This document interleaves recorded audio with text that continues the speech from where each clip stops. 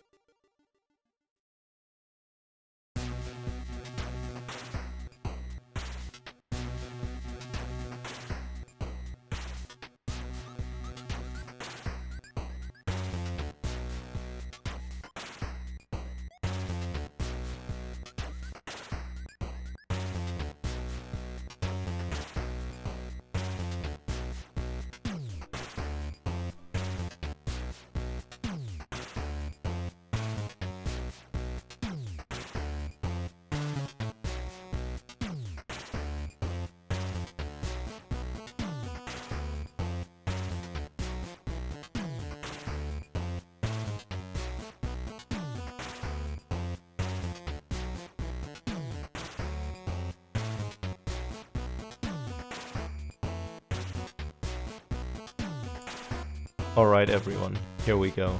We're ready. The hour is complete. You guys have waited for long enough. YOOKATHON is officially starting, and our intro is gonna be Kasayev with a run of ukulele, category being 100 pages. Let's switch over.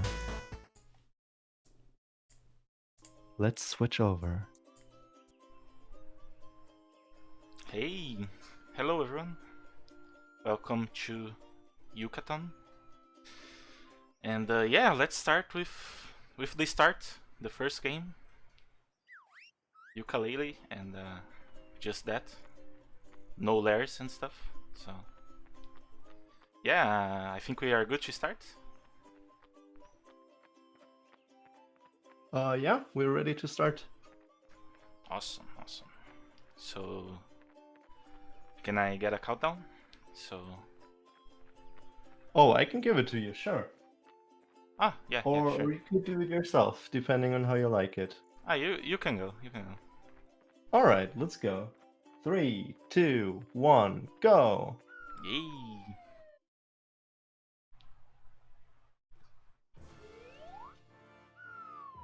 So yeah, right from the get-go here, we're gonna have some crazy skips and starts. So we're gonna talk to our friend Trouser here,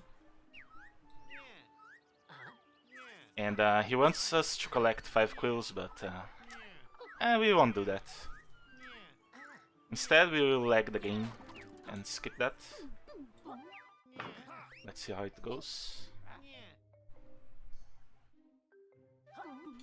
Yeah, it's a pretty cool strat. We use it like multiple times throughout the run for all sorts of things. We can jump higher with it. We can dive really far into water with it. All that kind of fancy stuff.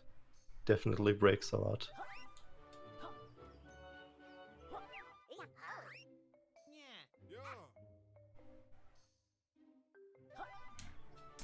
Just missing a little bit of height. Yeah, it's really hard. Yeah. It's there's no shame in not getting it first try. Yeah, this one is probably the hardest one in my opinion.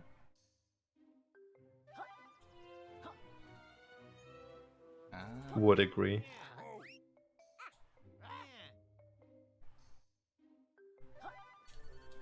So close.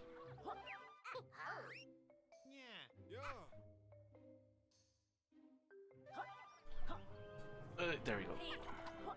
Yeah, nice. Nice. First try. Let's go. First try, exactly. And that's Trouser skip. Yeah, that's Trouser skip, so we won't be getting any quills for Trouser this time.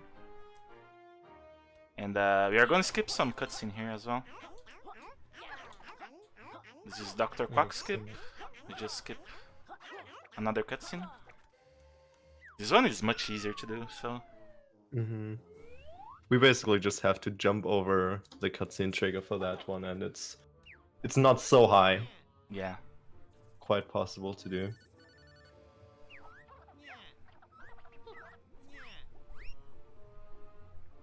So yeah, that first page on the head of the statue. We're gonna do some fancy movement as well to get there.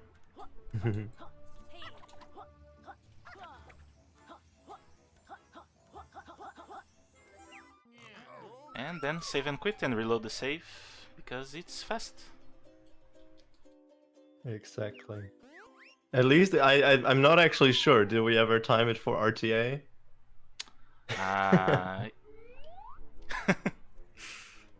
But in actual runs of the game, we use game time, as we like to cut out loads and the lag times, just for making it fair between all the runners, as loads vary quite a bit. Yeah. So now we're gonna learn rolling. Trouser is gonna teach us rolling, and we're gonna do the famous early waterworks trick. So you can skip more stuff. Yeah, there's been many iterations of early waterworks. This one's the fastest, and I would argue maybe the easiest as well. Basically allows us to skip right into the hub around Moody Maze Marsh, the third world of the game. So it's a very big sequence break. Yeah, nice. Doing that little out of bounds movement, and there we go. Lovely, just pressing that button to be able to get back there. Yeah, so everything we are doing in the early game basically is to get the fly ability as soon as possible. Because that's what's gonna break the game for us and make it really quick. And in order to do that, we basically have to visit the 4th level, Capital Casino, and yeah, get at least one page in there. Yeah, that's a really hard trick. You basically have to jump out of the water. Yeah, no shame in that. No shame in that. It only really saves time if we get it first try anyways, so... Yeah. We can ditch that one. We can ditch that one. Now we have a really fun page coming up. Yeah. Oh, if you like to jump against walls. And that was a nice jump. Lovely first try. First try archive skip is really good. So yeah, you can just go through that wall and go to the end. That's pretty fast if you ask me. It is very, very fast, yes.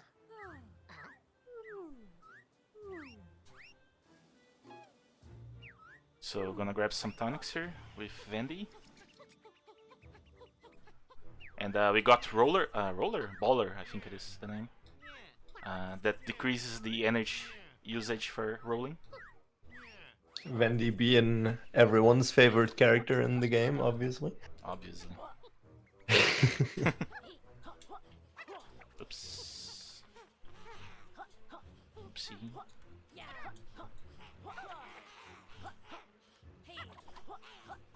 Okay, there we go. Much better. We're gonna wait for this one.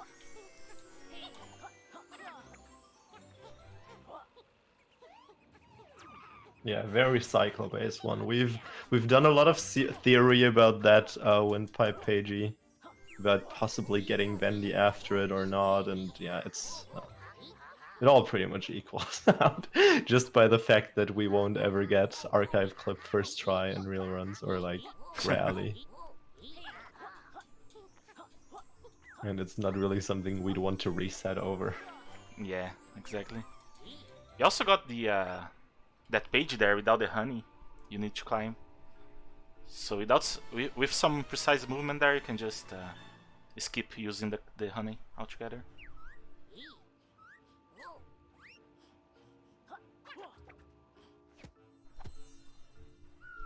And coming up to our first word that shouldn't be our first word, but it is on the speedrun. Glitter Glacial. Exactly. You're gonna grab some quills. We're gonna need those. Yeah, we basically enter it in order to get a pagey and unlock Trouser in the overworld to give us a specific move called Buddy Bubble, which we want to have early as well. Yeah. So right now we're gonna do a couple of quills and one pagey. And then we are heading to... Oh my god. Trolled by the ice. Oh yes, the eyes can be very nice to us. Basically, this type of enemy works like... there's these pairs of eyes, those rare type goggly eyes, or these days also platonic type goggly eyes, which apply themselves to random objects lying around there, and then these will become your enemies. Oops. Talking to Trouser tries for good luck.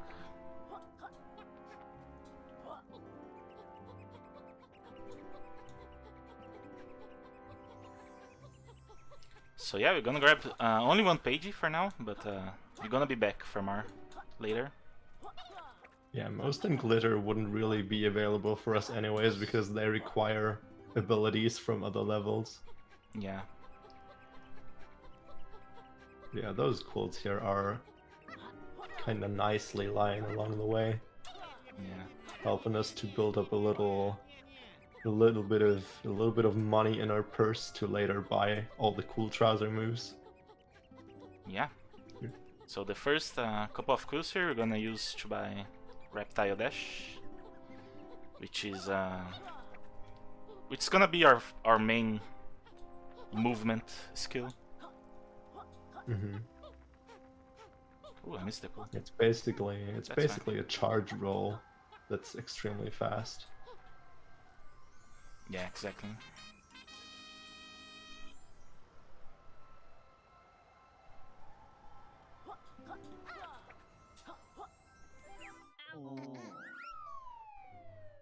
Nice. So that's it for Glitter Glaze for now.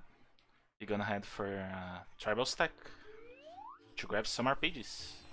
We need 10 in order to unlock Kashina.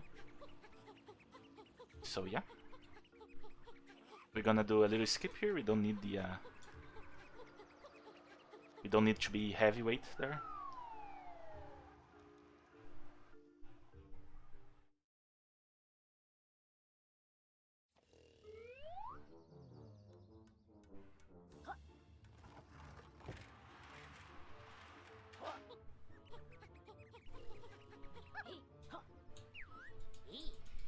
Okay, opening up Tribal Stack now.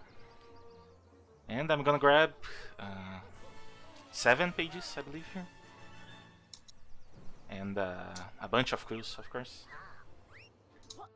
We need 80 quills for Reptile Dash at the end of Kashino.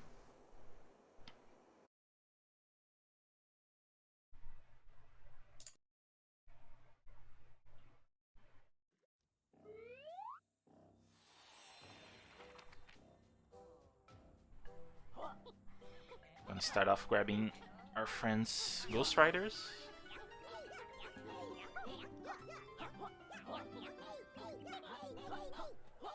So this is one of the levels where we're gonna grab the Ghost Riders because they are not in the they are pretty close to where we want to go anyway, so we just grab them for the extra page. So starting off with the Nimble Race because it's a long page, but it gives us so many quills that it's kinda nice. So we are doing it more for the quills than anything. Yeah, and a lot of other categories we try routing it out of the beginning section to be able to do it later or not at all, just because the page itself takes quite long. It's not as long as the other Nimbo race we have yeah. in another level, but yeah, we don't do that in this category. I'm very happy we don't have to. Oh yes.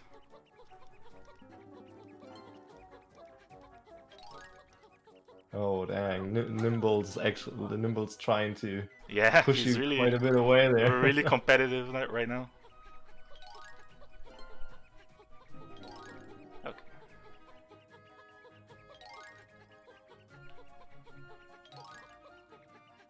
So yeah, he likes to hug that wall there, which gives us a nice advantage here.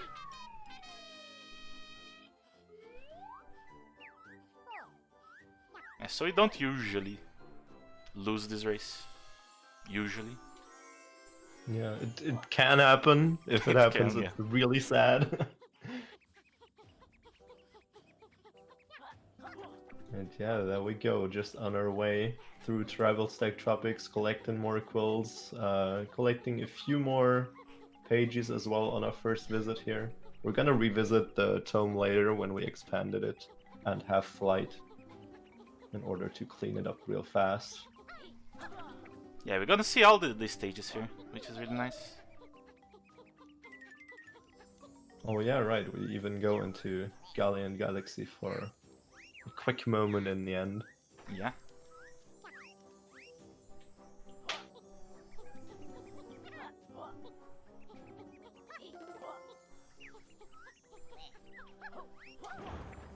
grab the hidden pages here. Or rather the scatter pages. Yeah, they've had many names in the past. Yeah. You call them hidden or scattered pages, then wait, what was Aljax and Tip Daddy's name for them? I keep forgetting it. I called it Pagey in Pieces. Oh yeah, page in pieces, yeah. They called it Terry's. Terry's. That's what it is. Oh, that's a nice one. Yeah. Coming up with a little ring challenge over here.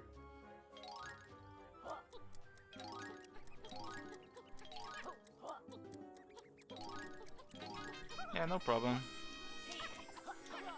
Went pretty good. Perfect. So yeah, Yeah, first buy-in of the game, of the run rather. You're gonna buy everything here. That costs 30, because it looks like it has a great value there, and it's only one left. We are really lucky. Nice. Trouser being so nice with us, totally not ripping us off. Oh yeah, of course. He would never. Why would he? Exactly. He's a nice snake in his little business pants. Oh, he's ever so nice. I wonder if there could ever happen anything bad to him, like out of karma for ripping people off. A little hint at the second Platonic game, Ukulele and the Impossible there. Yeah, so we got the Buddy Slam there, so we can break those. We can break free those holes through the Duke Temple. We also got Sonar Shot and Lizard Lash? No, not Lizard Lash. Lizard. Wait, no, how's it?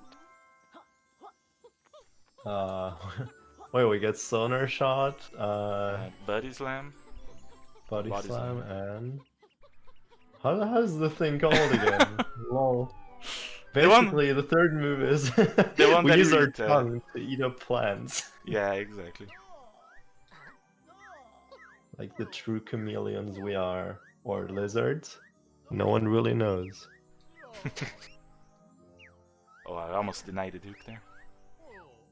Oh no. Oh no. Duke, one of my favorite characters in the game, going all no. Oh yeah.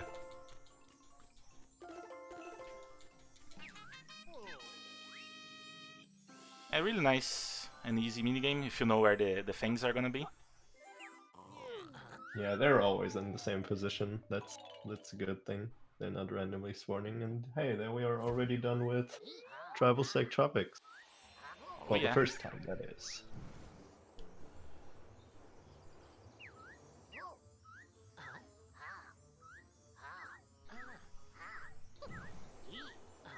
So we are gonna do a very specific movement here to avoid cutscene triggers. Don't want to watch those ever. Only on the casual playthrough. Basically, as we never just rolled up that slope normally, like we're supposed to when going up to the very first level. Yeah, we didn't trigger the cutscene of the I think the tome or something talking to us, telling us, hey, yeah, you can enter this tome, blah blah blah. And yeah, we never want to see that, so we'll always jump over them. I did some specific movement there too. There's a cutscene trigger there as well.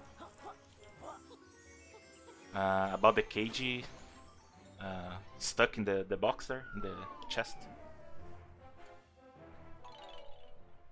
And here we go, right through the loading zone into Waterworks yet again. Yet again.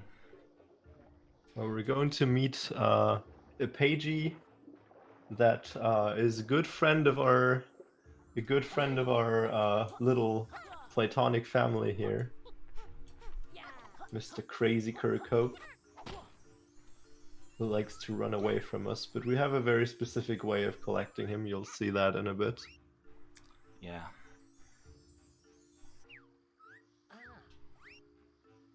Because if we jump at him from the right angle, he's not going to be able to really avoid us at all. Yeah. I'm going to try to do a movement so he can run towards me, and I can grab him. So yeah, now we're gonna grab Buddy Bubble. Is that the name? I hope I'm saying the names right. It is Buddy Bubble, yes. Well, also we walked through the wall there. Yeah. Because yeah, we never entered this room from the correct side and never actually opened it up until now. We're only opening up the wall there now to get back. Yeah, we have it open now. All these things seem so casual for us, but if someone's watching and sees us just coming out of the wall there, I could see them being like, "Wait, that's not how it's supposed to happen, right?"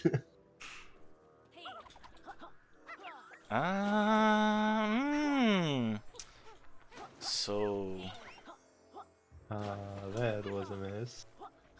So yeah, we get to chase our friend Crazy Yeah, Kirkhope. nice. It's always fun to chase him. Thank you, Mr. Kirkhope, for that. Nice. He wasn't too much of a headache, yeah. Yeah. Let's put it like that. Oops. Missed the ring there, it's fine. Yeah, there's plenty of time for this ring challenge. We can even do it without the Buddy Bubble, but it'll take like 14 seconds longer. Yeah. Because swimming is just way slower than using Buddy Bubble. Yeah, you can speed up swimming by mashing the swimming button. But yeah, we prefer the Buddy Bubble for sure. So Mars skips here. So usually you need a Lizard Lash to go to this part here. But with some specific movement you can just skip that. Yeah, there's a little ledge on the side there you might have not seen in that speed. But yeah, this is our path right into quiz number 2 of the game. You haven't seen quiz number 1 as we skip it in the run. You're only gonna see 2 and 3. A little homage to Banjo-Kazooie, obviously, with this little quiz section here. Kazu's going to try and answer the questions within 4 seconds of them being asked. Nice. Less than a second there. Because if he's fast enough, then he'll proceed 2 pieces on the board. If he's too slow, it's only going to be 1 piece. Each picture question actually loses roughly 3.5 seconds of time just by randomness. So we're always happy if there's no picture questions. Yeah, the picture stays on the screen a very long time. So yeah, it's longer than the other questions. Nice question there from Dr. Quack. How many wheels does he have? I almost answered that wrong, but this last one, but okay. Oh yeah.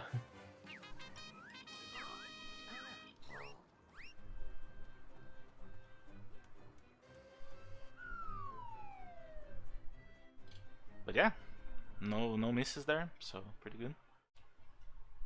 Nice. Only 1 picture question as well, right? Yeah. I'd say on average we're getting like between 1 and 2. If it's more than 2, then that's bad luck. If we get less than 2, then I guess generally it's good luck. Yeah. So gonna stop rolling kinda early there, so you can get my energy back when I'm done talking with Chaucer. And you're gonna get invisible. The Camo Cloak movie. Not movie, move. Yeah, we need that to avoid those little surveillance cameras trying to shut areas down if we get close to them, like right here. We can also get around that with like lag tricks, but in this category, we want to have Camo Cloak anyways for several pages in Capital Casino and other levels, so Yeah, it's exactly. way better just to get it.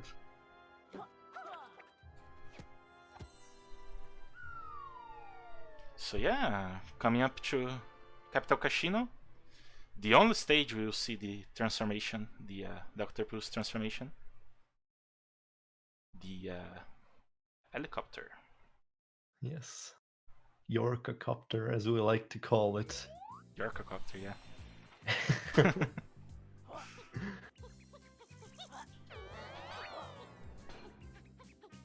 So we shouldn't be able to do these, but there's some stuff we can do to avoid to...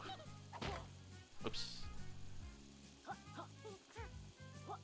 So usually you need the lizard lash here to activate those machines. But if you pull the lever yourself, you can activate them. Yep, they're all physics based. Very nice.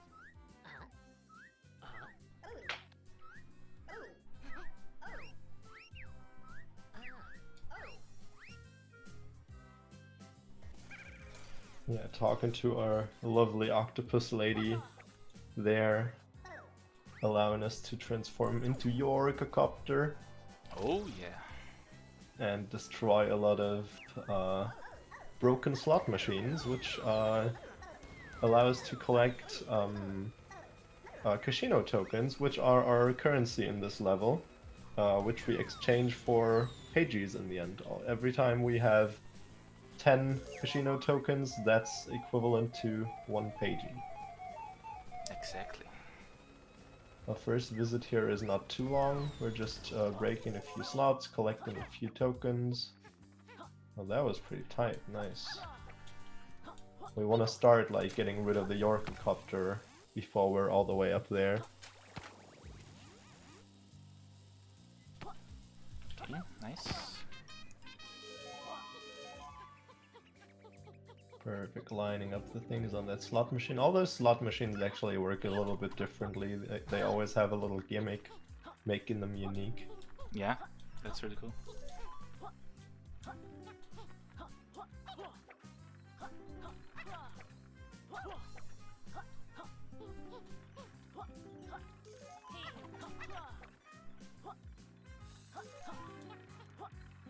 And this level as well, we're going to collect the Ghost Riders, which is why you'll see Casa trying to collect the green Ghost Rider there in a second. Yeah, this guy can be a little thing. A little tricky. Similar to Crazy Kirkup, in fact, he also moves around wildly. Ah, so close. Yeah. There you go. Yeah, this one's actually a little worse than Crazy Kirkup, because for this one we just don't have a consistent setup. Yeah. This one you kinda have to hope he collaborates as well.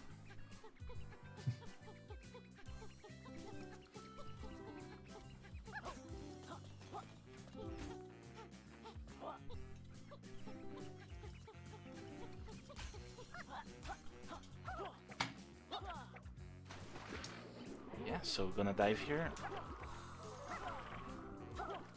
Grab more pills and tokens.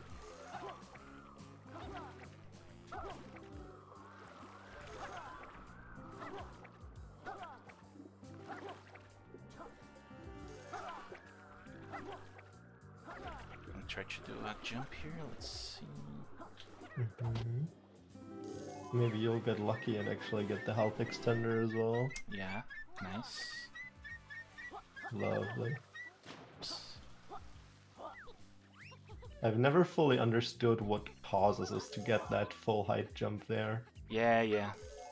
Because like sometimes we'll get it, sometimes not. It's kind of weird. Yeah, it's much easier the first time because the barrel is there, blocking the air. But then if you try to replicate that without the barrel, it's really weird. I'm not sure how it works. So we're gonna exchange here with this guy, which may or may not be the last boss with mustache and sunglasses. Yeah, I think he's not. I mean, he has a mustache. Yeah, so... probably not. Right? Also, the final boss doesn't wear sunglasses.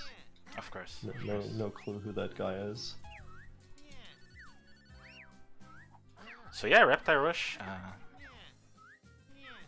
our main speed tech right here. And I have to say that Reptile Rush has a unique sound.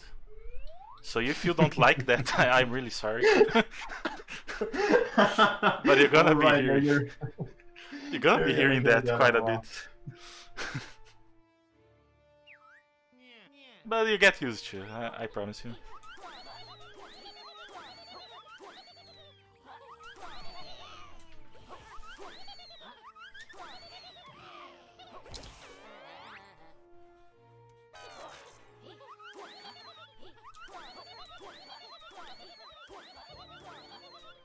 Oops.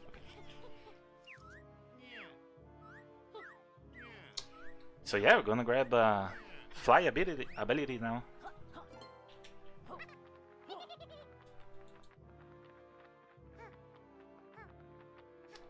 Which completely break the game for us. So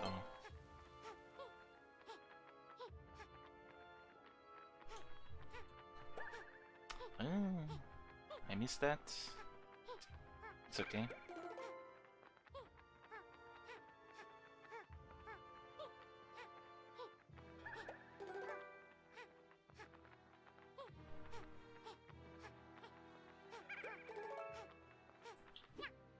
A nice healthy dive on the acid to grab the last letter here. Or the letter E, rather. You wanna grab the P last to avoid a cutscene, so... yeah. Also I forgot to say, but we switched tonics. We grabbed the athlete one, so you can have more energy. Because Fly and Reptile Dash are very energy consumers, so you're gonna have as much energy as you can.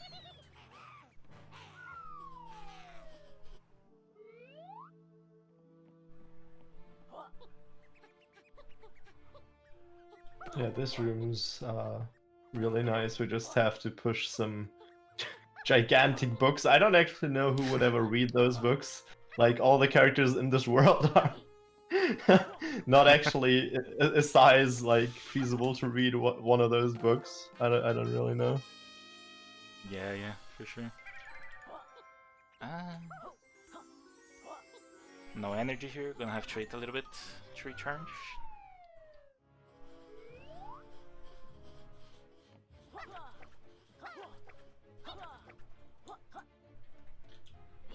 Okay, nice. We're gonna grab some hub pages right now. We're gonna grab all of them actually, because they are all pretty fast.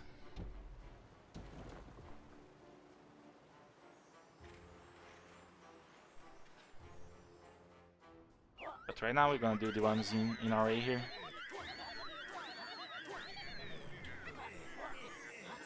I'm gonna do a Death Warp here. Yeah. So I can get to Novel Hovel once again.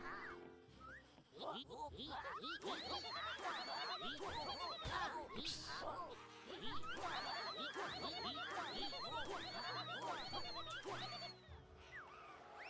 And there we go. Cool little wind tunnel pagey here. Yeah. Hopefully everything is gonna be okay here.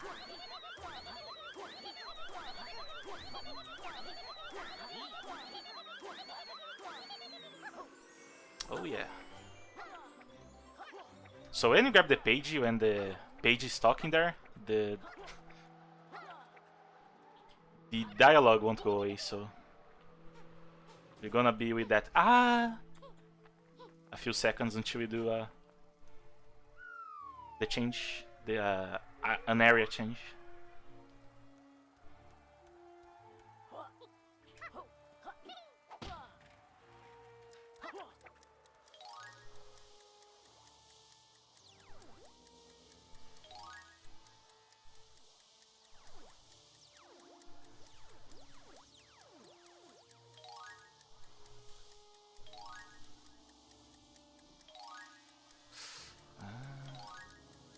they nice slide so far. Yeah. Ooh, okay. Okay, that damage boost was intentional, so I can get through the other ones here. Nice. I never dare to do it.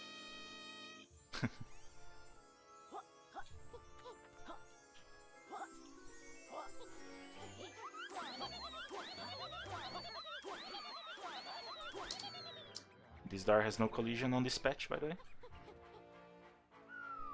So yeah, I forgot to say that I'm not playing on the current patch, so there's that as well. Oh, yes, yes. That door actually got collision in the most current patch. Yeah. It never had it before.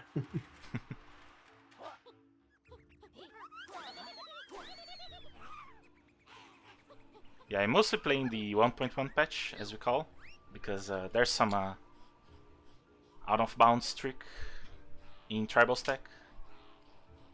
Mostly because of that. And it's patched on the current patch, so...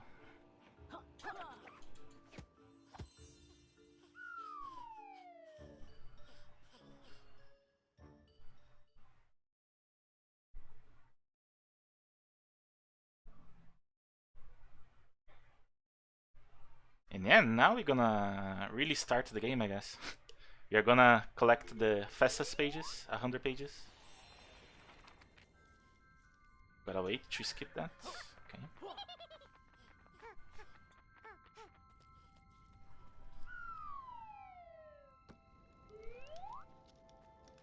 Gonna hear some nice and comfy Glitter Glaze music.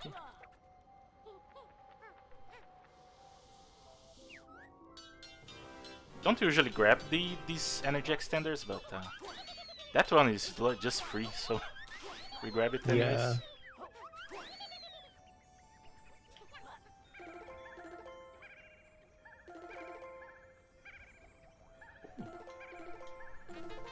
Okay. Oh, that was weird. Yeah. I thought that was gonna hit for sure, but... That sonar shot really didn't want to cooperate there. Yeah.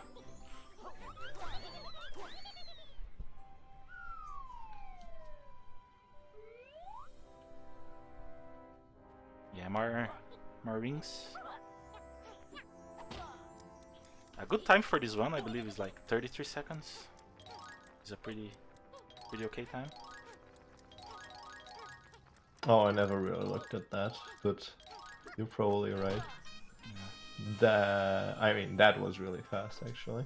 So yeah, 33 seconds, nice.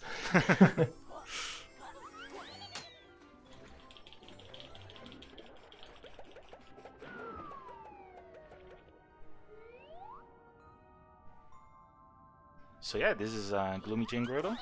We're gonna skip all of it and grab the page at the end. Yeah, we have a little out of bounds here. We basically just let ourselves fall under the stage without hitting the death plane, and then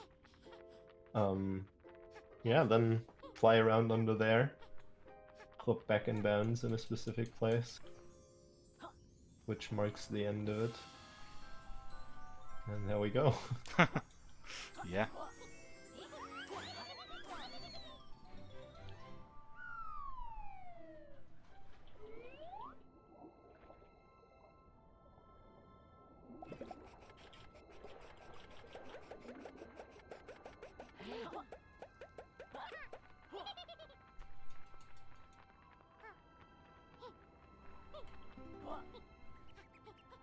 I'm gonna eat some grenades here, so I can get grenade power.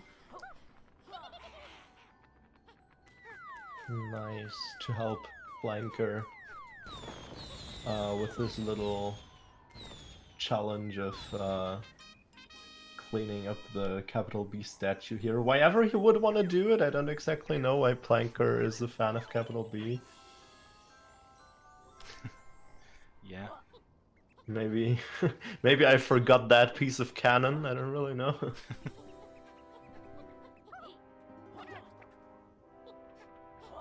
Yeah, Flanker is also not the nicest person. I think we wouldn't help him if he didn't give us a pagey for it. He usually just gets angry at us when we help him. I'm gonna reset this. So this page here is really tight timing. So you can't lose too much time there. Yeah, basically what Kazu's trying to do is to get to the backside of the ice room, where we usually would have to light up some torches or flares from the backside to shoot fire at this ice block and just collect the page without doing the actual room. Yeah. And yeah, if we're like, if you get stuck on the thing like Kazu did before, it's very easy to lose the fire ability just before you reach the ice block, and that's an oof. Yeah, that's a big time lost actually. Just helping Clara here by destroying some of those igloos. Oh yeah. Love to help Clara. We always helping Clara.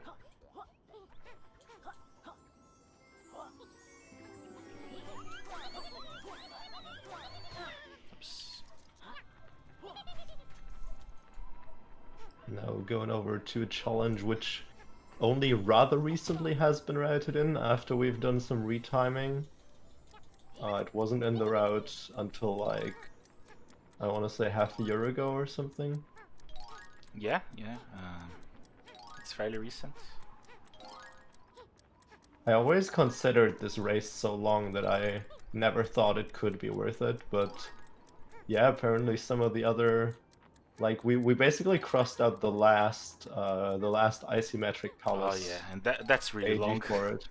And that one was really long as well, so it actually ended up being like a 2-second time save or something to go for this one instead, but I mean, a 2-second time save is a 2-second time save. Yeah.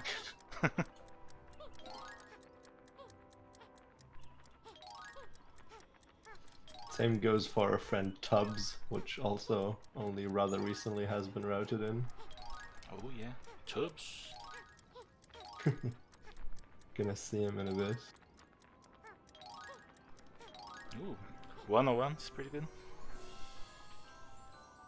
Brigados. Ooh, I'm on my page run pagey. Nice. Pagey and pagey.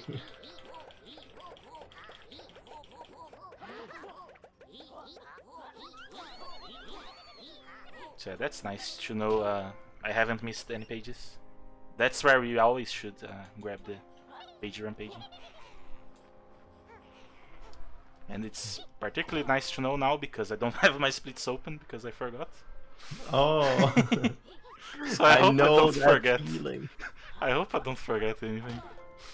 I'll try to remind you when I see something different from how it's supposed to be. Yeah. I hope I can remember most of the run. It's been a while since I did it as well. I mean, it's not super long ago, but still fairly recent that I, for the first time, properly grinded this run. Oh yeah. And beat world record, cough cough. Cough cough. Short little brag here. I'll be real. Seraphim's world record from before was the more optimized one. I got world record mostly due to route due to like route improvements, less to gameplay. Oh yeah, you played really well as well. Yeah, I mean it was a good run. I'm not Yeah, gonna say it wasn't, good. but Seraphim's run was even better overall in terms of gameplay, I'd say. Yeah.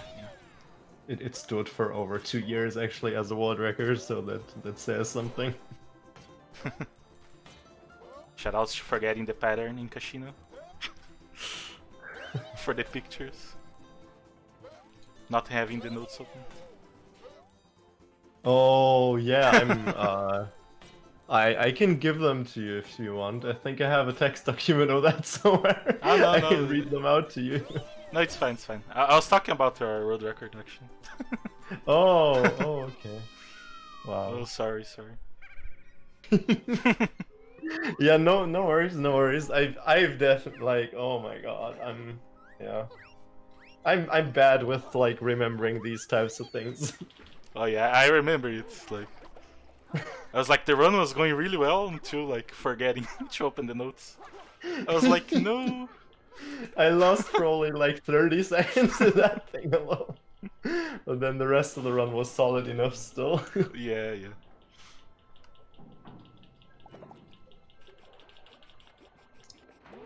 Oh, so yeah, that was a Cartos minigame. I had to collect 100 gems. So the Cartos minigames you're gonna see in this run are fairly easy.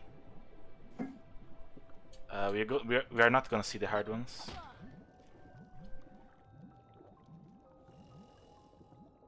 Yeah, with in my opinion, Casino 1 being probably the hardest. Yeah. I mean, no, okay, actually I don't really remember the Galleon one at all. So I can't really comment on that too much. Yeah, I think Casino one is harder.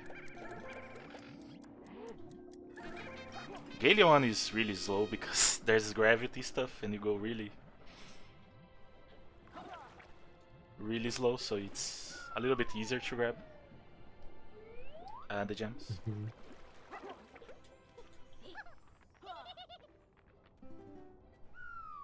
So yeah, we're just going past that page because we don't want to collect it. No, Yes. that's not entirely correct. We're gonna collect that later on our way back there. But for now, we're making our way over to Tubs, our lovely little jacuzzi. Tubs.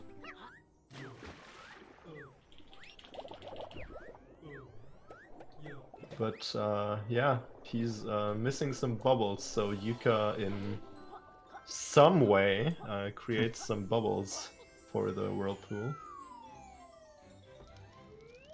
And then he's happy again.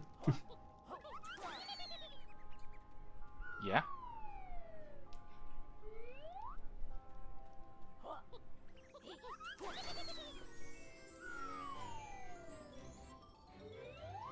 So yeah, we're gonna end the run here in the Icy Magical Palace. Don't wanna touch those walls as they instantly kill you for some reason. Yeah, pretty much the only thing in this game I think that instantly kills you, right? Yeah, pretty much. There's like the laser thing in Galleon as well. The laser thing in Galleon. I No, don't remember it. It's like a floor of laser that grows up and. Oh, right. It goes like up and down. Yeah, yeah.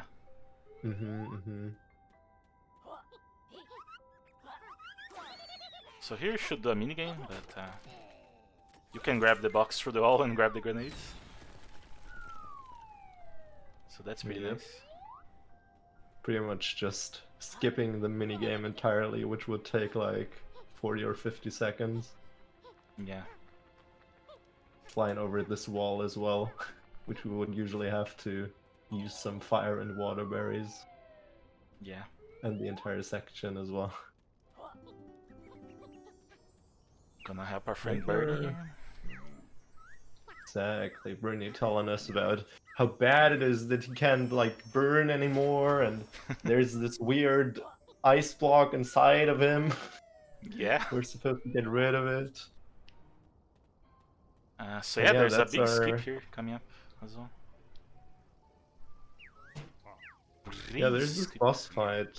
He would usually like move around the wall and shoot ice at us and stuff, but Casa's actually gonna do an out of bounds here. Let's see if it works. Nice. Just flying into that loading zone there, collecting a page in the room, and when we go back into the room, he should be in a state of either not moving at all, or moving, but at least still not shooting at us anymore. So we basically broke the boss now. He's not gonna shoot at us, we can just go and kill him without him fighting back. Nice. Oh, and he's not moving. Perfect. Yeah, he's a little bit up, too high up on the wall, which will be hard to hit him on the last hits, but yeah, not moving is pretty much what we want. So yeah, I'm just gonna finish him off.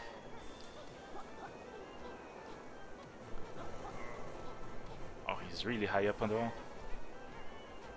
Yeah. The last hits are gonna take a while. Yeah. But you'll still be able to finish within like 4 berries, I'd say. Yeah, yeah. Maybe not 3, but 4 should be fine. Yeah, 4 for So, sure okay. should be fine. 3 is ideal, but 4 is fine. Yeah. I wonder if he wins.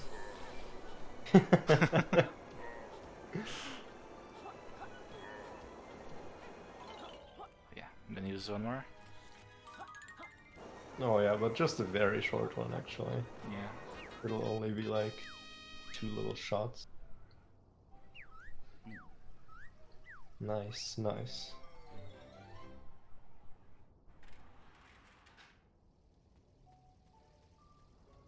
Yeah, now Bernie can burn again, and he'll allow us to reach some areas in this isometric palace that we before weren't able to reach yet. Yeah.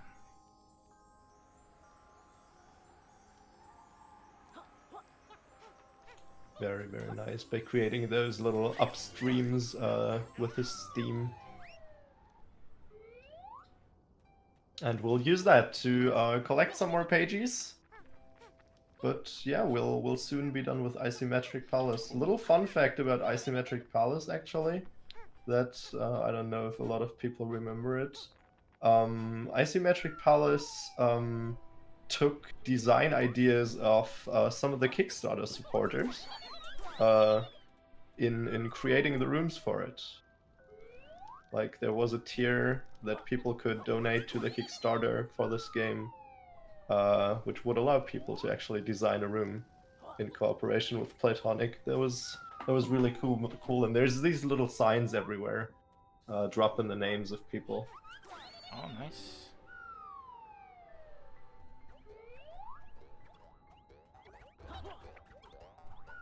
Who came up with the idea of the really long quiz page?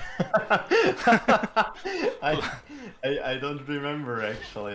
Let me note down his name real quick. I think I don't know any of the names. Like, I don't know any of the people personally. Like, it's no people that ended up in the speedrunning community. Man, yeah, maybe we could write them a letter and tell them about how good their idea was. Man, that's the hardest quiz in the game. Like, yeah, it's just like, how many tiles of bricks are there on the wall around here? Yeah, like chests plus, I don't know, torches. Like, dude. Yeah, it's wild. And they are all number answers, so yeah, kinda don't know. Like, it's really easy to mistake. You have to like take screenshots of the entire room and count everything in there or something. I don't even know how anyone would do that. I think I just guessed when I did it casually. Oh yeah. Yeah, so this is the last And then page. like trial and error. Yeah.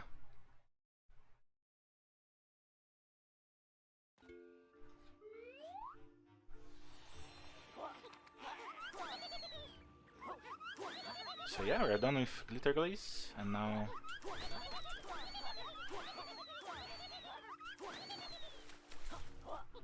And that was weird, but I'll take it. Yeah, it wasn't too bad. It was still fast.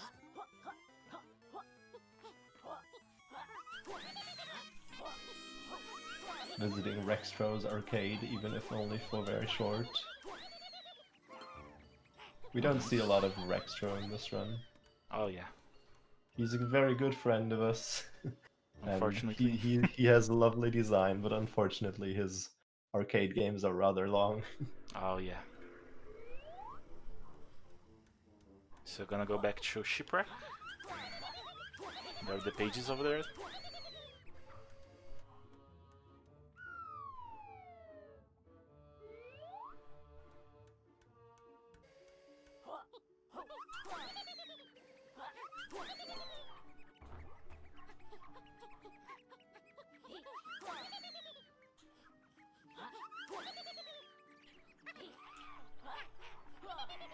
Yeah, there's 2 pages here. One is just collectible around the mast over here, Then he's gonna fly over to Blasto, though, who has a little friend called, oh no, I forgot it. Blastui. No, wait, Blastui is the second cannon. Whatever. He's gonna try to ground pound, like, right in front of the cannon in order to get the Pagey First try, without as always. triggering... Nice. Without triggering the animation of the Pagey flying out. Very nice.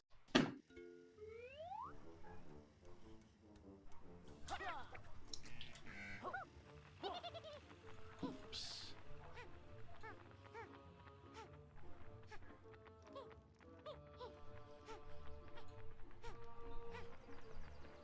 Flying over to Tribal Tropics here again, avoiding the, the cutscene by flying over it. Always avoid the cutscene. Getting this Pagey. 25 Pagey seems fine to me, I think. Yeah, seems alright. About right.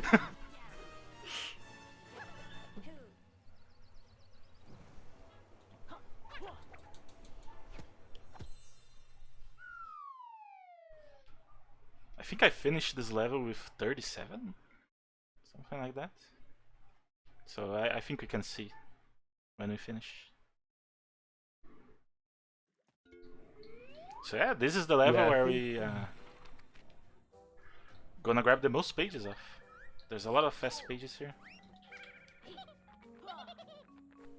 Yeah, a lot of flying around, a lot of very fast movement up places. Another boss fight, actually. I think the only other boss fight area... Wait, are we doing Trav? We're not doing Trav. No Trav, unfortunately. Yeah, no Trav. I mean, maybe you'll see Trav later in this marathon. But No! Okay, that's... What happened there is my 100% muscle memory took over for a second. Yeah, that happens sometimes. But yeah, really. I mean, not like that would be so bad. It was like 2 seconds out of the way. Yeah. No worries, no worries. Yeah, we're talking to these Knights of Hamelot. I don't actually know what they want from us. They just want us to talk to all of their friends. Yeah, and find where they are. Fortunately, they are always on the same places, so...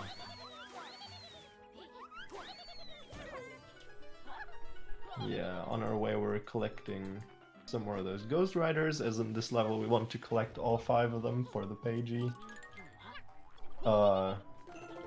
Collect this little gem up here, to bring it to our friend and treasure hunter cameo, Shovel Knight over here. Oh yeah. With a lovely short cutscene. Oh yeah. Man. He takes his time to dig there. Yeah, I mean, who would, like... What a good place to hide his Pagey, right? Yeah.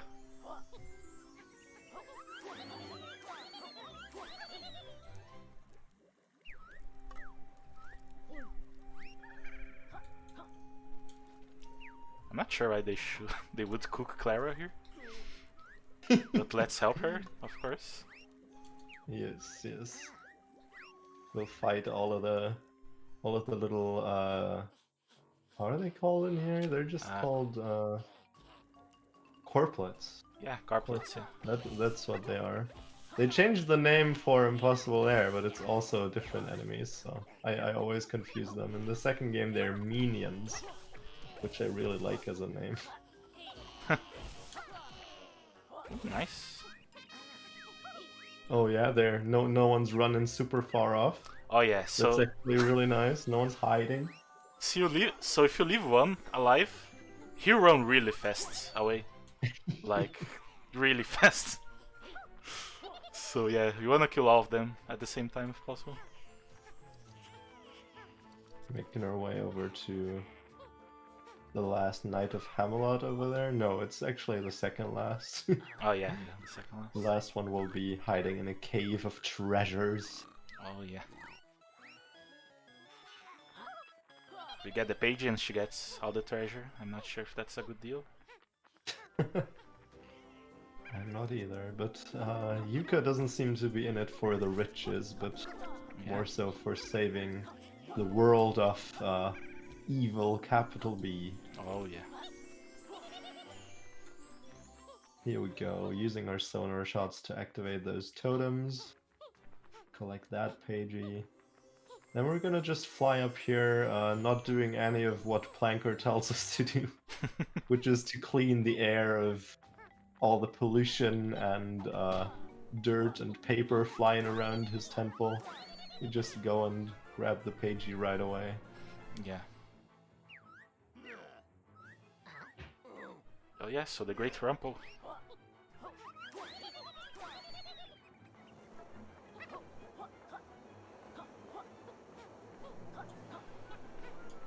Yeah, he's afraid of salesmen. He thinks we wanna sell something to him, and he doesn't wanna have anything to do with that. So he says, "No, get off my lawn! I don't want any salesmen." Oh yeah, I forgot about that. Let's really throw nice. logs and you and shoot fire.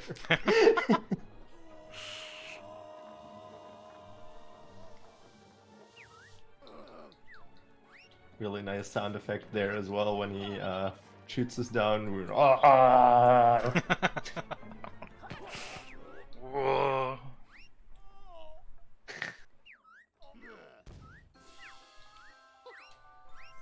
Yeah, now we I don't know, because he wasn't nice to us, we just ended up we just ended up punching out all of his teeth. Please don't try that at home, kids. Yeah, this fight is doesn't make much sense now we're talking about it. Yeah. And yeah, here's the actual last Knight of Hamelot. Finding her gives us this little pagey. And this is the last pagey before we'll enter the place I like least in the entire game, I think. Yeah, it can be a rough place. It's a little sneaky camo section where if you do one mistake, you can easily get trapped in getting shot by the little inepts quite a lot. Yeah, and there's a timing for the grenades as well. So if you lose that, that's a lot of time loss.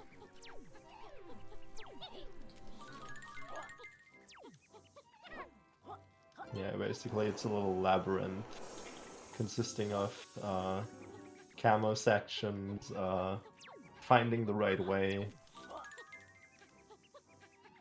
Usually by now I go really safe about this and kill all the little inepts because I feel so confident. Yeah, But you're doing so good here, actually. Yeah, I have done some practice here nice, because nice. this was being such a pain. So, That was really fast. That was probably like 5 seconds faster than my golden there. Oh man. Yeah, I won't practice it. I just deny it. It's not there. It's, I deny its existence. Oh yeah, yeah. But yeah, we want to do it because it also puts us a little bit higher to reach this position here fast, where we collect the last Ghost Rider and then climb up the rest of the monument, I think we call it. Oh yeah. So yeah, we're gonna climb it all the way up and go down because it's easier to go down. Gravity will take care of that. Let's see if you'll get the double shot here. Oh yeah. Let's see. Blast 2E asks us to deliver presents to his friends. And yeah, we'll do that. The presents are cannonballs. Yeah, not quite the double kill there, but it was pretty good. Yeah.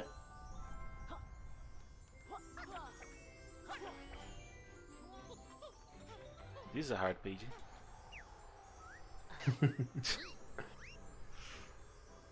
Yeah, that page basically reveals to us that basically the pages have control over opening their cages. Yeah. So doing the challenges for all the other ones doesn't exactly make sense anymore. But hey, we like doing challenges, right? It would be bad just to collect everything without doing anything. Yeah. Another Cardo section here with awesome music. I like it. Oh yeah, this one's pretty good. This one is super easy. Like you need 60 gems, and you can get it pretty much without even caring about focusing on grabbing the gems. You can mostly just use the speed up all the time, pretty much. Yeah. Oops. It's not even bad if you crash a couple of times.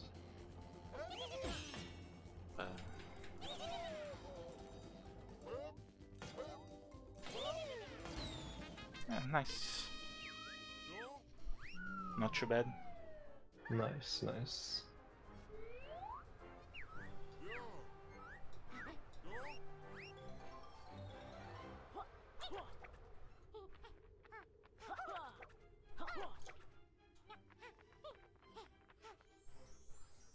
Yeah, now as Casa said, we'll just use gravity to fall down some more places.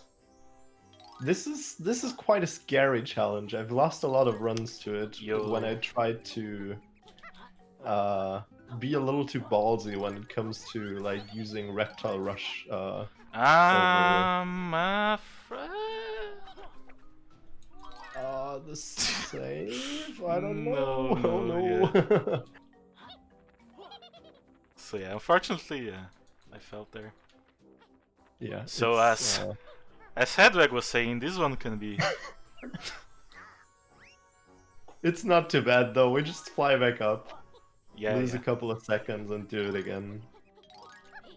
Yeah, that first jump usually is still pretty possible to do, but then when it comes to the second one and the third one, we can still theoretically do it with Reptile Rush, but yeah, doing it that way has a lot of risk, and it's just not fly really worth here. it. Yeah, would do as well. Ooh, getting without touching the ground, nice. Ooh, hot. That one's really good.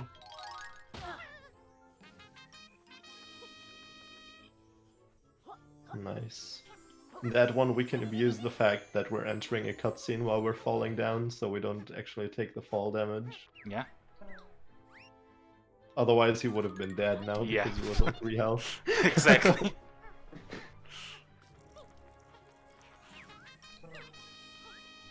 This little how are they called? Mr. Blowy? Oh so, yeah, right? yeah, I think so. Want to get watered a little. Do you Yeah. actually know why? Yeah. They thirsty? I don't know. So this is the out of bounds that is being patched. Yeah, definitely one of the reasons why we're playing on this version. It allows us to enter an area from below, which is really fast. Yeah.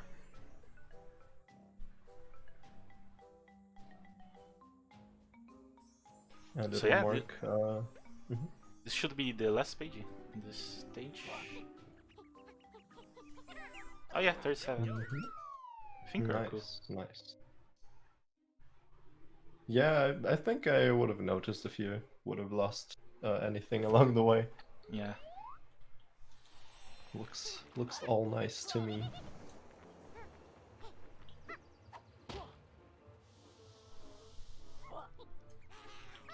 Flying there once again to avoid cutscene triggers. Ah, so I didn't jump. So yeah, we can watch this cutscene with the page that's no longer there. Yeah, page that's already in your pocket telling you about how you're supposed to rescue it. Nice. Yeah, nice.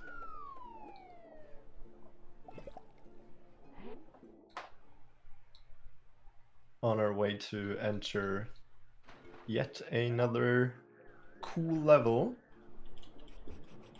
Yeah. Maybe my favorite gameplay-wise? I don't even know. I like a lot of tricks in there.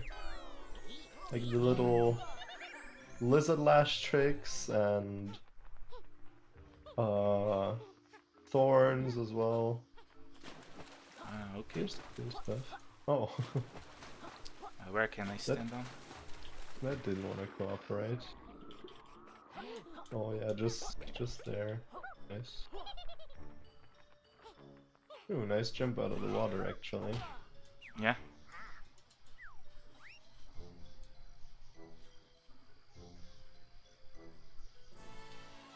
Yeah, after opening up a tome, we get a little bit of time where we can do nothing really, but just wait until we're allowed to interact with the tome again to expand it.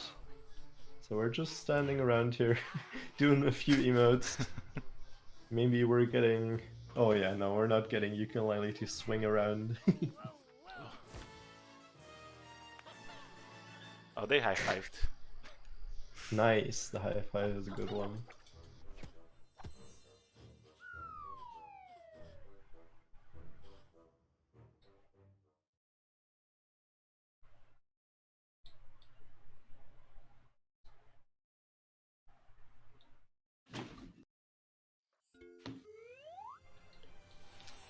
So yeah, Moody Maze. It also has the best names for splits. for the pages, yeah. We'll name a few along the way, or at least how I call them, and I think you just took my splits and kept them right. Yeah. So this first one coming up here, I like to call No Touchy Water. No touchy water. That's because yeah, we're not allowed to, well, touch the water, which is not exactly hard if we can fly over it. Yeah, flying over is pretty safe. Yeah, flying is very, very broken if we get it too early in the game. Yeah. This one having the infamous name Water Race with Spiky Balls. Spiky balls.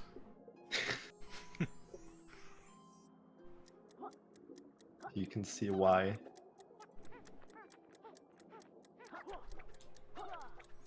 We definitely don't want to touch those.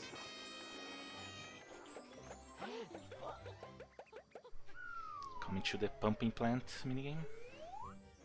Yay. Nice little minigame that I definitely had my share of bad luck with. Or let's say bad timing, because it's all skill based actually. It's really easy to overshoot it just a little and then like have it fall down too far again and then overshoot it again. Yeah. But Kasa's doing some... Oh my god, even getting the high path there. Really good timing, really good timing. Yeah, this one was perfect. Not bad. That was really good.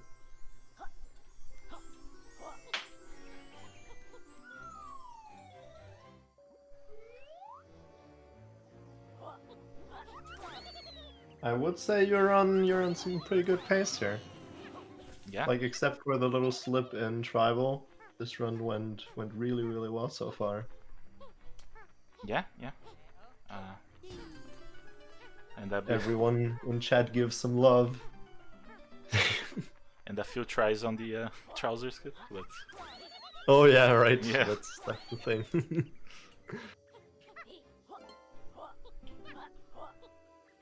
Okay, I'm good on quills.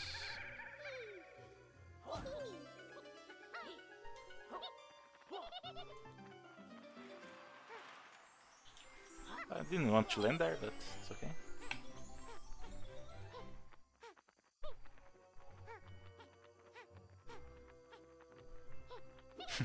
Thank you for the love.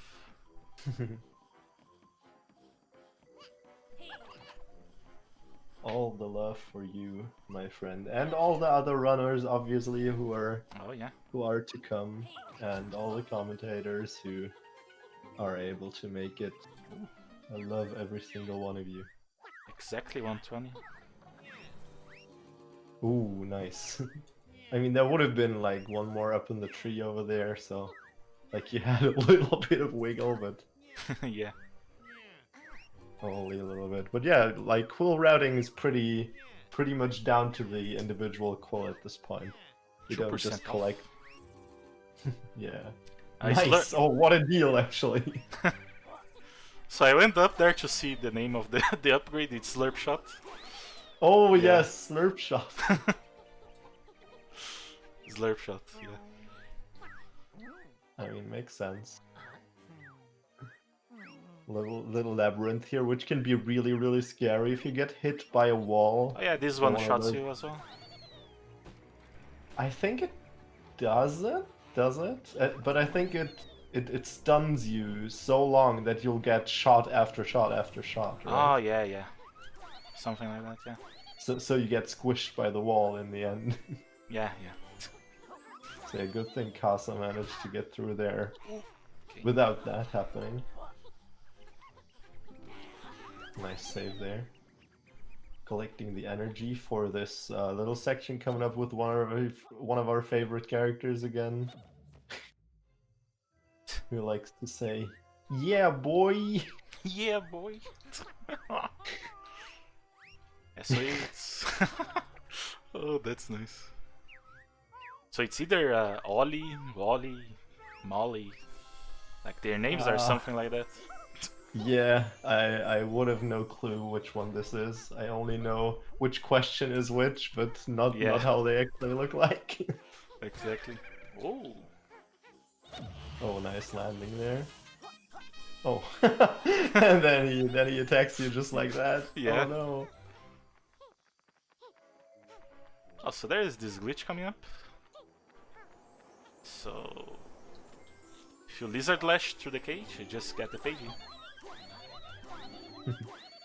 Yeah, basically Lizard Lash is one of the moves he just bought, and it allows Yuka to use his tongue to slingshot, to like hook shot over to a certain to like certain things.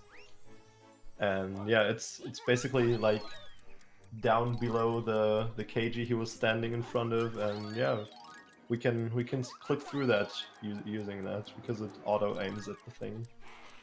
Yeah. It's very nice. Are there any more moves to buy? I don't think so, right? Yeah. I'm gonna buy Slurp State at the end of Kashinachu. Right. But I think you don't really have to pay too much attention about collecting. Yeah, not nearly as much. Yeah.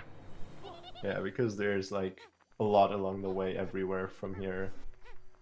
And yeah, Slurp State is only 40 quills, I think, or is it 50? 40, okay. Nice. I have missed the quills for Slurp State before though, so you don't want to ignore stuff as well. Everything, but yeah. You should be fine. I don't remember if I ever was in that position. Room here that isn't extremely hard.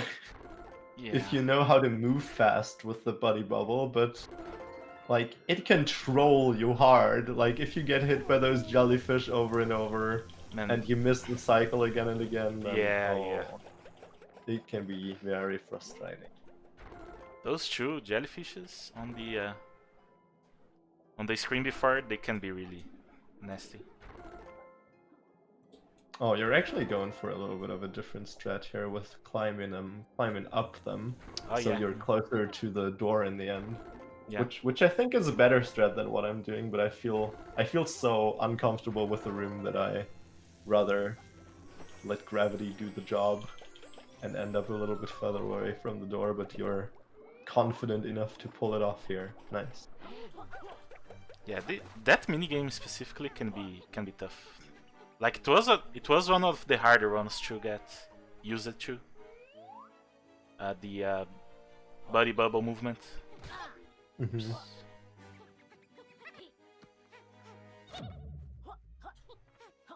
Yeah, this room here doesn't allow us to really look for the majority of it, but We obviously know where the goal is. And it's that little diamond, I think, that we want to collect and bring over to our friend Clara. Oh yeah. They are next gem adventurers. In order for her to give us this lovely little page over here, followed up by yet another cliff through a KG. I'm really low on health. Oh, true. That's kinda concerning. I should be fine. Oh okay. Yeah, I mean for thorns, but there's a few things close to thorns. Yeah, there's a lot of butterflies here, actually, on the planker area. Nice. So I grab some here. Nice. So yeah, we're coming up with another planker pagey that likes to troll us at times, at least in the low area. And I only found out very recently why it does. Basically, when you put one of those little balls into the holes, this is like a little golf course. You let go of the one you're currently holding, and I never understood that for like multiple years. Like there, for example. Yeah. I see. I don't know. It took me very long to understand that it was when the other one enters the hole that you let go of it. Stupid wedge. Alright, not confusing coordination here, making his way over to this flame pagey really fast. It missed me. I mean, I wouldn't want it. I wouldn't want it to fall on my head either. So. Oh yeah. Good job there, dodging it.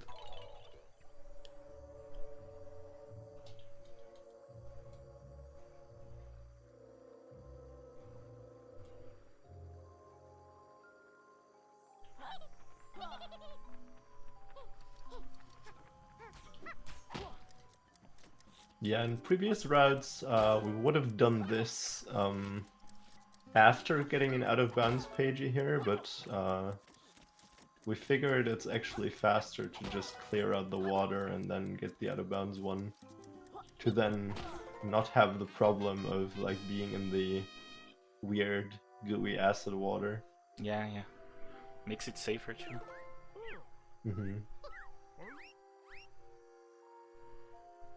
So yeah, this out of bounds is the out of bounds is not hard, but grabbing the page is kinda hard for me. So hopefully everything will go well. It can be a little hard, definitely. And if you miss it, you have to like I have try to to back up strat.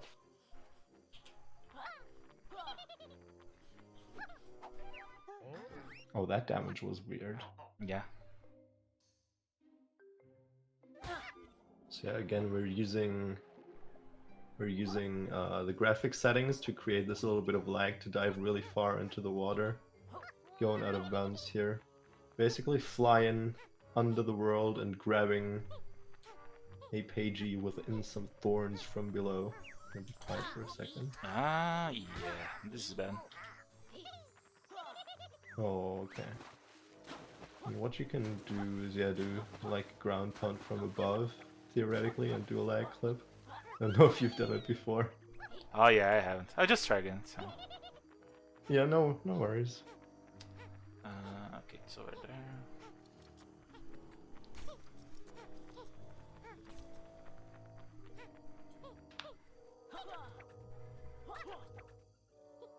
I'll wait for my energy a little bit, so let's see if these guys drop butterflies. Yeah, they should if you kill all of them, I think. Yeah, 4 health might just be good.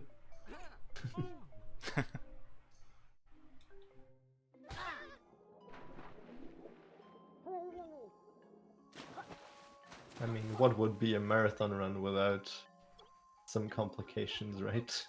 Right. Can do it.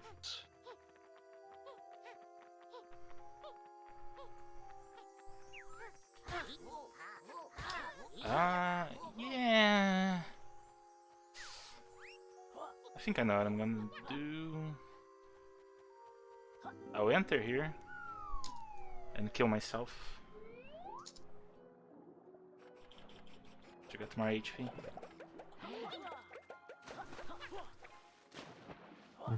So will you try doing the pagey still, or just? No, I try. Oh, okay. Yeah. Just restarting real quick. Just enter there so the I'm closer to the page. Oh yeah, that's reasonable.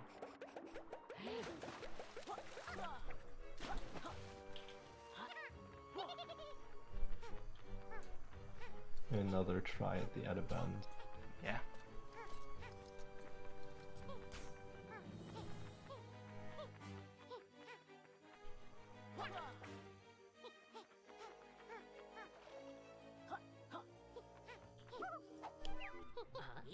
Oops, too late.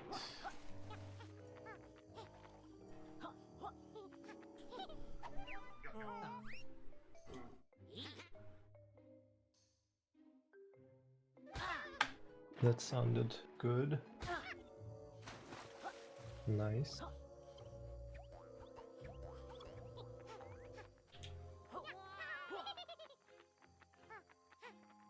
Okay, let's see how it goes now.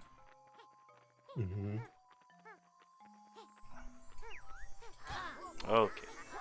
I took it really slow, but at least worked. Yeah, there we go. Yeah, you guys can see, like, as soon as you touch those thorns, you get, like, pushed away out of them. Yeah, so yeah, if you don't get right away, really, yeah. You need to get it, like, on the first bit of touching them. Or, like, get hit into the pagey, but that is a little lucky if it works. Yeah.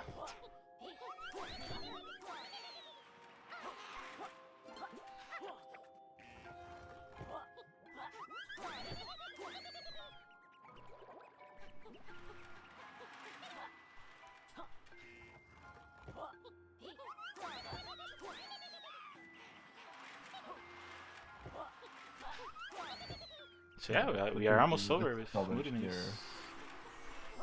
Yeah, you're doing this challenge here very nicely. This can actually, like, this is ended runs for me. Failing that last room over and over. Jumping over those logs. Oh yeah, the last room is kind of weird. Nice grab on the green guy as well. You can... Yes. Grabbing him is hard, and grabbing him underwater is like... If you miss that first try, it's kind of hard to grab him again.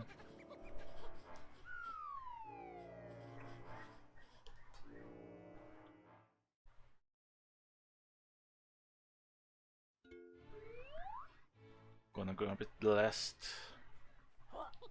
last hub page. Oops. Nice reptile dashes there.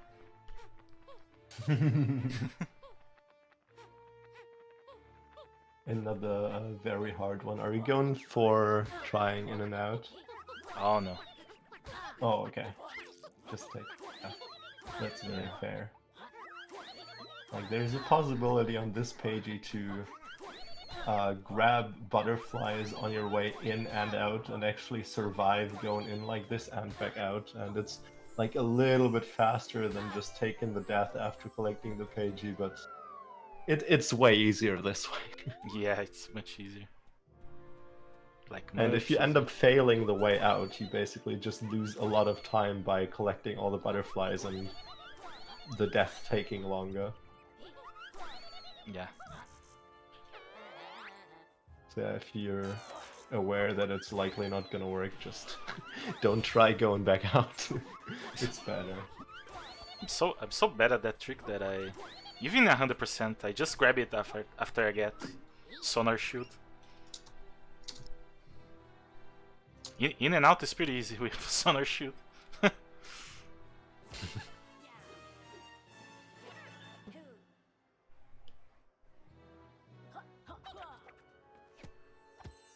So yeah, back to Casino, expanded Casino.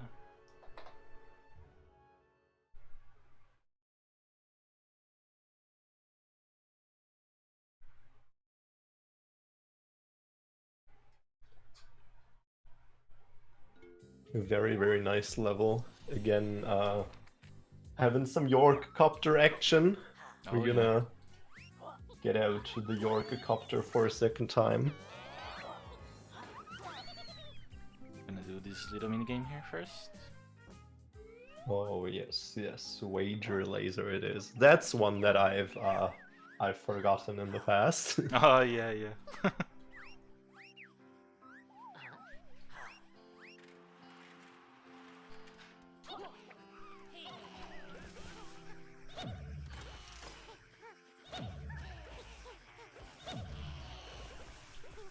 Let's see how many will respawn.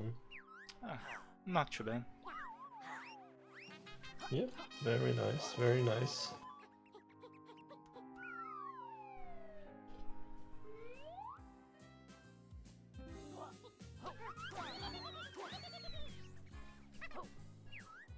So yeah, time for some Yorkcopter action.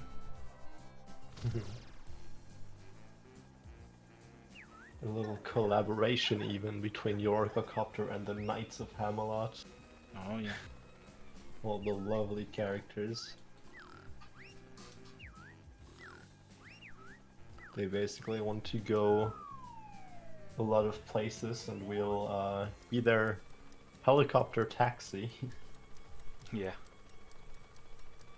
On the way, destroying some more broken slot machines, just casually along the way, because who wouldn't like to fly around in a helicopter shooting things? That's just the casual helicopter taxi lifestyle, shooting things along your way. Exactly. Again, kids, do not try that at home. Please don't build rocket launchers into your toy helicopters. Oh yeah, please don't.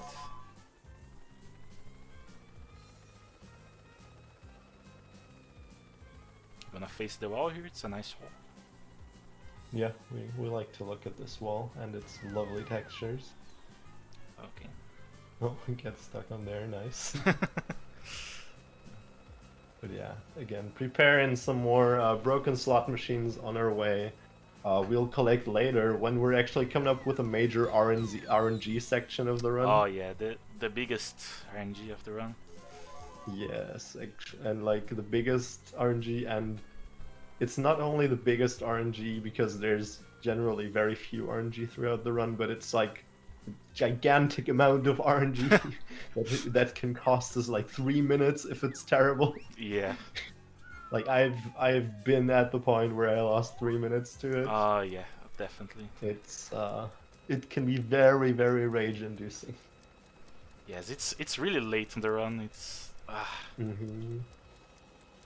If you lose a run because of this, it's really sad. Yeah.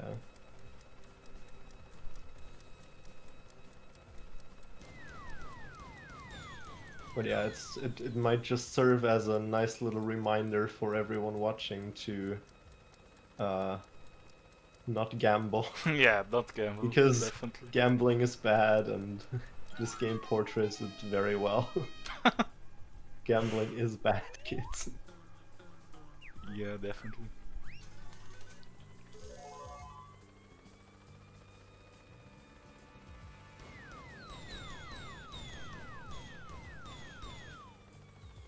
Some more broken slots down there. Was that a snipe? I think that was a snipe, wasn't it? Yeah.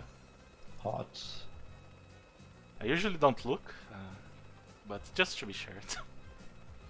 Don't wanna go back there with the alley. Yeah. I never feel confident enough with that one to not look for it. Just trying a little broken slot here through the wall. And then collecting it. Enough Yorkcopter for now. Yeah. Proceeding with just reptile rushing and flying through the level, cleaning up everything along the way.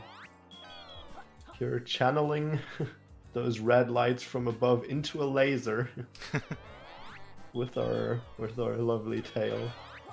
Sadly, we're not gonna pull any tails today, but we're gonna see tails shooting lasers. That's good enough, isn't it? Nice.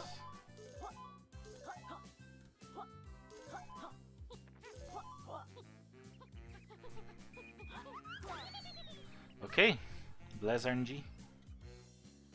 Yes, first pachinko coming up. This pachinko actually isn't too bad.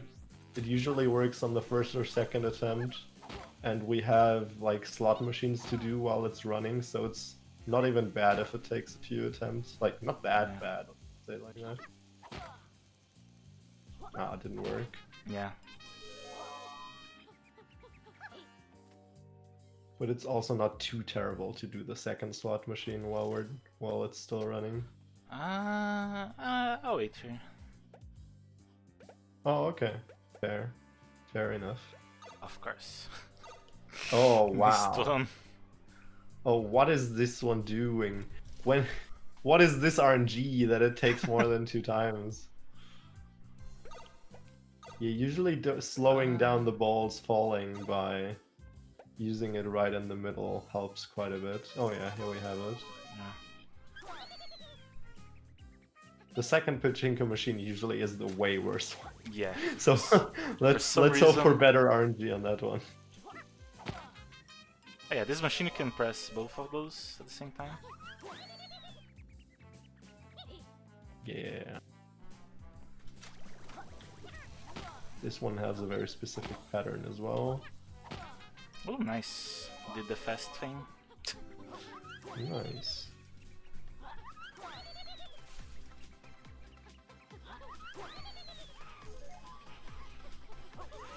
And there you are, actually already nearly good on quills. Only need 2 more. Yeah. Ooh, nice landing there. Nice colors here as well. Having a lovely purple Lots and of green. Colors. Probably messing with the stream a bit. Flashing Oh, so yeah. much. Okay.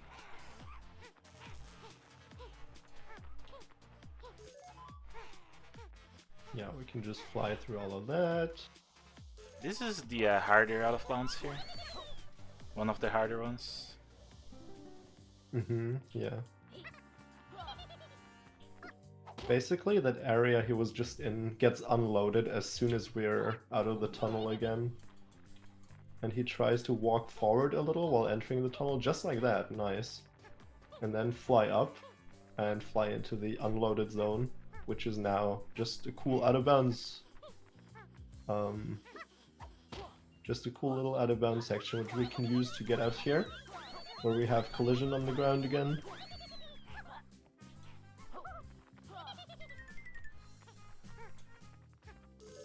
And yeah, go back in bounds over here, skipping a whole little challenge that would require using camo like multiple times in a row.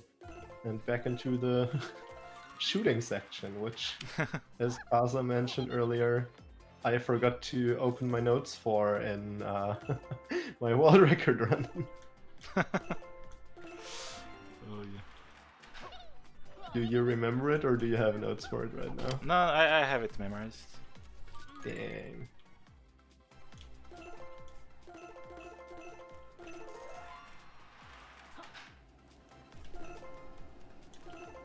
Yeah, I can tell from like how fast you're shooting the things. You seem to like be very confident about this. That's really nice. Yeah. Yeah, Kasa's a real pro over here, Chi. He'll like I said it from I think his second stream or something. If he puts in a decent grind, I'm very sure he can beat me in 100 pages. Oh yeah. Like the biggest thing I think that really breaks my feelings on this category are these guys here. Because I have lost like quite a bit of runs to these, so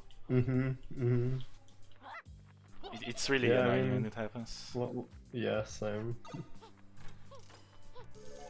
yeah, so while that pachinko machine is running, we want to just fly around and collect some stuff around the level that we haven't collected yet. We basically leave it for now so that we have to do something while they're running, because this pachinko machine can take like 2, 3, 4, 5, 10 times. Yeah. 1, 2, 3, and 20. Yeah. And yeah, as you would have already heard a little jingle if it would have worked right now. Yeah. So second attempt sadly also didn't work. Meaning now we're officially losing time to it because we'll have to just stand in front of it and wait for it to work. Oops, okay. As Pushed there's it randomly nothing there, more. so... Oh yeah. Ooh, that's stuck there. Oh no. Ooh, saved! Let's go. Nice, nice, nice, nice. That thing being stuck actually helped for once. Yeah. Lovely. Yeah, third try, definitely. I'll take that. Yeah, third try. I mean, at this point it's like 20 seconds of time loss or something over it being optimal. So yeah, we'll not be mad about that at all. Yeah.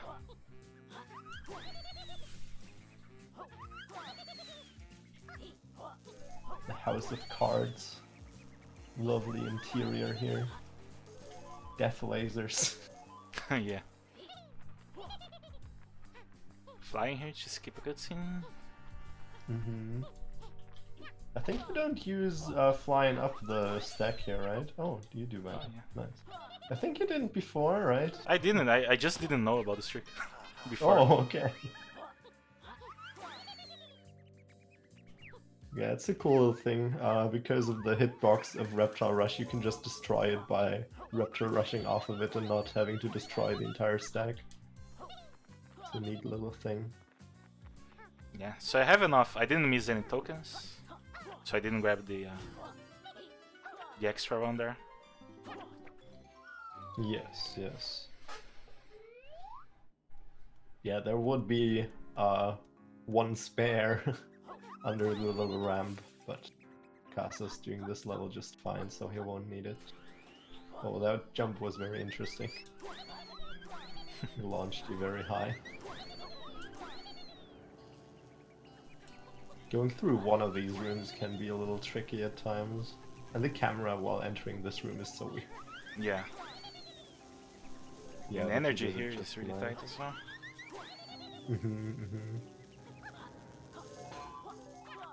So if you miss anything, you probably need to wait for your energy to come back. Yep. Very, very nice performance though through that room.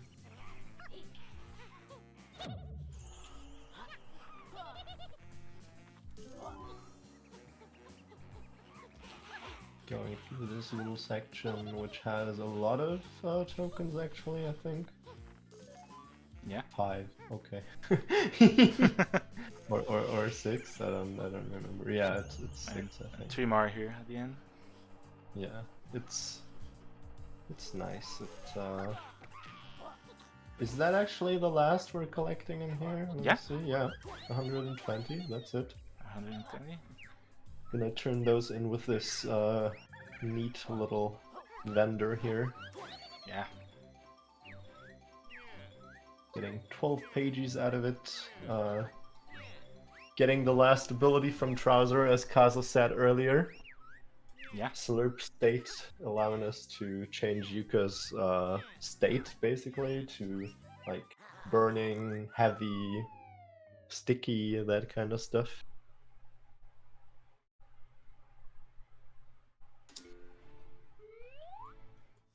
And yeah, we need that for the very first level, which you're about to enter right now. Not supposed to fly just yet. Okay, there we go.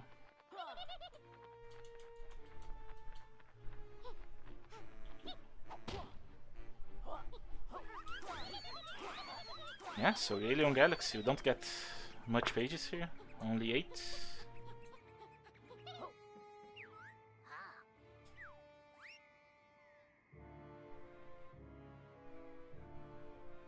But yeah, it's a good level. Accepting 100%. Yeah, 100% we need to like do the second nimble race in here, which is like 3 minutes long. Yeah.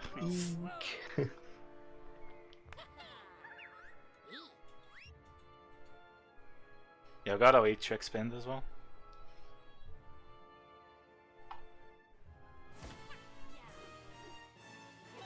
Yeah, this level unexpanded is very few. Doesn't exactly have a lot in there. Just a little central hub. And then all the stuff on the sides doesn't exist. Yeah, basically.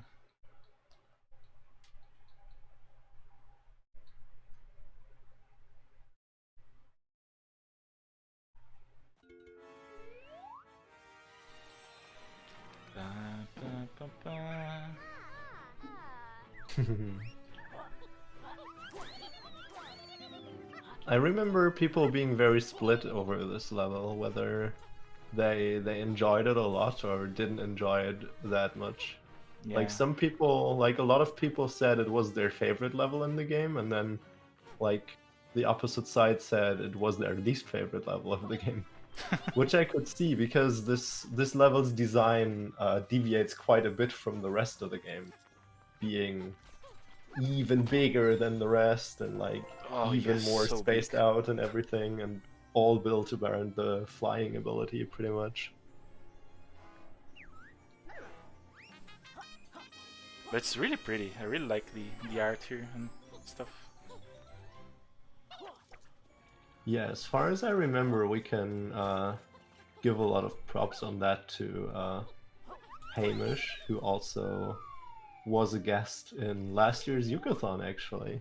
Oh, nice. And casually slides into some people's streams of this game at a time.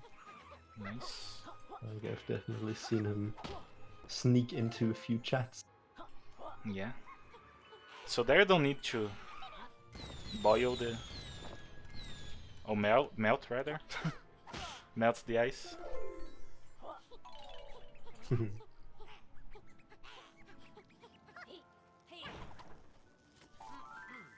Ooh. That guy was not in a good place. He was, yeah, he was blocking you very, very nicely there. Yeah. Oh my god. He was like, I'm helping. Give me a hug. So yeah, this one is a tight timing as well. I'm grabbing the... I don't know the name of that. It looks like I a think it's bowling cannonball, ball. right? Oh, cannonball, yeah. But I'm not sure. I mean, it makes Yuka heavy in order to be able to ground pound onto this little pad. Having this entire challenge explode. Oh yeah. Giving us the challenge. Being too heavy for the thing. Ooh, Nearly grabbed it from below. Nice. Yeah. 100% memory almost kicked in again, but it's fine.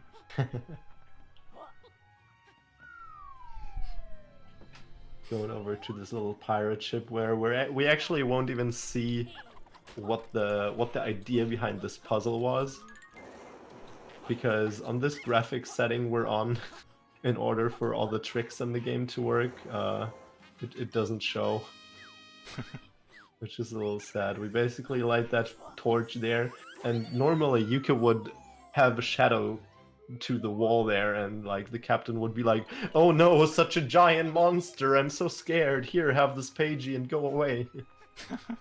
But yeah, there's no shadow in this graphic setting. Yeah, unfortunately. So yeah, I didn't mention one thing. I don't want to take damage here at any place.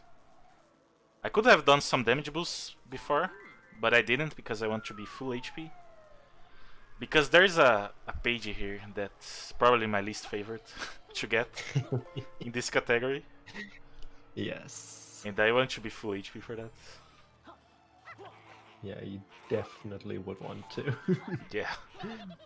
It's very scary not to be full HP, and it's very easy to die from it as well. Yeah. If you get close to dying, it's like if you're not going in with full HP, it's usually better to reset your spawn point by going through a door once. Oh yeah, yeah. Rather than just trying to do it, because otherwise it's a pretty safe death actually. Yeah. but I might only be saying that because I'm personally pretty bad at it as well. Nah, I'm pretty I'm pretty terrible. Yeah. Yo, it's Rodney. Hey, Rodney. Just trying to catch some stars. Yeah. Because yeah, that's what the chameleon does. Catch stars with their tongue. Yellow stars, preferably. Yes, because red stars are evil, as we all know.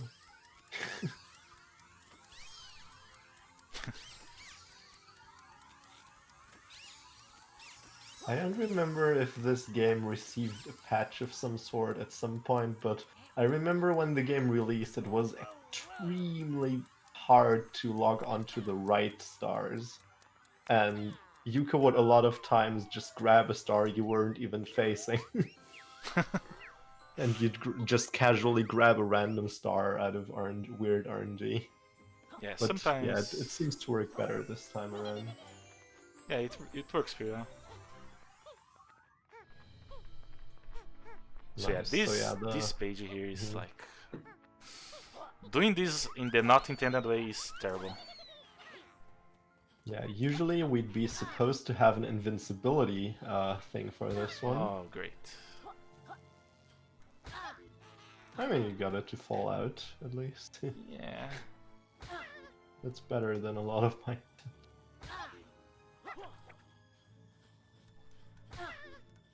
Yeah, we basically want to damage boost this ball over to the area it's supposed to sit in. And there's like a few little butterflies around here. Yeah. Those should be enough to finish it. Ooh, that guy was a goalkeeper there. Oh no, Spinny Boy! Oh no! Okay. I'm fine. It's fine. Nice, he survived. Spinny Boy can be a real meanie because he can actually do 3 damage. Yeah, he deals a lot of damage. You don't want to take damage from him. Spinny Boy is not exactly a very nice person to hang around with. He just spins and damages people. Oh yeah, definitely. Yeah, doing this little pagey here, actually being the very last in this run, being the 100th pagey. Wait, is it? I think it is, right? Yeah, it should be. Yeah, it should be. No! Yeah, you won't. Oh no. I touched the floor. Ah, dang. It's okay. Yeah, the 100th pagey marking the last one because after that we're legally allowed to visit the final boss in his room and try beat him.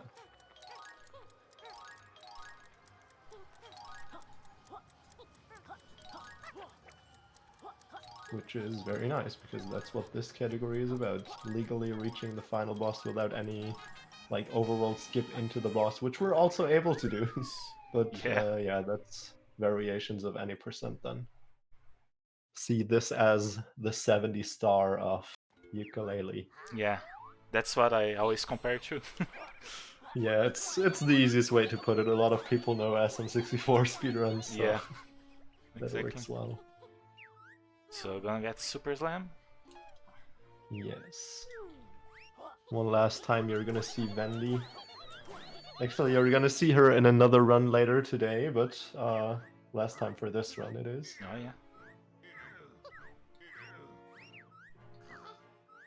On good pace to stay under S. Nice.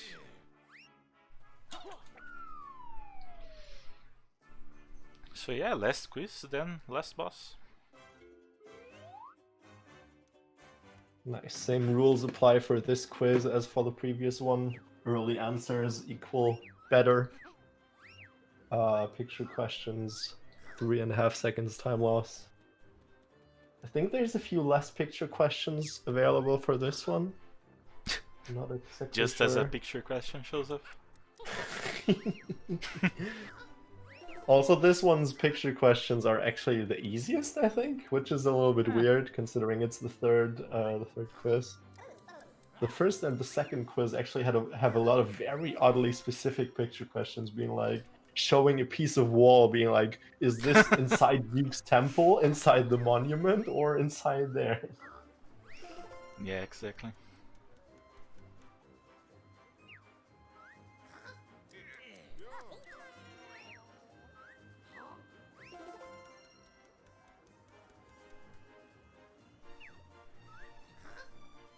More pictures, nice, nice.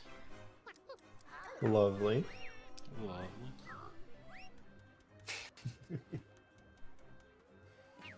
We like them pictures. They give us a good time.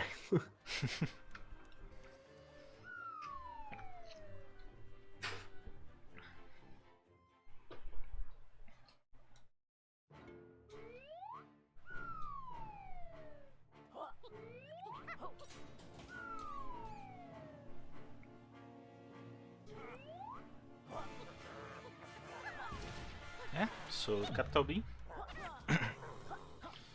So for the first and third phases, the Super Slam will make shard work out of them. That's why we grabbed them. Oh. Oh wow, why didn't you get rid of them? That was weird. Maybe they weren't close enough yet. Yeah, too early probably. So yeah, this category stands out a little bit off the any percent categories by actually having all the abilities we're supposed to have to fight this boss. Yeah. Gonna shoot some ice balls at him. Really good aim there. Yeah, I'm really bad at this phase here.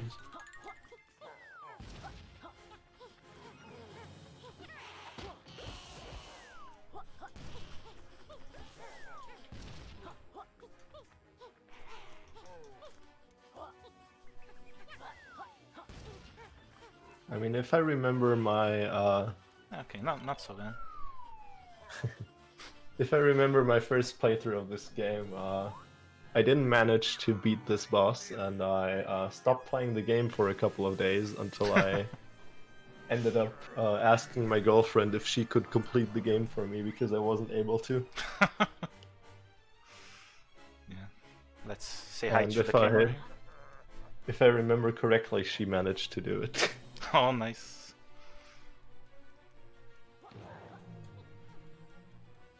She feel free to correct me in chat if I was saying anything wrong.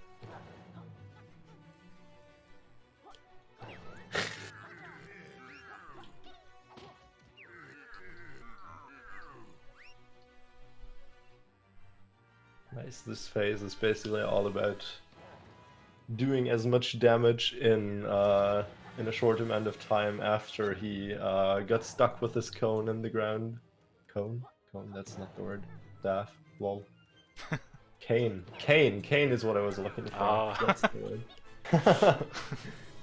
Imagine not natively speaking English. Yeah, I can imagine.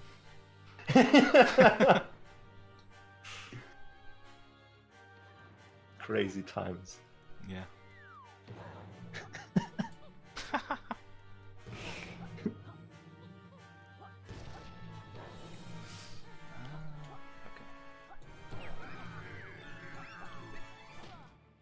So yeah, since we have Super Slam, we only have to do it once. And he already goes to the next phase.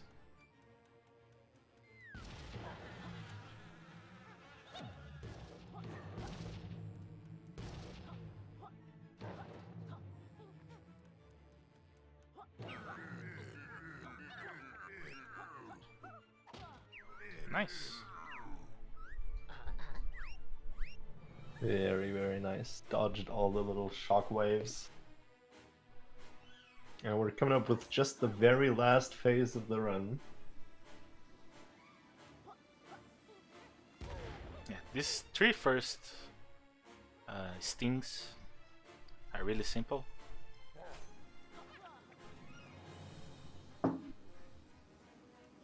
The last three runs are kinda complicated, but yeah, but having the flight ability, they're not too bad. Yeah. any percent is really where it's at, where we don't have the flight ability and have to ride those missiles into them. Oh, dang, that was unlucky. Yeah.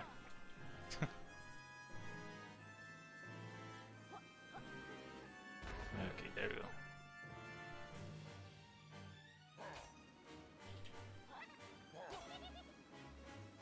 Oh, he went to the other way. He did a weird path there. Yeah, I was not expecting that. So sometimes he's weird in deciding where he's gonna fly first.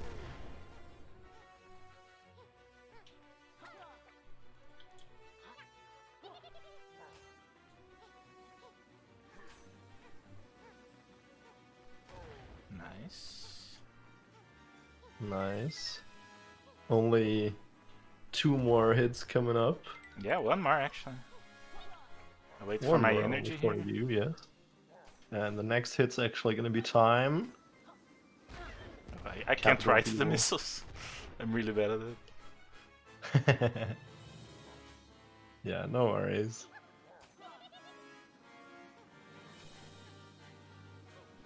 And time.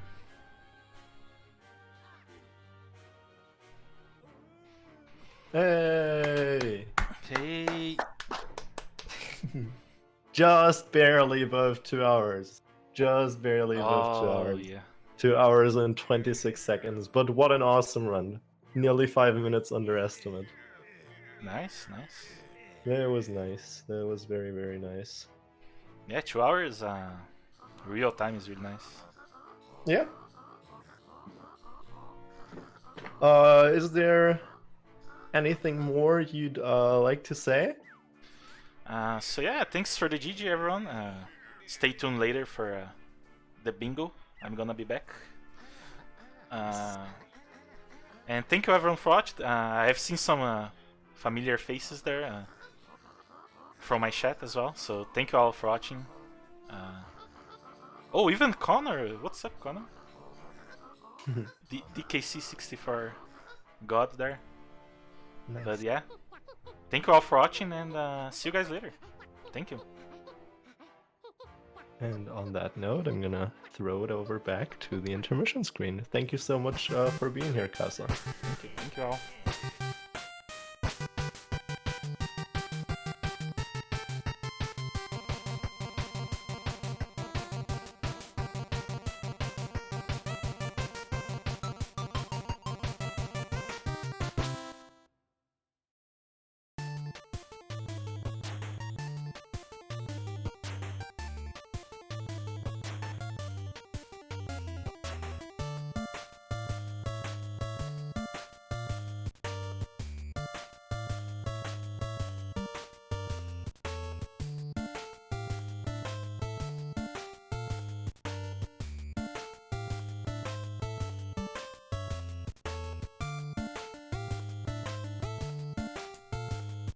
Hello, hello, hello everyone! As you can see on the intermission screen, the next run is going to be Spyro Year of the Dragon Any Percent by Becky-chan. It's gonna be up in a few minutes, so make sure to stick around so you won't miss it.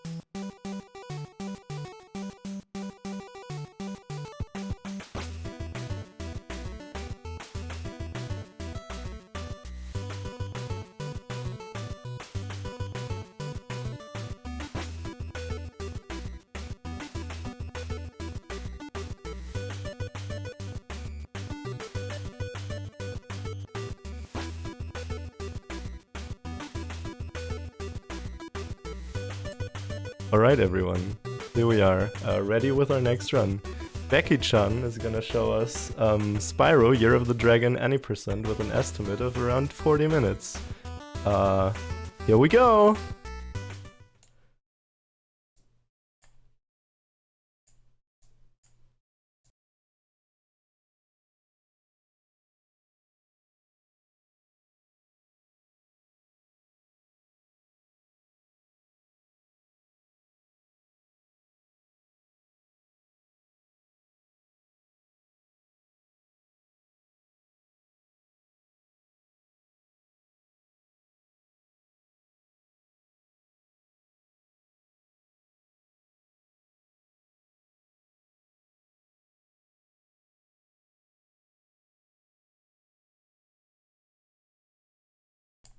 Okay, sorry. Now stream hears me as well. A little sound problem, I'm gonna fix it in just a second. Professionals, I'm a very professional. Here we go, and wait, no. No.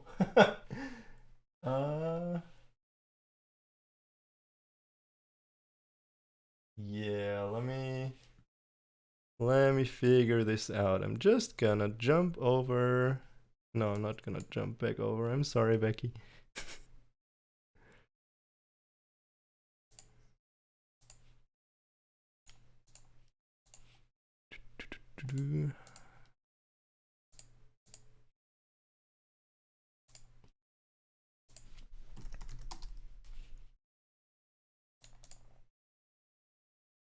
Mm-hmm.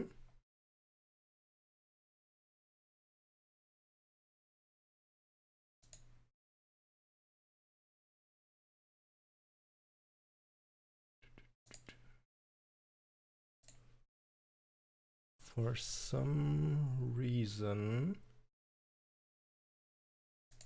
my audio really doesn't want to cooperate right now. I'm just gonna jump over to the intermission real quick again. I'm sorry.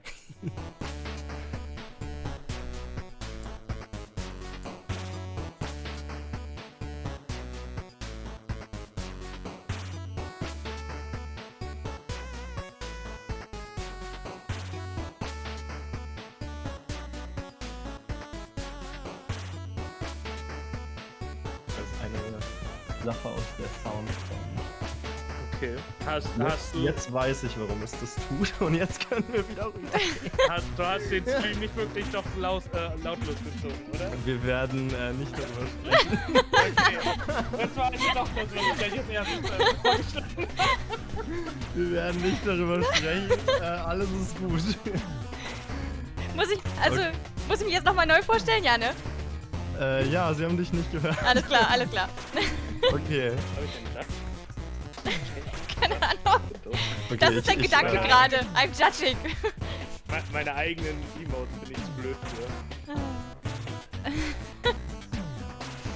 für. They might have already heard you. They might have already heard you. I'm just gonna pretend nothing ever happened. Here we go. I'm just gonna pretend nothing ever happened. Here we go.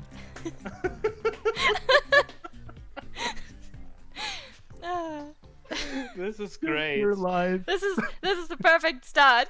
Hi everyone. Now you can hear me as well. My name is Becky. I'm commentating with Comfy today. Hello there. While I'm running also. It's gonna be fun. It can only go upwards now. It's an awesome start, that's yes. for sure. I think that's kind of a theme during my marathon runs usually, because the start is messy most of the time. I don't know why. I think that's my karma. So I think we can now actually start. I'm ready. Comfy's probably ready? I am. Cool. I was born ready. Perfect. So I'm just gonna count down from 3 and then you can start the timer when I click no game.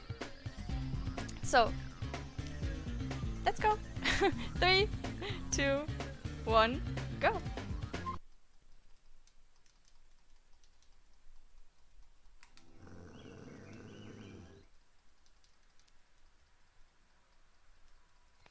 I'm not sure why I can't hear Comfy now, because Well, I thought you were doing the introduction.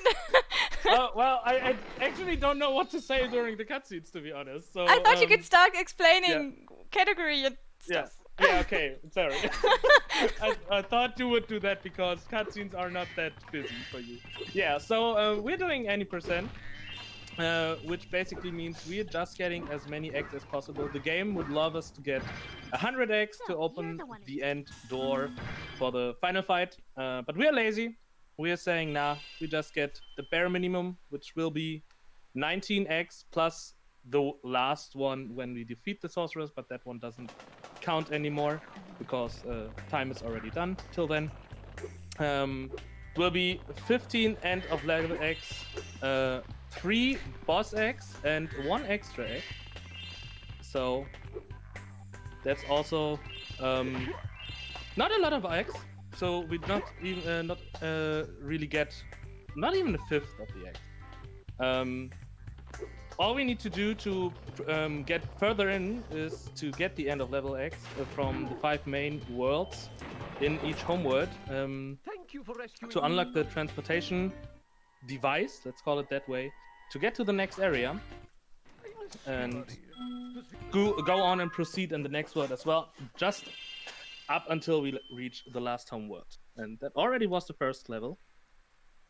We have multiple ways to say the game, tell the game, hey, we ignore whatever you want. You want gems from us now? We just do something else. Or they want X on our ways. We also have ways to prevent that. Some doors are open, like Cloud Forest, like Sunny Villa. Those are the 2 first levels. So they don't have limitations. But after those, we already will need some other ways to enter the other 3 levels in this world, which I will explain when we get to there, because now we get the first real trick in this game. We're jumping here out of bounds, and the fun part about this game is that most portals are extending way further than we see them. So there was an extra loading zone to the Sunseed minigame, and we can just touch that portal at the wall behind it. There for a second you saw it behind the firefly, I think it is, or a fairy, whatever. I have no idea what that thing is. Where you normally enter this zone, but we touched the portal from behind because it extends just so far till there, so we can get there, leave the area, and just enter the last egg already. And there was the next trick already. This is Whirlwind Bypass, where we try to use the momentum we get by doing a charge jump while flying. We're pushing at the ceiling of the cave and push ourselves out of the cave, gliding and get on the wall. And we will do this 2 more times. In this case, we only need to get on the wall to reach the portal behind, to jump out of bounds and glide to the door. The other 2 times we will do that to get swim in air.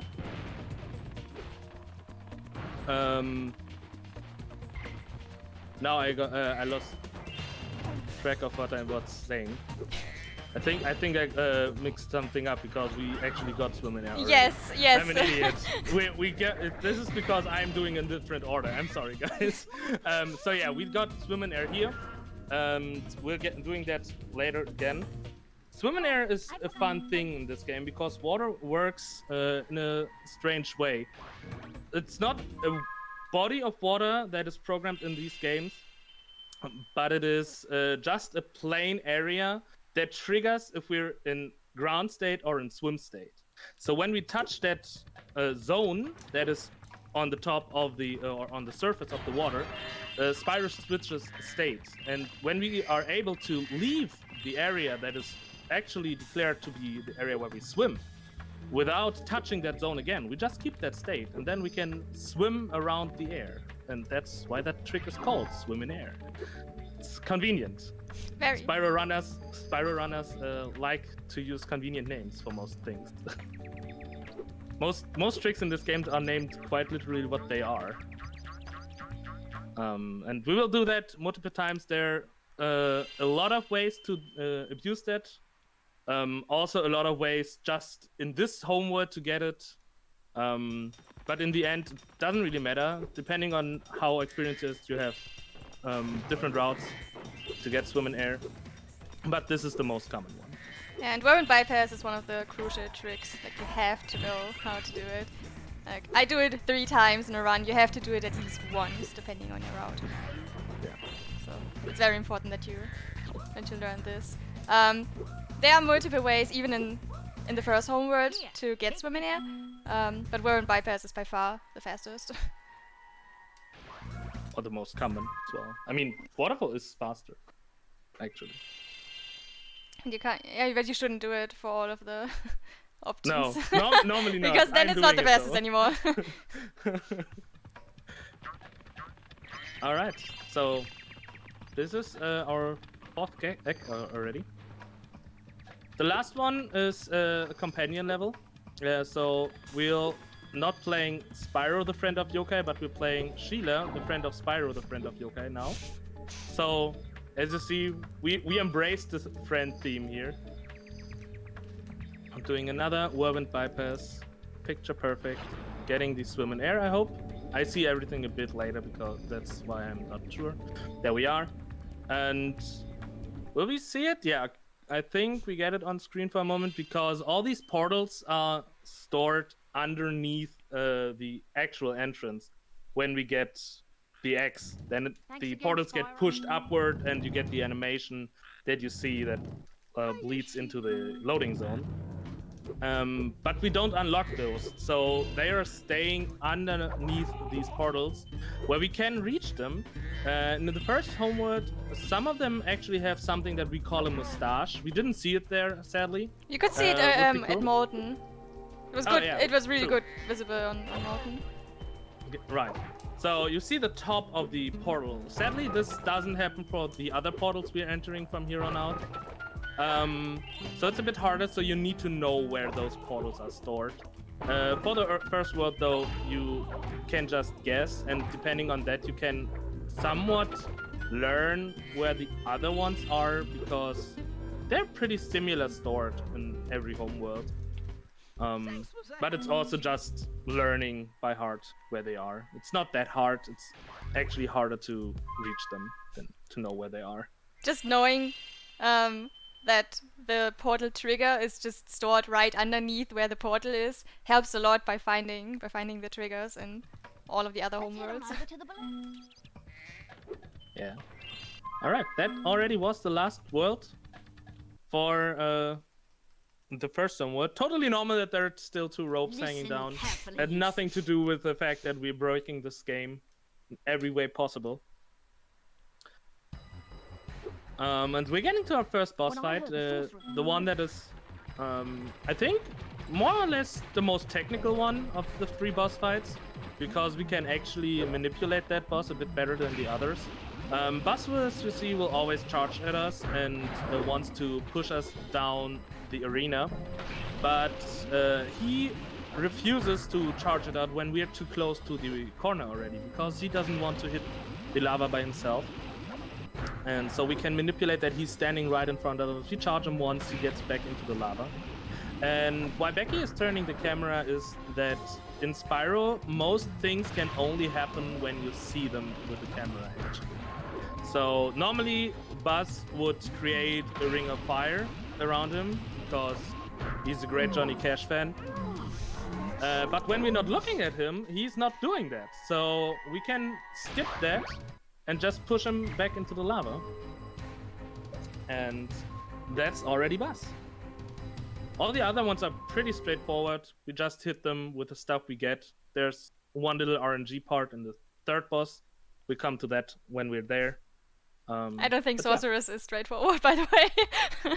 Yeah, okay. Not at all. I think that's the most technical one. That's the the easiest. end, but you're right.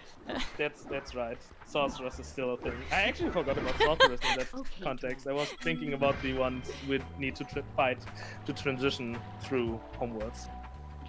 So now we're doing another trick to get swim in air. This is called Bridge Swim. And this is one of the tricks that brought me personally into this game, because Becky performed this trick and saying famous words like walls are optional in Spyro, and this trick embraces this perfectly. We're actually not supposed to be under that bridge. We're getting our camera behind us to arrange us a bit better, pushing ourselves between the water and the bridge, and charge out of bounds at that small area that doesn't have a hitbox for the wall. So we're actually leaving the area that is declared to be the swimming area again by getting squeezed in there and leaving that. This is actually a pretty hard trick. It has a pretty tight timing to it. You can see it on the current of the water because it's going up and down. But Becky nailed that first try. That was awesome. And this is the only extra egg we're getting. Instead of an end of level egg or a world boss egg. Because we're forced to collect this.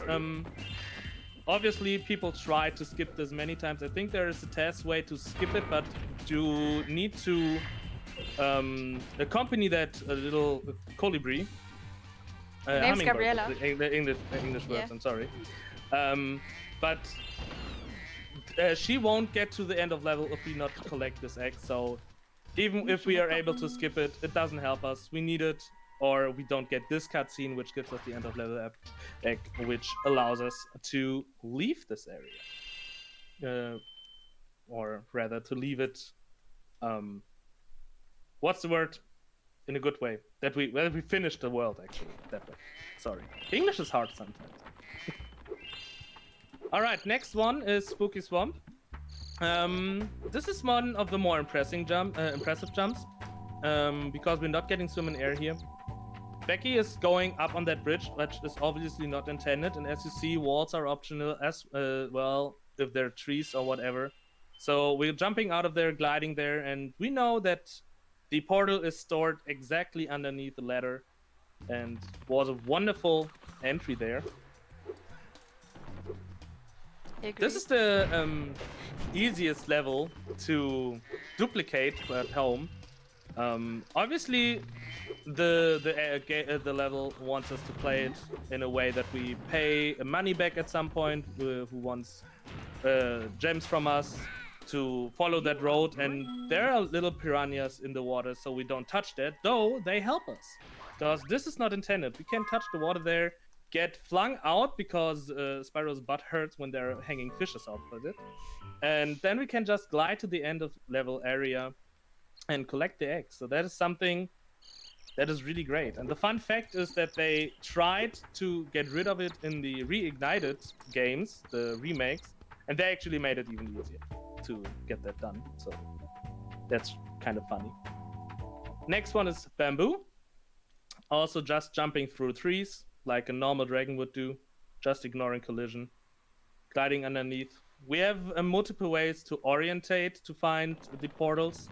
In this case, we're orientating on little gems we have up there, so it's not an entirely black or into the dark jump for us, as it sometimes seems. And Becky will try Boulder Proxy here. See if she gets it. If not, I have to explain it a bit different. If she gets it, it's a bit easier. Sad. Okay, so what she tried there was to get squeezed between the wall and the rock that got pushed there. And because the game doesn't want us to be there, because the area is actually way too small for Spyro to be there, we build up momentum and get flung upward. Some people in the community call it a soap proxy because of that, because just like a piece of soap that you squeeze too hard with your hands, we just get flung up in the air, and like that we can glide again through a mountain, skipping the majority of the level, and reach this area even faster. Yeah, the funny thing is that it barely saves time. It looks really cool, but it actually saves like 4 seconds because the setup takes too long, and the glide is also pretty slow. So it does look like you skip the majority of the level, but it's only one area and it barely saves time, unfortunately. Oh. Yeah. Okay. Oh no, I see it. I see what you see. So, next one is Enchanted. We have a second chance to see a squeeze proxy here. No pressure? No pressure at all. It works the similar way. Let's see if she gets it. If she gets it, I explain based on that. If not, I have to explain it a bit more. I believe in you. I have no idea if you got it, but I heard that you already pressed something. Sad. Not even okay, close. so what we actually tried there was to get the body of the rhino that we killed to squeeze us in that corner as well. And it would work exactly the same as Boulder Proxy. It's way harder though. Boulder Proxy is actually pretty doable for a beginner. It's still not easy because the proxies are somewhat precise. There's one proxy that also says Headphone warning, headphone warning. Headphone warning, yeah. Turn down your volume because those rockets are loud. Those explosions are loud. For some reason, game developers don't like ears. Most games start way too loud. This game was like, we use rockets to rip your ears.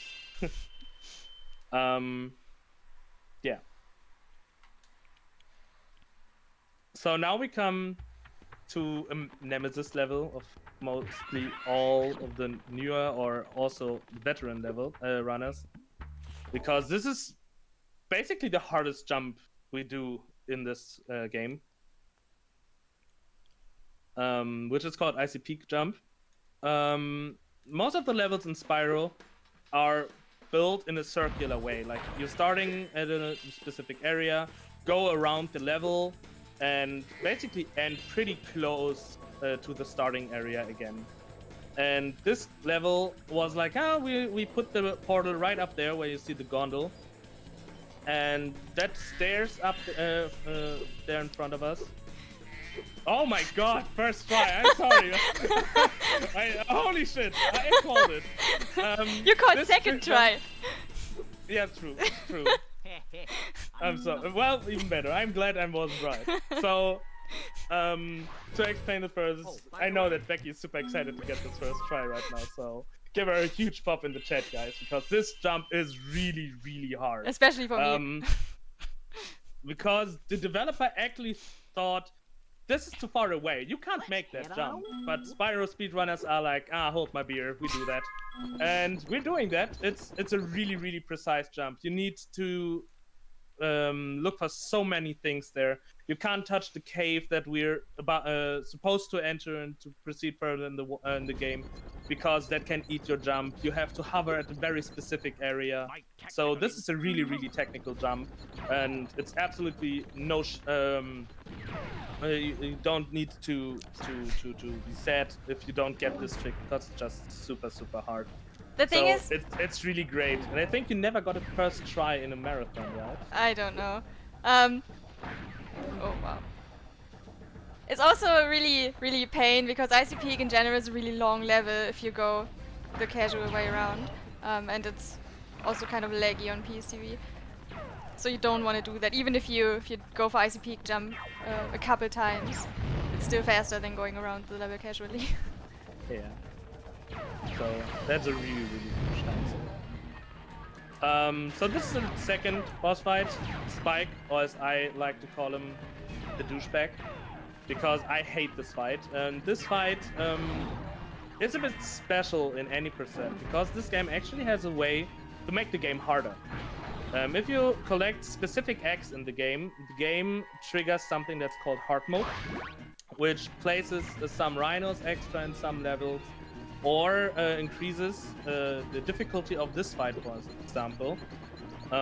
We only need one hit less, or 2 hits per phase Spike gives us. Like there are 3 phases with 2 hits here.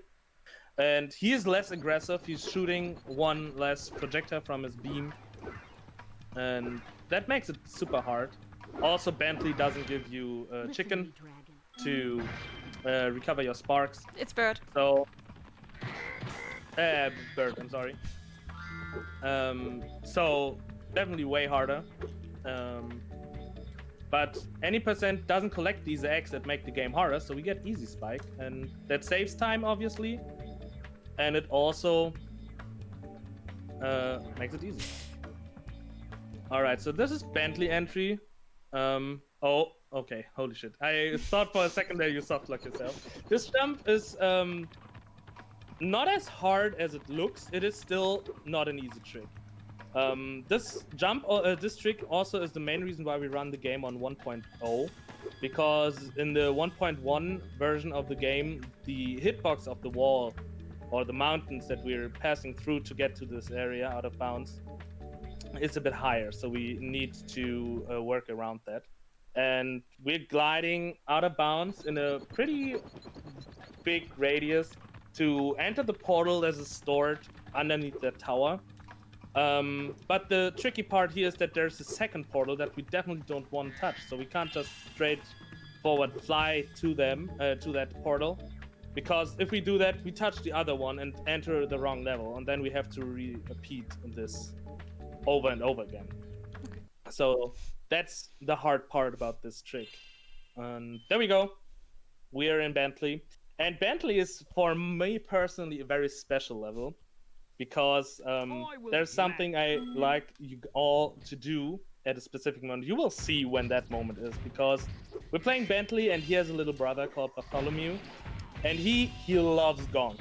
He's super excited for them, and especially the second one is his favorite gong ever. So I would like everyone in chat, when he's starting to say another gong, to post that all in chat and support Bartholomew by his obsession with gongs, because he's just a lovely little dude, even though he makes our life pretty hard, to be honest. Most things get harder because of him, but that's fine. That's how little brothers are. He's literally a Gen Z kid in the remake. It's kind of funny. If you wait long enough and idle, then he pulls out his phone and you're like, okay. Oh man. Alright guys, they're coming up. Chat, get ready. Another gong! Nice. There we go. Right, so because he likes gongs, we ringing them because we need to. But we're not doing it the intended way. We can just spin jump up that second steep and hit it with our club, which is faster. And now the arguably second hardest jump in the game, this jump from one box to another. Bentley is basically against us speedrunning this game. He is more like a speed rattler, and his controls are super awkward. And also the jumps are feeling really weird. You feel that you get that jump every time. It's not a hard jump, but for some reason he always wants to fall down again. And I think everyone has his days where he just needs to 2 times attempt this jump for some reason, even though it should definitely not be necessary. Just Bentley things. Just Bentley things. All right, Frozen Altars. Frozen Altars is a special level in the game because it's the only level where we get a different kind of breath. Normally, obviously, a dragon has a fire breath. In this ice world, however, we're getting an ice breath. And we're using that to skip that ice wall, freezing that mammoth. Oh no, that dude was not nice, pushing you down there. Jumping from one ice block to another to skip that. Normally we're supposed to use the little laser magnifying glass thingy on that tower to melt it. But we can just create our own platforms, and yeah, I mean, it's a platformer, so why not doing that instead of being lazy and melt it, right? Jumping down over there, and as you see again, it's just a super good example for a level that is built in a circular way. We just get into the room that was right behind us when we started jumping there, avoiding the little snowman, getting the egg, and already are done with Frozen Altars. I love Frozen Altars in a speedrun way because it's so full of unintended platforming, and you can just do so many things, even to just skip the level. And it's really fun just to explore and mess around with. It's also a really fun level in the 100 egg category. So this is definitely one of the best designed levels as well. Just even if you play it casually, the way they use the breath is really cool, and the pure fact that you do that again. I think you got the freeze breath in one of the previous games once already. Not sure of it though. So that is a little comeback for that. I know that in later games they definitely get back to that. That's the thing I'm sure of. All right, so this is the banger level. It has the best in-game music in my humble opinion. It's also a little throwback to friends. Again, to friends. It looks like you'll have We met in previous games, Hanse and Greta. And we need to escort them as well. She's nice, opens the cannon for us so we can get flung over there because Spyro's wings are too small. He can't just fly whenever he wants. He needs a bit of extra help, which is fine. We all started somewhere. Jumping up there, triggering the coolest cutscene in all of the game, which we kinda sadly don't see because we're fast and watching cutscenes is slow. That's already the next level. Wow, oh gosh, what was that? My tongue did a strange thing there.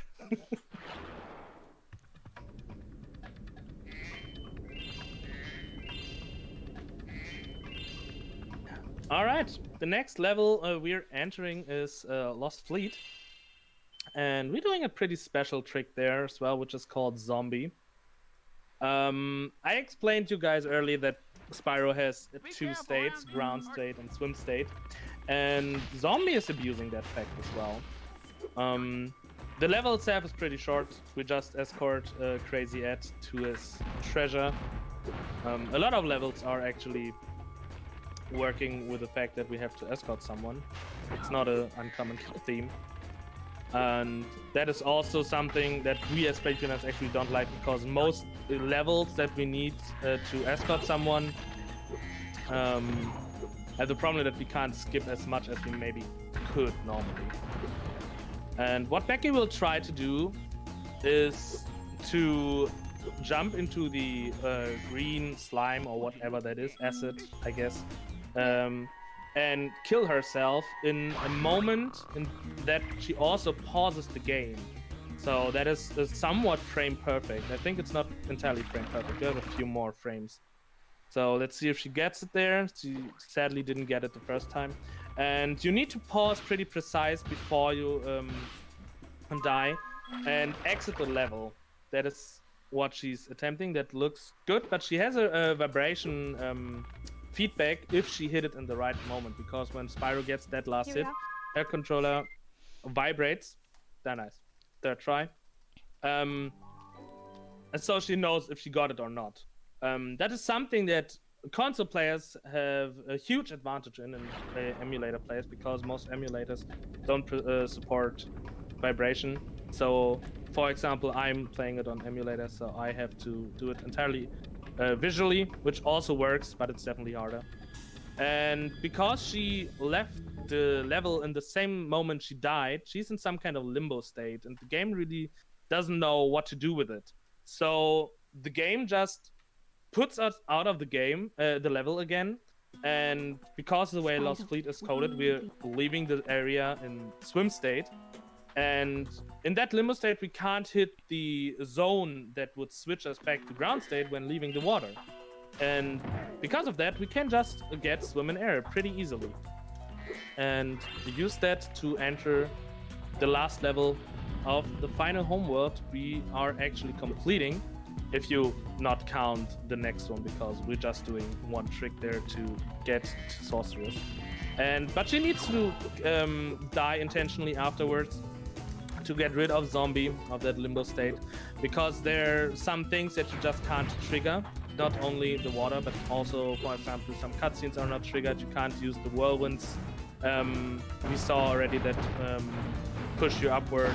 I think you also can't get the fire breath here. There are some cutscenes in this level that would also clear it, but that is pretty hard to achieve. There are some really hard proxies for that. So most people just take an intentional death there, which means you also have to get Zombie with at least one life extra, because if you do that and you get it on 0 lives, you will go game over, and then you have to do Zombie again to enter Enchanted Ridge. No, wait. Charmed Bridge, right?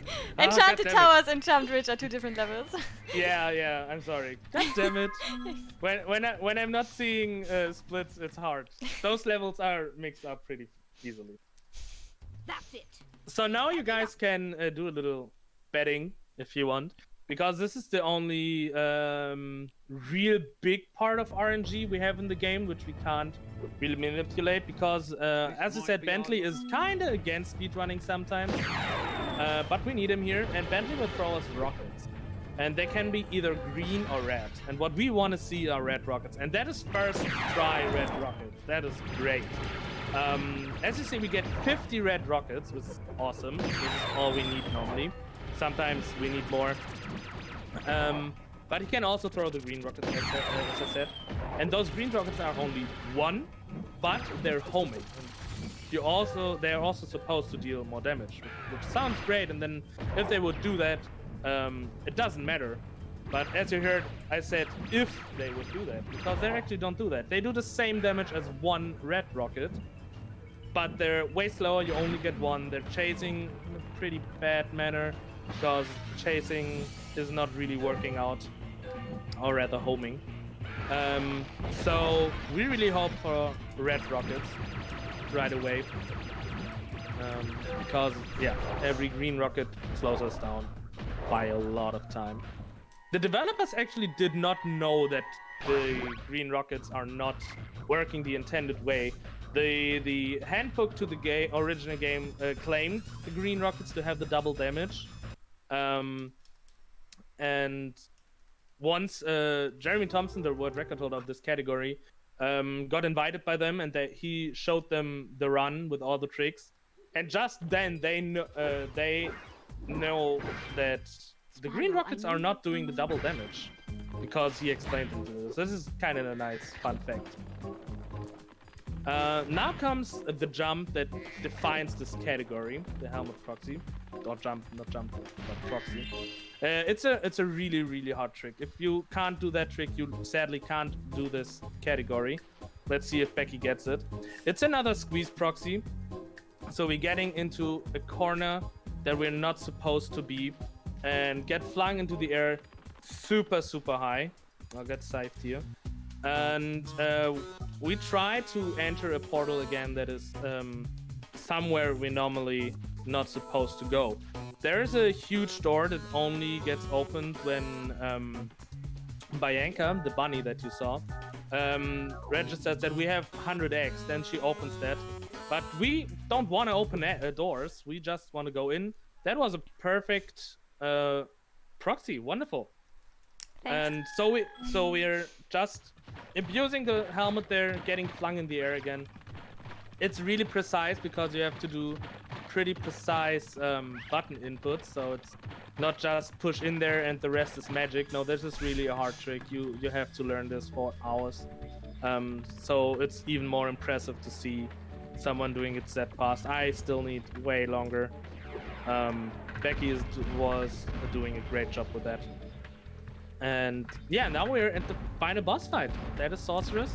A little other fun fact, because we're playing on 1.0. Do you guys hear that music? Isn't it kind of familiar? I'm pretty sure we heard that before. And it's kind of calm and collected. And Sorceress doesn't seem like that kind of person who would have that kind of music. This is because they messed up something else here. This is not the music that is intended to play. We actually have a really, really good final boss fight music, but in 1.0 we just get the music of the first home zone. It's kind of sad, but it is how it is. I don't think it's sad. I like the music. It is a great song as well, that's true. But it's kind of sad that we can't hear the other one at all, then, like that. Yeah. That's sad. Play 1.1 if you want that. That's true. But then you also have to deal with a way worse battle entry.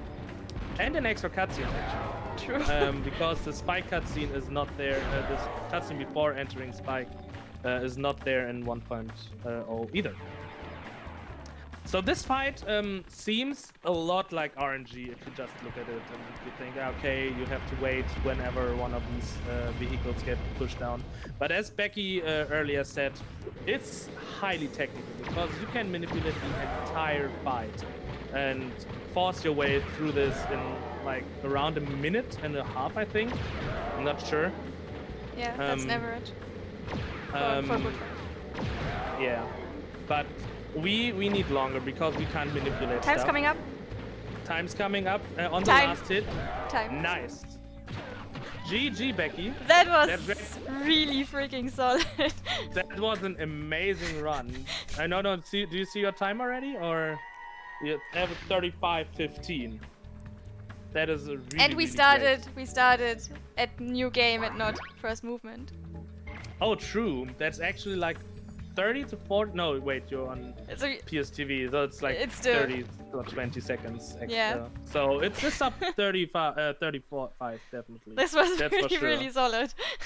That is huge. I think it was better than all the practice runs. we did, Definitely. right? So this is amazing. So huge props there.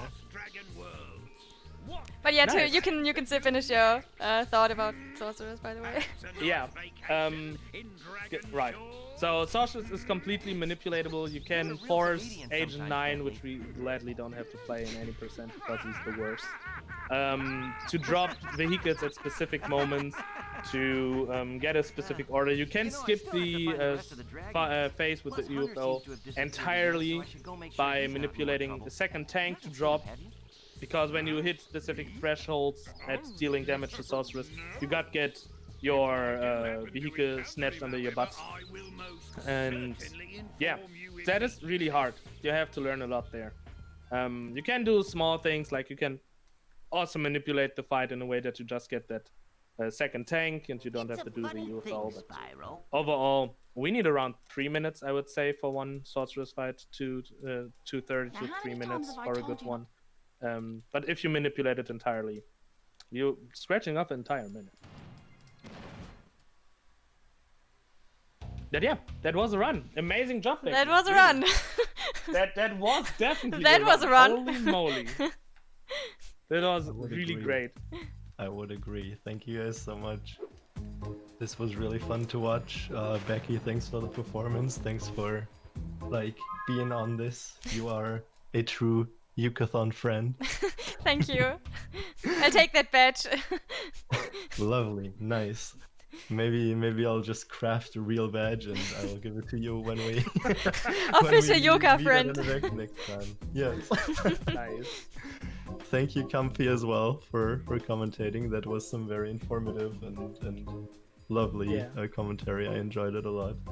Thanks for Becky to asking me to do this. I really enjoy commentating.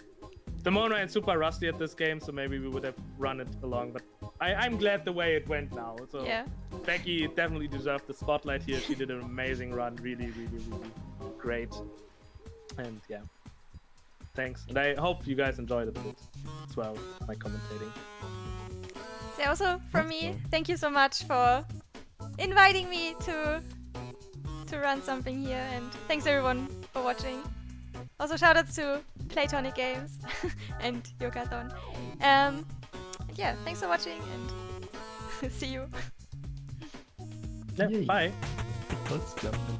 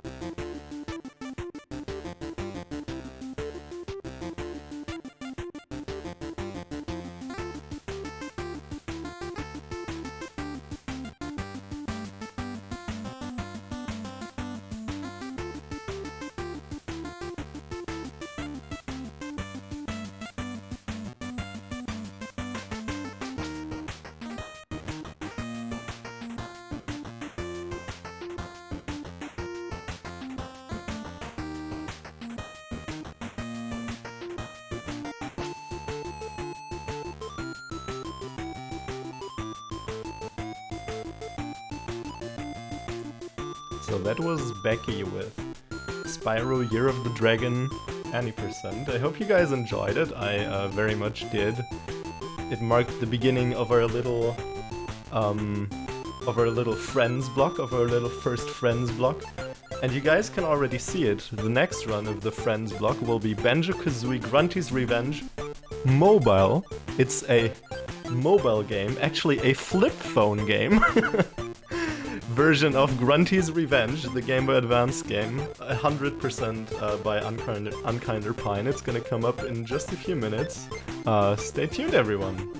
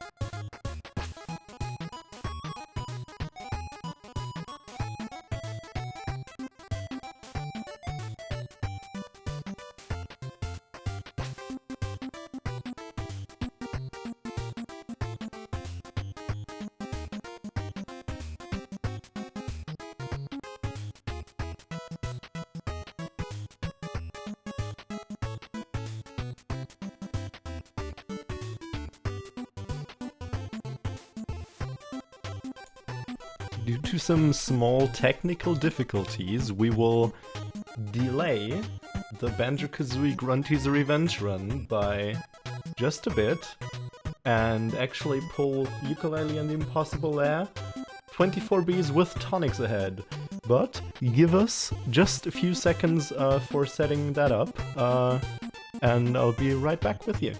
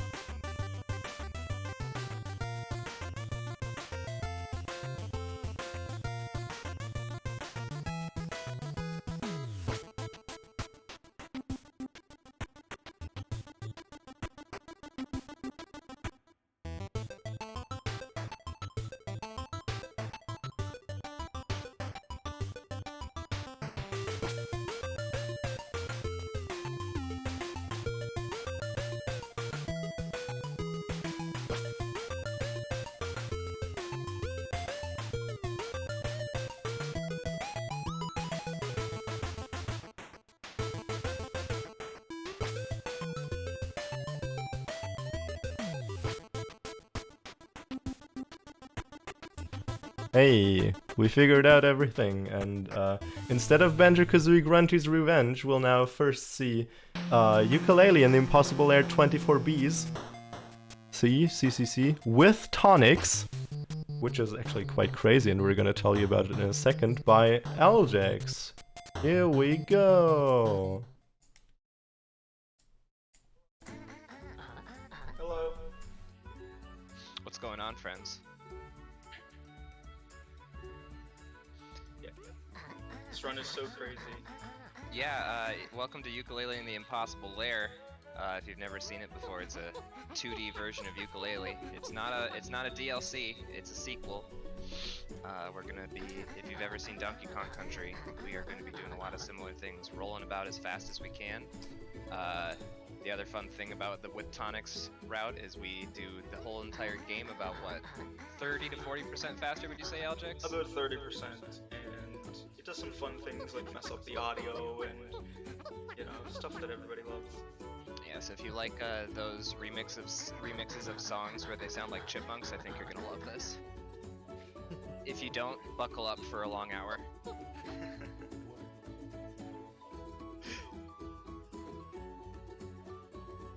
Well, good sir, whenever you want to start. Alright, when you guys count me down. Alright, let's go. 3, 2, 1, go! Alright. Intro. Very boring level. Oh yeah, intro's a good time. So I mean, hey, if we haven't introduced ourselves yet, Aljax, go ahead. I'm Aljax. I speedrun this game sometimes. Not much lately, but... And I'm Tip Daddy, also known as Tip W. I also speedrun these games. And then I think we've got Hedwig with us here too. Nope, he's gone. Okay. Alright, so yeah. Oh, he is here. Good stuff. I'm gonna just still looking at like audio and stuff like that to just thinking, but I'm here. Yep, fair enough. I'll try to support you guys in the commentary. Alright, so here you're gonna get a taste of just what the 2D movement kind of looks like. As you can, like, it gives you kind of an idea of more what the normal speed of the game runs at. Aljax is using a combination of things like slam boosting, where like you saw you did a ground pound and immediately jumped out of it. That's the fastest current way that we know currently to get horizontal speed. So he'll use that in a lot of levels to just kind of move about as fast as he can. There's also some fun strats where we actually have to wait for capital B in the intro, kind of similar to SMB1 and the bus stop stuff that everyone is it's kind of notorious now. But yeah, so now I mean, capital B is gonna shoot our B shield a bit, and we're gonna see get ourselves a B shield, which the overall, I guess, goal of this category will be to collect 24 Bs as fast as possible, so we can go and fight capital B in the end. So just a little bit longer here on this tutorial bit, and then we're gonna have to start going about as fast as we can. So as you can see, the B shield here effectively makes Yuka invincible, and so with 24 of them that we're collecting throughout the whole game, that will give us 24 different hits throughout the Impossible Lair. That's kind of how it works. It's a lot like, I guess, Breath of the Wild, where you can go to the final level at any point you want in the game. It just depends on how prepared you are, and you can go for a super challenging time entering it with none of the B shield collected, which would happen if we were to enter it right now, or you could collect all the way up to 48 Bs. So with 24, we're putting ourselves right in the middle there. So, all right, Aljax, I hope you're ready for the Impossible Lair. Don't suck. All right, I'll try my best. Oh no, I hit him. Yes, first hit. This is good. Wait, why'd you die though? Oh no, not the I can't believe you died joke. That one's never been done before. Shoutouts to pulling Yuka's tail too. Yeah, imagine pulling Yuka's tail. Well, who would do that? Oh man, certainly not me. Oof, indeed. Alright, so yeah, we're getting a little bit of a lore dump from Phoebe right here during this part. if you saw, for anyone in chat, if you saw Hedwig's run of 24Bs at AGDQ this past January, you'll see a lot of similarities between the runs. The biggest difference is kind of in the beginning of the run here, as well as what will happen after we collect one specific tonic. Aljex, are you going to be using USB in this run? Yeah, I plan to. Okay, cool. So we'll still be doing a lot of cutscene skips and whatnot. That if you saw Hedwig's run there too, those will happen as well. But right off the bat, Aljex is doing some funky platforming to already kind of break the overworld as much as we can. And the first difference right away is we're going to enter into level 2-1 Factory Fright. Pretty much the main reason why we're doing this is to go for quills. You use quills in this game to unlock tonics, or to pay for tonics rather. You collect tonics across the overworld, and then we're forced to pay for them, because of course we are. Vendy is capitalist. But yeah, so this level is, you'll see later on in the level, I suppose, there is a long elevator section where we're just, effectively it's an auto-scroller, but we are given a lot of quills, and since we're trying to get about, I think, is it 400, 500 or so of them? I want to get 500 total, but 300 in this level. Sure. So yeah, he's going for about 300, as he said, in this level. That will set him up well to get it's called Tick-Tock Tick-Tock tonic. That's the one that speeds us up, or speeds everything up by about 30 to 40%. So that's kind of why we do this. And then another little, I guess, thing with that. Also, if you saw Hedwig's AGDQ run, you saw us do what was called a rope zip in the level Rope Burn Ridge Rerouted.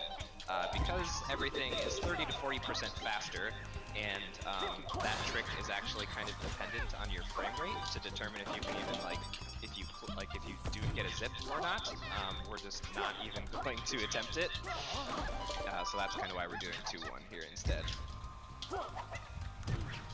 But coming up here to pretty much the end of the main level here, you'll see we're getting into the elevator here, which we will sit in. I was about to say now's a great time for donations, but we don't we don't have those here, do we? So I think good stuff. Hopefully we can dream. But yeah, so you can see this this purple quill here, Mr. Hungry, I think is his name. He's one of many ghostwriters that you'll see in the game. They look a little bit differently than they did in the first ukulele, but they work here to provide you little mini games in a way to get additional quills. So as you can see, Aljex got himself up to around 300, and now the rest of the level here is just going to be jumping up and getting to the beehive. I will say, practicing this whole game with the tonic on, that level felt like molasses. Oh, I bet it did. And that's the only one I think that we will actually see at that speed, correct? Besides the lair, yes. Yeah, right, because if you didn't know, the lair does not allow you to use any tonics, just to, I guess, balance things out a little bit. So now, Aljex is going to go back to Chapter 1, and only reason why is because we got to go pick up that Tick-Tock Tick-Tock tonic that I was talking about. So we can use a little trick here where we bonk ourselves up on a wall and then roll over here. This tonic would, I guess in the intended way of collecting it, requires all 48 Bs, so we don't have time for that. Instead, we're just going to cheese our way up there. And then he's also collecting here a good number of overworld quills, just to get ourselves closer and closer to that 500 mark. Right here he's doing a fun trick that we call paywall 1 skip. Effectively it involves buffering a roll while falling to just kind of roll farther than we should be able to, and then it just puts us right over here by Chapter 4. A couple more sets of quills here. And then we're going to jump our way down and talk to Vendy. Vendy is everybody's favorite, maybe not so favorite, maybe forced favorite vending machine. She's a little scary. But she's going to teach us how to unlock tonics, as well as give us our first one for free. We don't exactly care about that first tonic, because of course we don't. Instead, Aljex is just going to keep going. He's going to get himself all the way to 500 quills, and then he's probably just going to warp himself back to chapter 2. Yep. And now that he's got over 500 quills, he can go ahead and purchase that tick-tock tonic, as well as getting rid of the catchy tonic. You'd wonder why. Oh, why do we actually unequip catchy? Well, it's because each tonic provides a quill multiplier to the to whatever you collected in the run, which just at the end screen you saw where we're like kind of seeing how we did in the level. It shows us how many quills and everything, and then just adds time if you've got a multiplier. So that's why. So now, what Aljex is doing is a nice fun trick called an air swim. In this game, there are different kinds of little coins that you collect throughout the levels to pay everyone's favorite trouser snake, Trouser, to open up different areas of the game. We're actually going to float under one of them right about now. There is here you can see the desert paywall. But we don't have time to pay for any of those, nor do we want to pay for any of those, because Trouser is a greedy capitalist. But instead, we're going to effectively enter the water swimming state, and then the game constantly tries to make us rise to the surface. And so since it can't actually find a surface for us to rise to, it just kind of makes us swim through the air forever and ever. So we use it to effectively get all the way up to chapter 10 immediately. It's a pretty neat trick, instead of having to pay something like, I don't know, 20 to 30 tokens or something like that. So now we get our first run with chipmunk noises, and it is great. So this is Ropeburn Ridge. As you can see, the main gimmick of this level is there's a ton of ropes. Aljex will be going about as fast as he can here to climb ropes as fast as possible. What's difficult about this, and you wouldn't know this unless you play the game normally, is how much different it feels to play on fast speeds than it does at slow speeds. We are all very used to, I guess, like the speed you saw in 2.1, except for I guess Aljex right now, who's used to this from practicing. But because the levels, like it doesn't speed up effectively. I think it's the intro animation, or like the spawning animation. Is that right, Aljex? Yep. Yeah, and so because it doesn't actually speed up that animation, it effectively forces parts of the level into a different like cycle than we're used to. So it'll lead to some fun things as we go throughout the game. But now, here you can see the first instance of what we refer to as the USB trick. Shoutouts to our good friend Aljex here, who discovered the trick effectively by being bad at the game. He accidentally unplugged his controller at one point when he when he picked up a bee, and then of course you want to plug it back in because you're in a speed run, and realized he had gained control where he shouldn't have had it. And actually, I have to shout out our other friend Hedwig for finding an even better version of the trick by being bad at the original trick. So sometimes that's just how speedruns work, everyone. It just if you're bad, sometimes you can find a trick. So don't ever feel like you can't do speedrunning because you're bad. Maybe you'll find the next best trick. So Aljex is now. Yeah, so Aljex is going to make his way over to the next 2D level that we're going to play, which is Hazard Hanger Hung 14-2. In getting to there, we have the most notorious 2D trick in the game, the overworld trick in the game, which is the desert out of bounds jump, which Aljex just makes look easy. Way to go, buddy. Yeah, that was good stuff. So you're effectively making use of we call them long jumps in the overworld, where you press jump pretty immediately after you start a roll. It's effectively like maintaining your horizontal, I guess, height or vertical height while rolling off of something, and so you can like effectively just kind of initiate coyote time in a way, if you want to think about it like that. But so into Hazard Hanger Hung, where we've got a lot of crabs who are also known as Sheldon McFingers, if I remember correctly. Sheldon is going to do his best to stop us moving fastly through the level, but he's not very good at it. Oh, maybe He is pretty good at it. Yeah, he's got big meaty claws, so he's very dangerous. This is easily the hardest level in the run, so... Oh yeah, for sure it is, and like it doesn't help that the Sheldons move very sporadically, or they can. They like to just go whichever way they want to. So as you're trying to move fast through everything, that doesn't help, does it? Also, and as you can see here, like we're very used to these levels running at not super speed. So spawning in and this is a great example.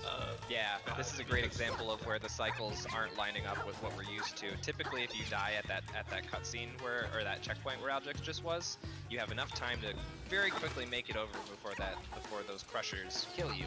But as you can see there, that was just completely impossible on this tick-tock mode. So instead, we had a little bit of a detour there. Woo! Cut it very close underneath that one. But just gonna finish up the last part of the level here. Gonna have to avoid some homing rockets. Uh-oh. And he's through. Good stuff. Could have been much worse than it was, to be honest. Exactly. Definitely could have been much worse. Yeah, I think we can't emphasize enough on the fact how much harder this has to be playing with the T4 tonic. Like this level already gives a good chance of losing the run if we're playing on normal speed. 100% it does. Playing with this altered speed, with everything being so quick with this just really. So another usage there of the USB trick, we can actually gain control on the map screen, which allows us to warp over to other areas, which is a good thing too. One thing I didn't mention about the USB trick is that once you initiate it, you are unable to pause for the rest of the entire game. You just don't even have access to it. And so, if you end up somewhere where you're not supposed to be, and need to pause or something like that, you're just out of luck. Also, so here we are in 17-1, also known as Boom Bloom Blast. I'll make an obligatory DK barrel joke. Those look pretty nice. Wonder where those came from. But this level, as you can see, is all themed about shooting yourself out of these cannons. I guess harder and harder variants. As you can see here, the whole entire ending section of this level is, ooh, nice Lele catch, is completely over some pits. Aljex is gonna just kind of damage boost himself through the end there because he knows he's at the end. But, and there's short and sweet Boom Bloom Blast. Now we're gonna say hello to everybody's favorite Blamphibia. If you know Rodney, get your Pog, get your something in the chat. Oh, it's Frog. Some kind of frog emote. Rodney. All right, bye Rodney. So now Aljex is going to make his way back up to some of the other beach levels. He's making use here of what are called water hops. While it doesn't probably look like it, that is pretty close to like frame perfect. Jumping across those various, or jumping on top of the water, you have to basically jump on pretty close to the same frame that you land on the water, or you end up triggering a like landing and splashing animation, I guess is what you could refer to it as.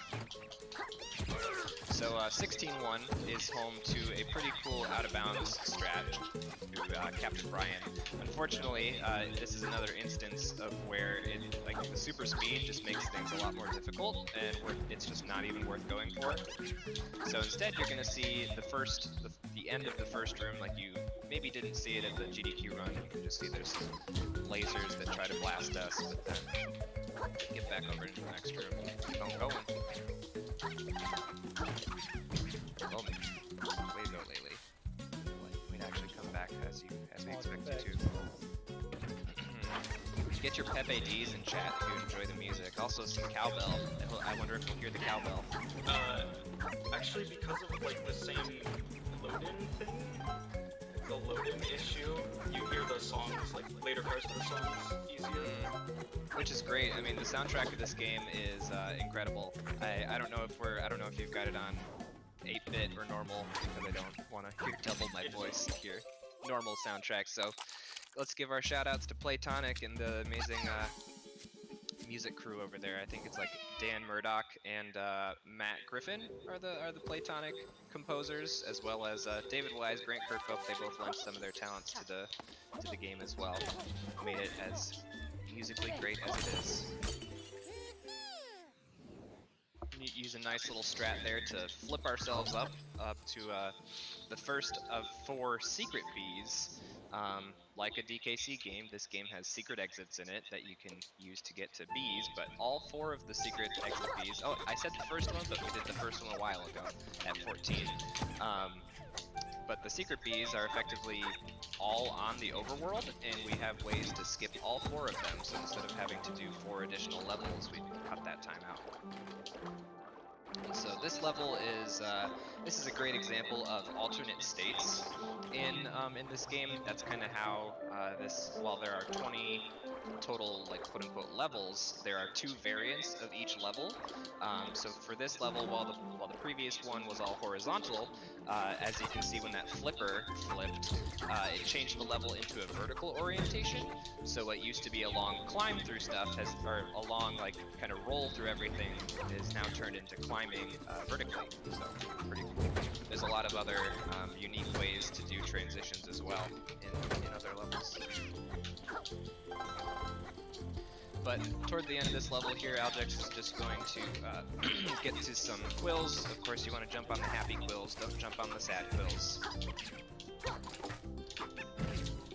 But then just hit one more flipper here and we'll be done with 16-1. This category 16-2, I should say.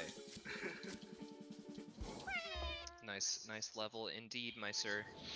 Alright, we are coming into now the first of our 2D air swims.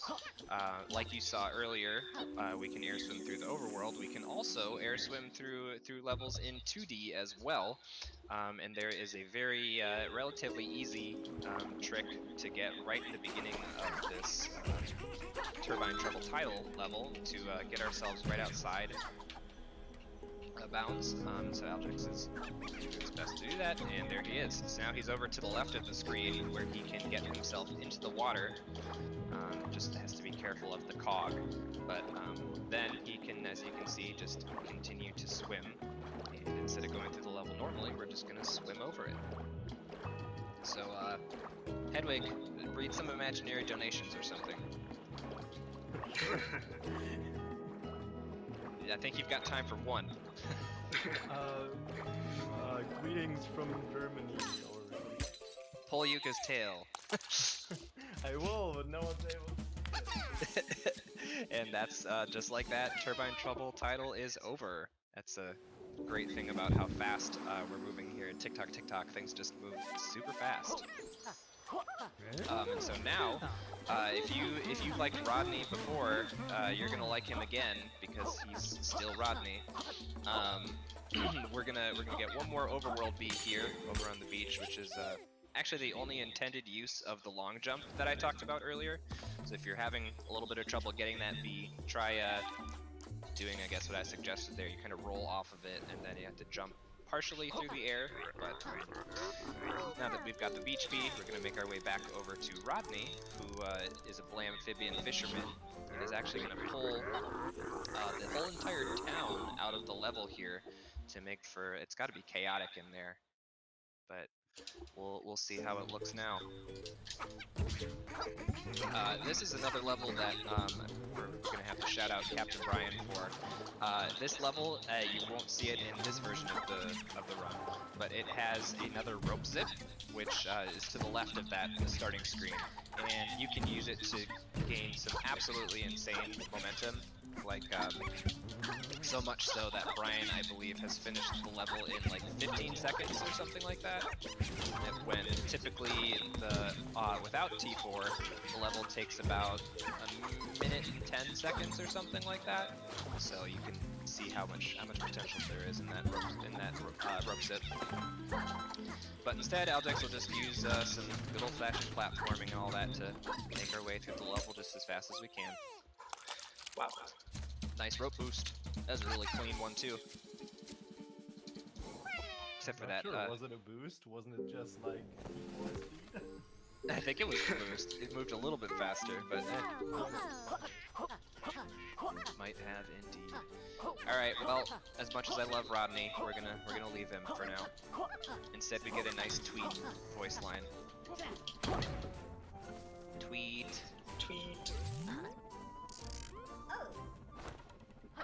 Alrighty, now we are going to enter into 3-1, which is Wild Web Woods.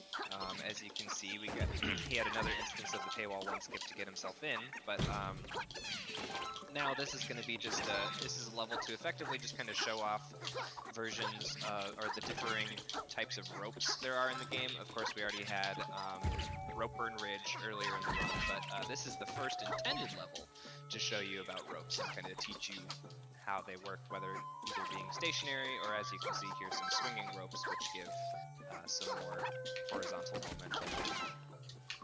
We like to use those horizontal or those swinging ropes to great effect in the speedrun, to give ourselves even faster than typical horizontal speeds. This is another great one that we shout out the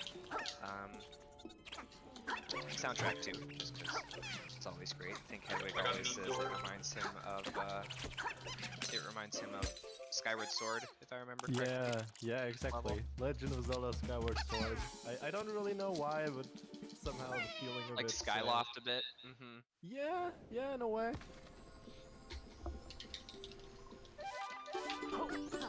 But yeah, so now that you saw the first instance of that level, the next instance that we've got is it's just wilder in general.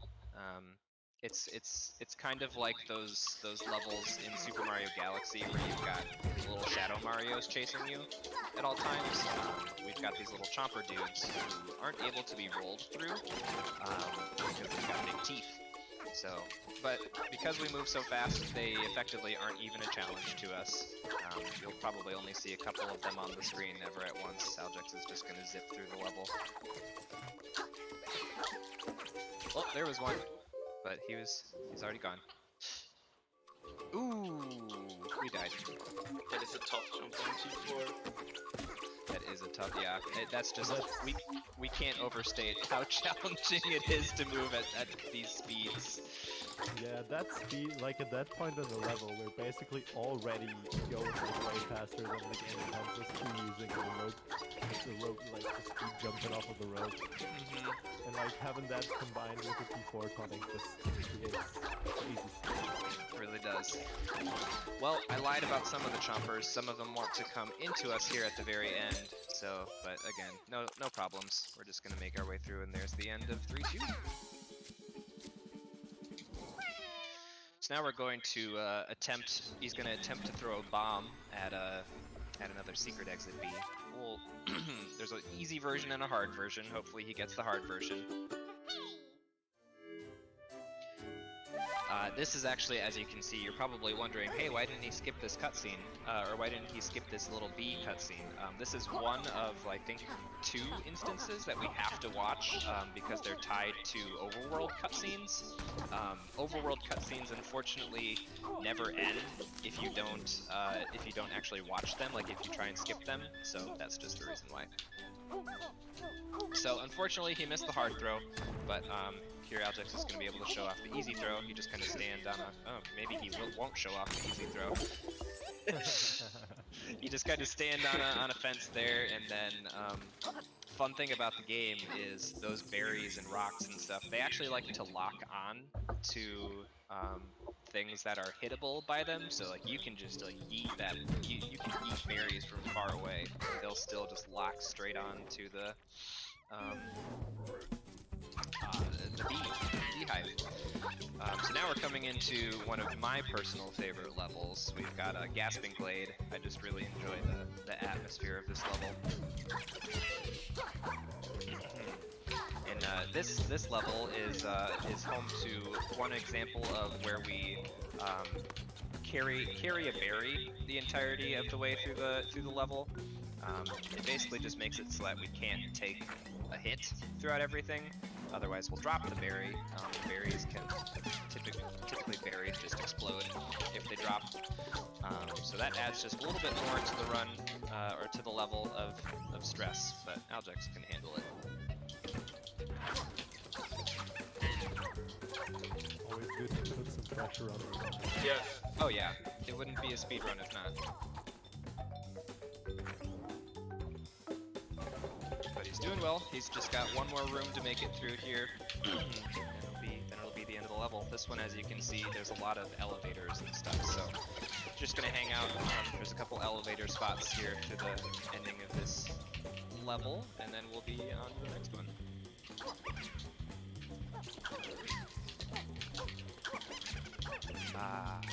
More imaginary donations, please.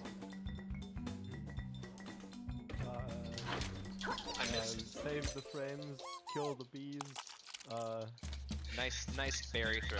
Thank you. Thank you. After all of that, he threw the berry for nothing and had to do it normally anyways. Orb. Or okay, I'm gonna have to count my bomb jump. Alrighty, so yeah, now we as much as this game probably looks like the overworld looks like a 2D Zelda, of course it wouldn't be complete without these bomb jumps. Good stuff. Yeah, I wanted to be quiet there. The way those work is effectively there's a number of beeps that happen.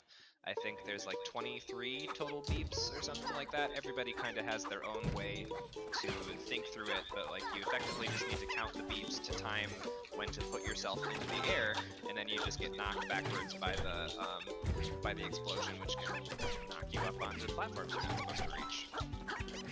So as fun as moving about 40% faster through everything was already, now levels like this 8 and 8-1 have a lot of bottomless pits in them to make things just even more fun, which Aljex very, very nicely made it through that first section of bottomless pit. He's got another one here that he will... Man, he's making things look easy. Oh, taking a little slow. Oh, he'll make it. Took it very safe at the end over here. Definitely took it safe at the end there, but we got through with no deaths. That's impressive on T4, as we refer to it. Tick tock, tick tock. But there you go, 8-1 over and done. Shoutouts to 99% consistency, am I right? Yes.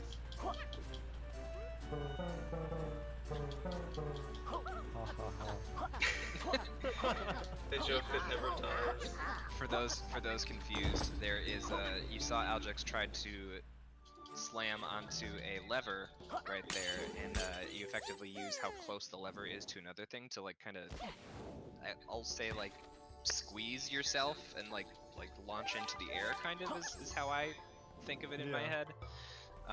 You're like pinching yourself, that's the word I was looking for. To like squeeze yourself up. And Hedwig likes to say the trick is 99% consistent, and then he misses it all the time.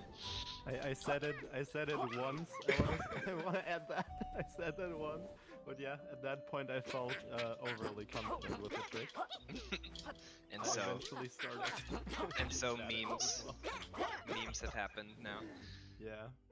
Alright, so Aljex now is coming up to the last of our 4 secret exit bees. This one has had a long history of different methods to pick it up. There have been some very, very tricky bomb jumps back when the game first came out. There have been some other like fun ways to like figure out. We used to use berry warping to do a different bomb jump, and then we learned, hey, we can just stand on top of the table. No challenge at all. The only tough thing about that is you saw Aljex knocked over a table as he entered in here. It is very, very easily to get yourself soft locked in this area, and because we can't pause or anything, that is effectively run over. So it's a good thing Aljex got it. this level here is Production Path. This is one of the last super hard levels in the run, obviously aside from the Impossible Lair. It's a good example of a level that, or actually it's a good time to talk about the differences sometimes in how the 2D levels are set up. Most of them like to work off of local cycles. So effectively what that means is like as you load up to a particular spot in the level, the game then loads in the components that you're coming up to, and effectively you'll always get to them at the same point in their cycles. This game likes to, or this level likes to also incorporate global cycles into the mix. So the piston he's coming up to here that launches him up to that, or brings him up to the other part, is actually a global cycle. So if it wasn't hard enough to be moving fast in the level, you have to move fast through everything to get to that at a reasonable time. Otherwise, you just have to wait. But Aljex, again, kind of making things look pretty dang easy. He's all the way at the end of the level here. Nice obligatory damage at the end of 7-1 there.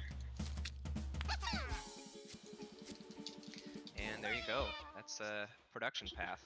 So that is the end of our hard levels here, and now we are going to move into a couple of easier levels to finish off the run. We do these at the end of the run because there are a lot of cutscenes tied to them. I mentioned before that we can't really skip overworld cutscenes, but there are a couple that we are allowed to skip with the caveat of we have to enter into some other levels very quickly so we don't cause the game to effectively soft lock. So you'll see that at the end of Chapter 4, the alternate state, which is Frantic Fountains Frozen. But first we gotta get through Frantic Fountains. This is definitely a blink and you miss it level on normal speeds, so just imagine how fast it's gonna be T4 timing here. This level works a lot with fountains, as you can see here. They move up and down, you can move through them. Yeah.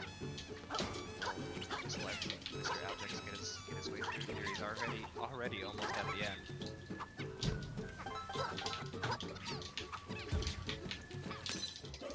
And just like that, it's over. So this is our last instance of a we have to watch it cutscene. So Phoebe is gonna, the best girl, Queen Phoebe, is gonna show up and teach us how to unlock alternate states because we didn't know that yet. So thank you, game. Thank you for teaching us at this point in the run what we have to do. So here she comes. She's gonna unlock this frozen bee thing, and yeah.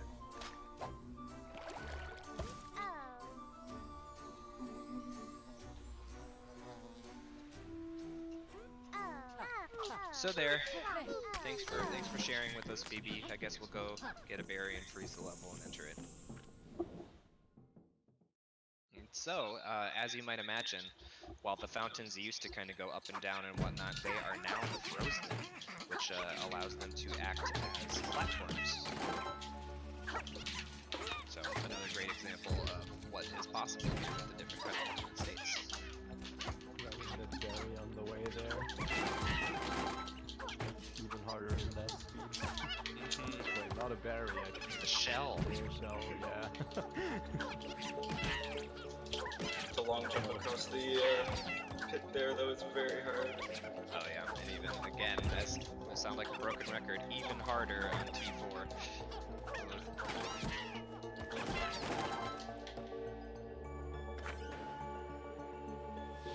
So yeah, here you go. At the end, now that he's entered in here, we're gonna go down a fun slide for the end of this level.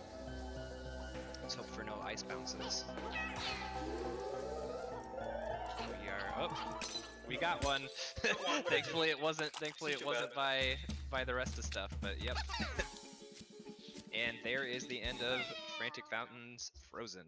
And so now we are going to, while there is another cutscene here to watch at the end of this level, we're instead going to skip it by enter 1 as fast as we can. This is going to put us into a very strange state. It's effectively queuing up multiple cutscenes on top of each other. which will have some ramifications at the very end of the run. But for now, we're just gonna do our last level to collect bees, which is the very cozy 1-1 Capital Causeway. That was a sick berry pickup. That's super hard on how fast he's moving. Wild.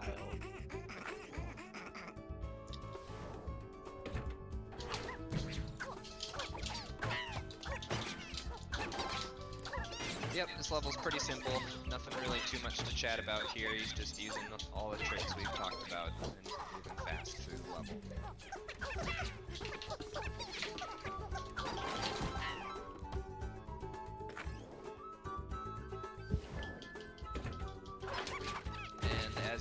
As he's coming into the final little area here.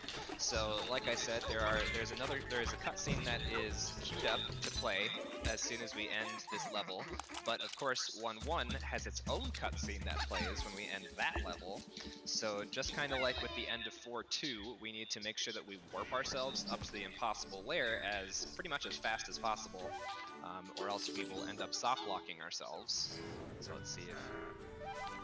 It looks like he's gonna make it. Nice. We're in there. He's in! Oh, he's barely in. He is barely in. Like, if he had waited like a second longer, he would have, the whole entire run would have been over. He would have had to restart his game. And now I feel like molasses. Yeah. It really does look like molasses after you used It to see feels how worse, fast everything yeah. moves. But so now you actually get to see. I'm just gonna say you get to see actual boss fights and stuff now. Yeah, imagine the game running like it's supposed to be. Crazy. Ugh. Imagine. But yeah, So- this is hopefully going to be able to show off quite a few tricks in the layer here. Like, there's a lot of cool damage boosts we like to take to speed up the impossible layer. Yeah, most definitely. I'll give a shout out to our friend DKS for doing a lot of experimentation in the layer and coming up with a lot of good damage boosts. Also, just shout out to the entire 90% community for this game. Shaded Masters, the other main one that we like to talk about. They're mad crazy for what they do. If you thought getting through the impossible layer was difficult at all, well, those chaps like to go through the impossible layer when they have 0 bees. It like actually just looks like the game is lagging. I think the game is lagging. But like you know what I mean? You know, Yes. like the. But so as you can see, the lair likes to take all of the various I guess instances of things that it taught us in the rest of the game, and ooh, nice ball, and kind of builds on it into one long platforming gauntlet. So there's 4 of them throughout the entirety of the impossible lair. The first one is pretty, I guess, I don't know, standard. Nothing too special about it. It's long, but it's fine. A lot of people who play this casually would probably disagree. Yeah, no, definitely true. Like it's tough, and like it's probably the Dark Souls of 2D platformers. Come on, guys, let's be real. But nah, the reason I say Dark Souls is just because I really do feel like figuring out the impossible lair felt like a Dark Souls boss where you kind of had to learn things and just get little progress bit by bit, and then once you're good with it, it just you feel like a madman going through things. But there you go. That's the end of section 1. Now we're gonna have a really great example of a capital B boss fight where we're trying to hit him obviously as soon as we can at any given time. Capital B kind of goes through iframes where you can see when he's blinking red like that, he can't be hit. So it's kind of like a tennis match back and forth of us trying to hit him and then trying to obviously avoid what he does and getting as close to him as possible, or staying as close to him as possible so we can hit him again.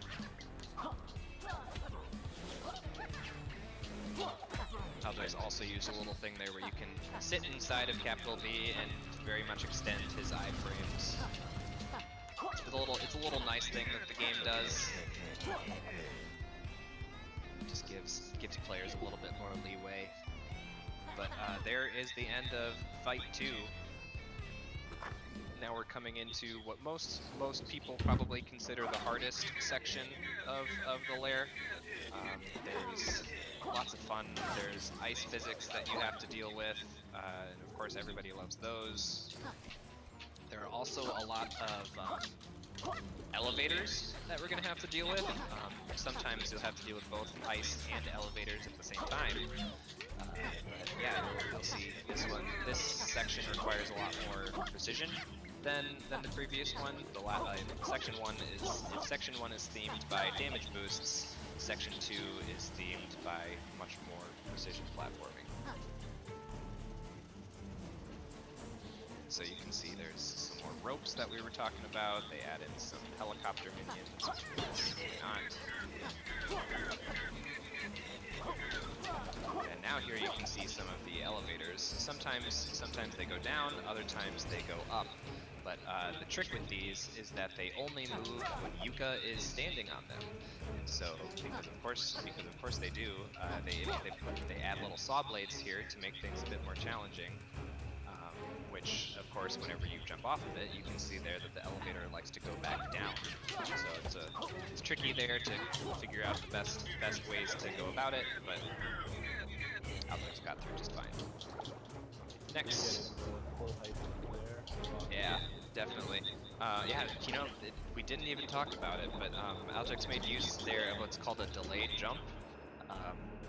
They're very hard to tell that they're happening in tick-tock mode, but effectively you can just like in most games, you can press A when you land on an enemy to go a little bit higher. But the special thing with this game, and probably others too, is you can push that A press anytime during like the animation of bouncing off of the enemy, which, since the animation itself bounces you off the enemy, it effectively allows us to gain quite a bit more vertical distance. Whoa. Oh, whoa, are you hovering? Off that platform. Yeah, I was hovering. That was weird. But he wasn't doing the hover animation. Yeah, obligatory, I've never seen that before.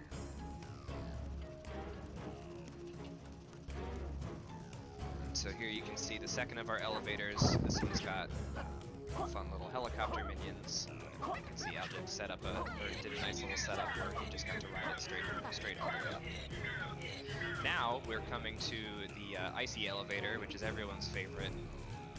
So as you can see, this one, just like all the other elevators, if you jump off of it, it will start moving back downwards, but of course now we have ice physics to deal with too, as well as all of these rotating buzz saws. Or not rotating. I thought for a short moment it might have been God Cycle. I did too. It's really just God Cycle. But so yeah, and you can see just a couple helicopter minions to deal with as we're also making our way through some ice physics. This is definitely one of the trickiest parts of the lair, so if you can make it through icy elevator, good on you.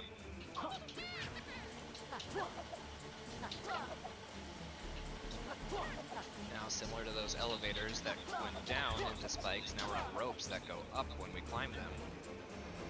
And then now here coming to the end of section 2, we've got a rope that kind of moves back and forth. Well, we've got to avoid some other hazards. And there you go, section 2 is now done. Yeah, going out of that section with a pretty decent amount of bees. It's not crazy high, but also not as low as it would like start scaring us hardcore.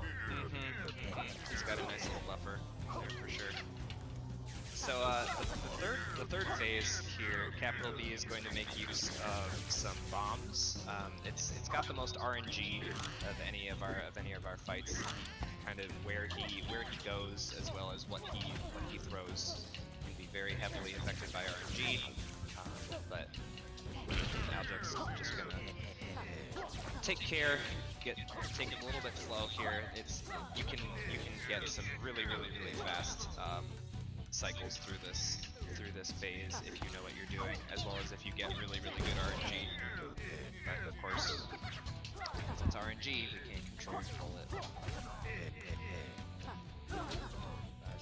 Just a one or two more hits here. Yeah, nice. Got the extra hit there. Really good fight.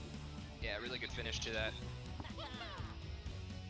Alright, so if section 1 is themed by damage boosts, and 2 is precision platforming, 3 is speed platforming is probably what I'd say.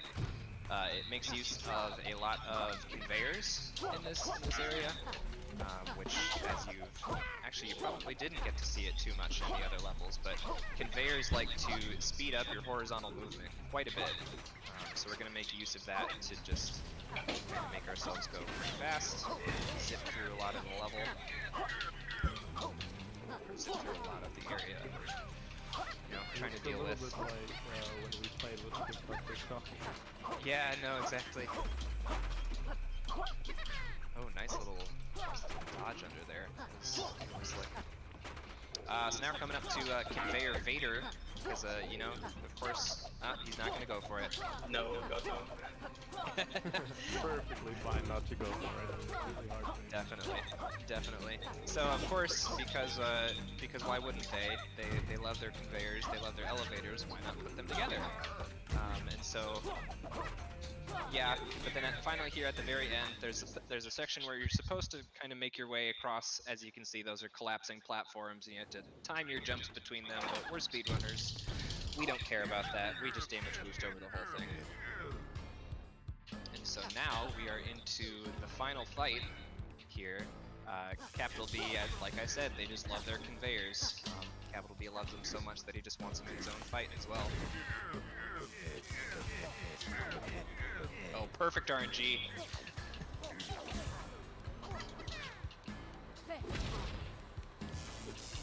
Got himself to hit himself with a bomb, which is great. You did not need that. Actually, that did work out. It kind of worked. That did work out.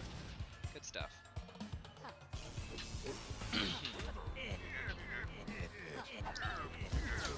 Nice. Oops.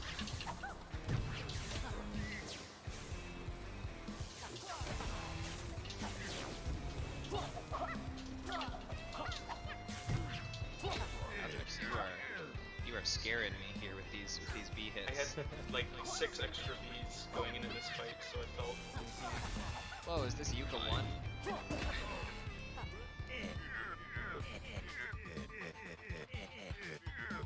Alright, we are coming up here on the very end of things. Just have Miss Lexia, who needs to bring in some final defenses.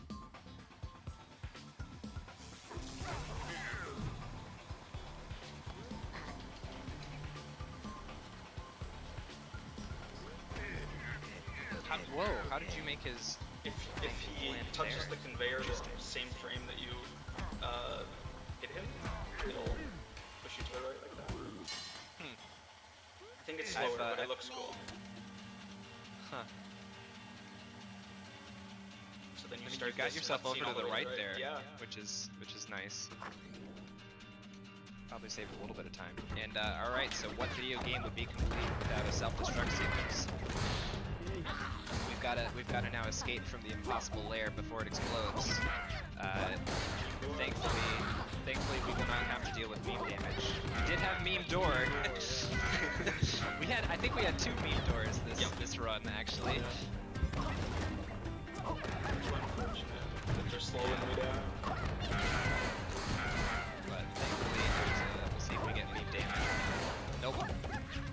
You can get yourself clipped into a saw blade there for no fault of your own, but it's fun. It's a meme.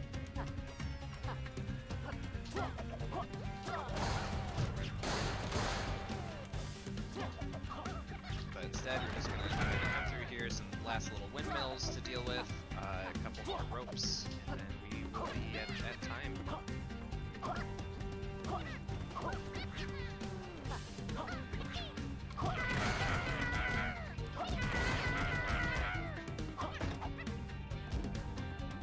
And just like that, boom. Time! There's 24 Bs, folks. There we go. 24. GG, Aljex. Man, Burr, that was quite a change. I see it on your stream. It's 49 minutes, 13 seconds in game time. Yep. That is a world record, I believe. Kind of, technically. But nobody really runs this category, so. It is. We're gonna claim there's world record on this marathon. World record marathon, let's go. Slower than my no tonics time. We got Reki boys. So yeah, unfortunately, as you can see here, the game likes to just, I don't know, Freeze. show. Yeah, it just likes to freeze out at the very end of everything. But yeah, that's 24 Bs. Hope y'all had fun. Yeah, and you guys are gonna get to see Aljex later again in the marathon performing one side of the Yuka Bingo to go against Kasayev. Stay tuned for that, everyone. We're just gonna hop over into the intermission screen. That's what it's called. Lol.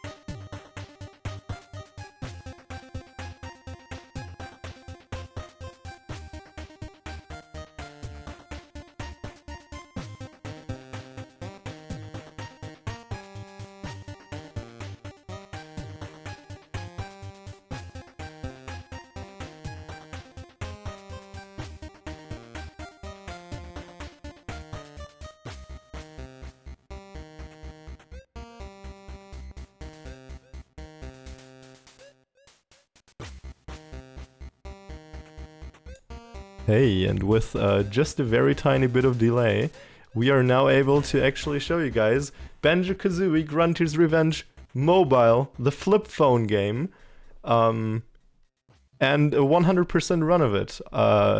Pine, take it away. Hey. Alright, this is the best game you have probably ever seen. I know. It looks great, as you can tell already. There's already no music right now, but it's okay. You just missed the first 8 seconds. That's actually the music. This is a kind of a port, more of just a rewritten version of Banjo-Kazooie Grunty's Revenge for the Game Boy Advance, except now we have it in flip phone style. I am playing it on emulator, as I do not have a flip phone to buy this game on. I don't even know if you could even do that anymore. Probably not. And I've got Headway commentating. He hasn't actually played this game, but he will be helping this game, like, question-wise and just memeing, because this game is probably just a meme to basically anybody but me, and maybe to me. So yeah, it's a 100% run, so we're getting like 28 jiggies and 500 notes and some honeycombs and some other stuff that counts in the game totals. So yes, live reaction commentary. Feel free to just give me your countdown whenever. I will indeed. Start in 3, 2, 1, go. All right, off to a great start. So right now all we can do is walk, jump, and pack whack. Yep, it's going great. So there's so much to explain. So that's Bozai. He's actually like some ancestor of Bottles or something, I don't quite remember. But basically, like, Grunty's Revenge in general, not just the mobile version, you like go back in time or something, because Gruntilda goes back in time and she's like, hey, I'm gonna split Banjo and Kazooie up so they never meet, hey. And then you're like, oh, we better stop that, and so you do. And so here we are. Yeah, everyone take a look at the fonts used there. Oh yes, by the way, the fonts are just based off of whatever you had set on your phone, so I decided for, you know, Hedwig's favorite font, I said I was gonna change it to Comic Sans, and that's what I've done. Oh no, I can't do that. I thought it was just in the game. No.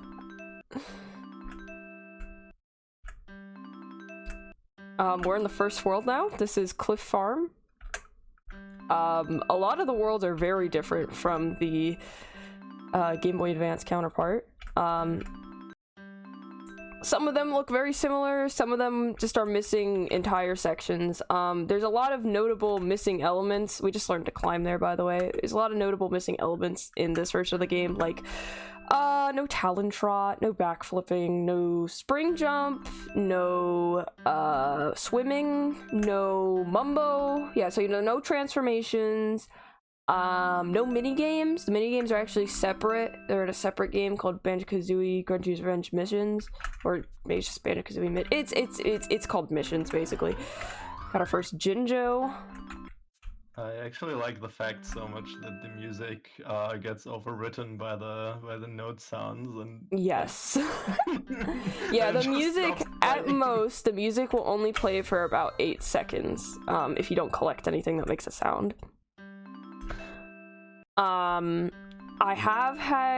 There are some glitches in this game where actually, and I have no idea how this is possible because they could have just done it in the first place, the music will actually play with the sound. It's a weird glitch that happens sometimes. I don't know why it doesn't just happen normally, but what are those enemies? I don't know, they're little snake things from the ground. They are actually in like a lot of these are in like the real Grunty's Revenge. Like these ones, little octopus things, whatever. There's Honeybee's Hive. We're not actually gonna go in there. That's where you get more health, but we're just gonna suffer because this is 100% and we don't need that for the totals. I swear to God, if I'm oh boy. My mother made food, and I go, yeah, I have a speed run, so just know I might be down later. It comes up and interrupts this meme run. Oh no. How dare she? So we just earned probably my favorite move in the game, out of all the great moves in this game. It's the roll, because you go a tiny bit faster when you roll. But you seem to also stop a bit when you're done with the roll, right? Yes, you do, but I assure you I've timed it. It is faster. Nice.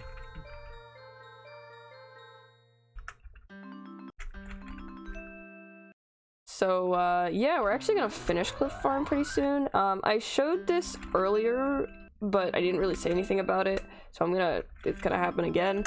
When you... Oh, we got hit by that. Oh, we got 2 health.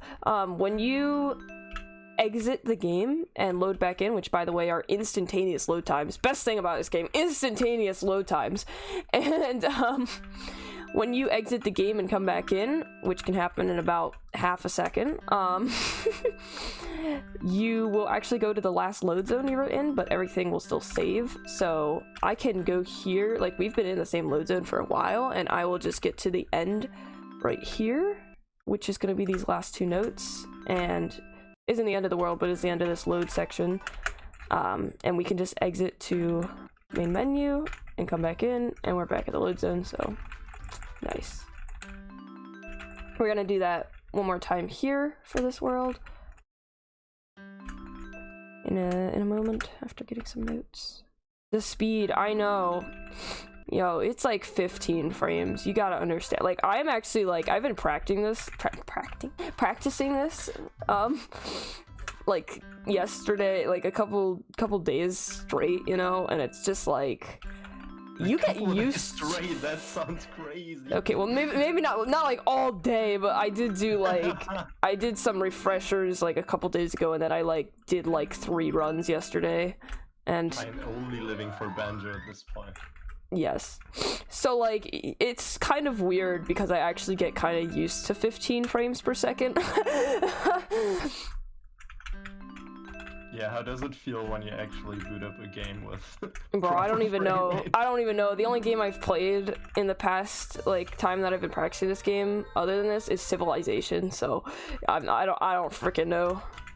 We're not... some 64 yesterday, didn't you? Oh yeah, I did play some Mario 64, so I guess... Which at least is still double the frame rate. Yeah! Surprisingly. So, we actually aren't going to unlock a new world yet. We're actually going to go over to this other area of Spiral, which I believe is Spiral Mirror, and get some more notes. Because we also, I believe, did we get a Jiggy somewhere here? I don't really remember exactly, but I honestly I remember the route, but because all the collectibles are like the same to me in a 100% run. Yeah, see, here's a Jiggy. Like you see it, you collect it, you get it, like you know the route, you don't need to know what everything is, like. So yeah, we want to get enough Jiggies so that we can open 2 worlds at the same time, so we don't have to go back. Oh, this section is a little scuffed because if I miss a jump here, it's not very good, except for this first jump, which I can try over and over again. Those TNT crates like to just not... Oh, it ate my jump. TNT crates just like to not explode on you for some reason. Like, you have to try really hard for them to like actually make you take damage, which they do 2 damage though, so it really sucks when they do actually do damage.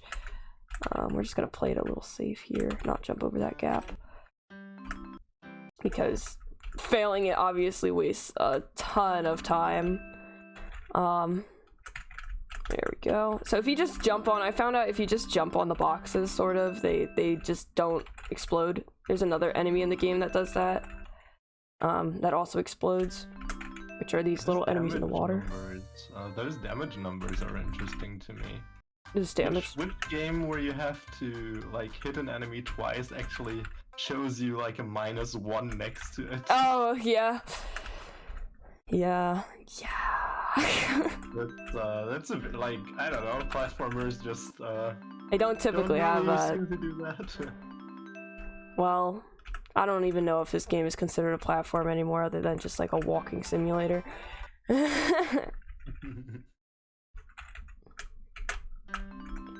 Alright, now we are gonna open Breagle Beach and Bad Magic Bayou. As I just traverse the beautiful land. Arbitrary code execution. Bro, I was thinking, I've been thinking about this game so much, and like, I just wish more people would run it. Genuinely. I just feel like a game that's this not great, could have glitches, and I just don't know they exist because I'm not good at that stuff. But at the same time, I feel like the game's so simple that I'm like, how could it possibly have glitches that are game breaking? There's only one glitch I really know of that's like kind of wild, and it's one I didn't find. It was one that I believe QQRef is his name, found. One of the only other people to run this game. There's only about 3 people that have ever run this game. There's a glitch where you can, like, you normally need to learn fire eggs, but they found a way that you don't need to get to the final boss battle. And it's actually really simple. I could honestly show it because although I learned fire eggs, it doesn't take the time at all to, like, skip it. It's kind of funny. Oh! Yeah, getting hit in this game, like, honestly, is really bad. It's really bad. Like, yeah, dying doesn't take much time, but... I'm sorry. Sorry. No. I was interrupting you. Come on, you're having but yeah, no, I wanted to agree with Al Jackson saying that you're probably one of the only persons to know this game even exists in the first place. Okay, actually, that would be true if there weren't YouTubers that actually make a lot of videos. Not a lot of videos, but there are, like, I would say there's about 2 videos on YouTube that have, like, tens of thousands of views. So there are people that know this game exists. Banjo Grunty's Revenge Mobile is the next Minecraft. Yes. No, but there are people that have covered it just because of how, like, bad it is. The fun fact, the first time I heard about this game was actually from one of those videos. Oh my god, why you do this to me? Oh no, all the way down. Yeah, we're just gonna interpret the run now, for this section, which I've had to do before, because that section is very not Pog. So there was a YouTuber that I originally, like, you know, was where I found out this game existed, and I find it really funny now because I do 100% runs this game, and this guy claimed that you couldn't actually 100% it because there's a section, and I'll point it out later, where it's not very obvious how to get the collectibles, but it's, like, definitely possible, and I just, like, they said, like, they didn't care. They were like, even if there is a way to collect them, I don't really care. It wouldn't change my opinion, so they probably didn't take too much time thinking about it. But, yes, there is, like, the main place that anybody would hear about this game claims that you can't do it 100%. Yes, I did make a YouTube comment on that video saying that you could, because, you know, we had to spread true information. Just saying. Let's beat the fake news. He also believed that this boss battle, there was a boss battle that wasn't possible, and I'm unsure still why he couldn't complete it, but I'll point it out later as well.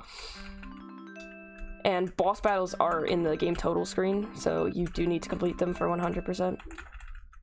Oh, how many collectibles are in the game in total, by the way?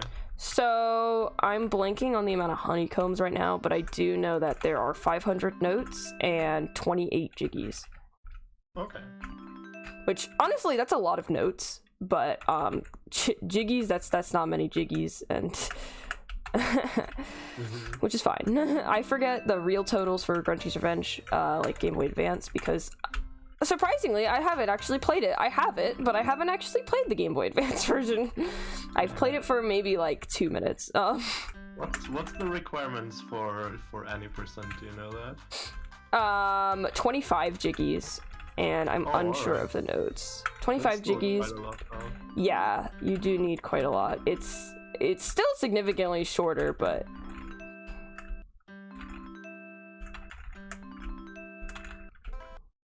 the notes here are like, yes, they're like invisible. That's why I do like a weird pathway sometimes to get them, because I just honestly cannot even think about, oh frick. It'll eat your jump half the time. I just cannot even imagine missing a note at the end of the game. Like, oh, I won't know where it's from because it doesn't tell you. It just says your game totals. Doesn't tell you where it's from. So I'm just like, you know what? I rather just take an extra 2 seconds to make sure I collected everything. This section is very bad. So we're gonna hope we make it through first try. Just a bunch of jumps. Oh no! How did I even... Don't know, but... New speedrunner incoming? Wait, who? I will gladly teach anybody this game. Oh no! Please don't be like this. Yeah, at least you get to hear the only good music in this game, which lasts for about 8 seconds. The only good music, oh no. I mean, I guess Spiral's good, but I've just heard Spiral in so many BK games, like, I just, you know.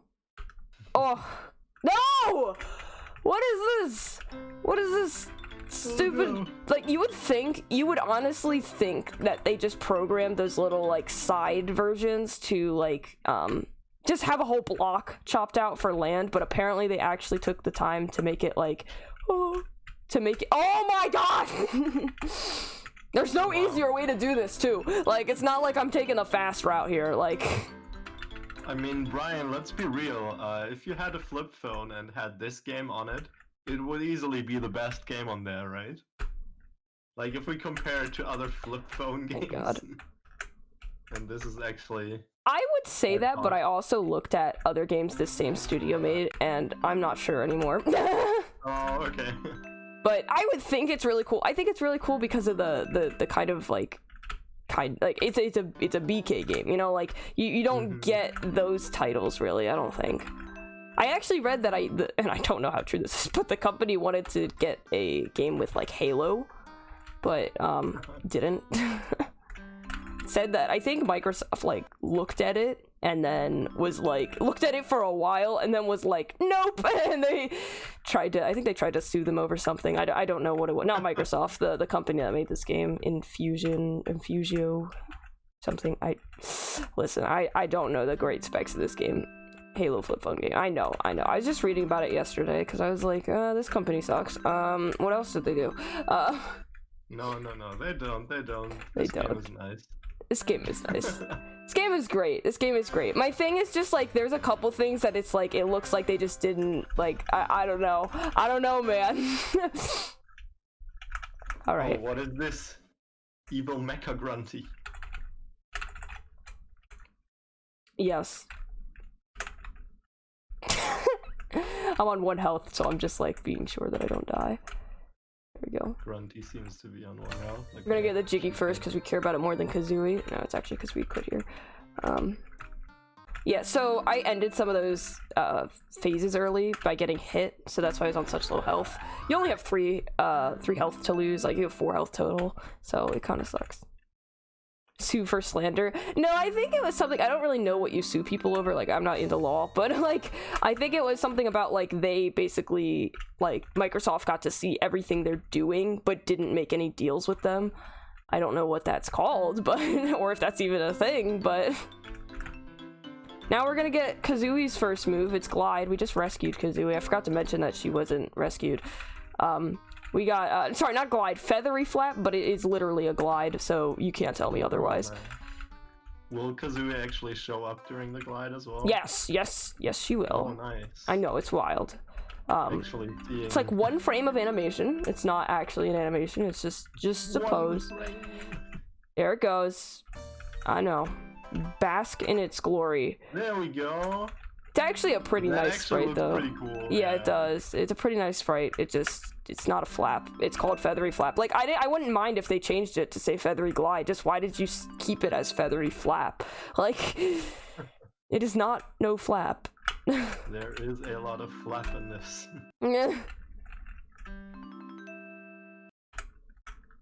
Oh god, we're on 1 health. Gotta be careful, gotta be careful. It is very annoying dying in this game. Like, I cannot stress it enough.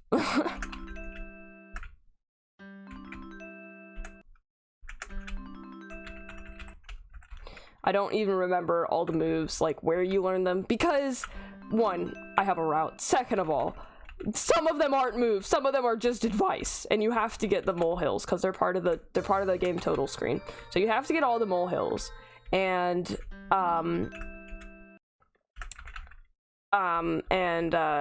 some of them are just advice and some of them are actually moves. Do the levels randomly connect with each other? No, that was the same level. Like, all of that was just the same level. Ah, oh, there goes the death. Okay. Good we died there though. We're right next to where we loaded in.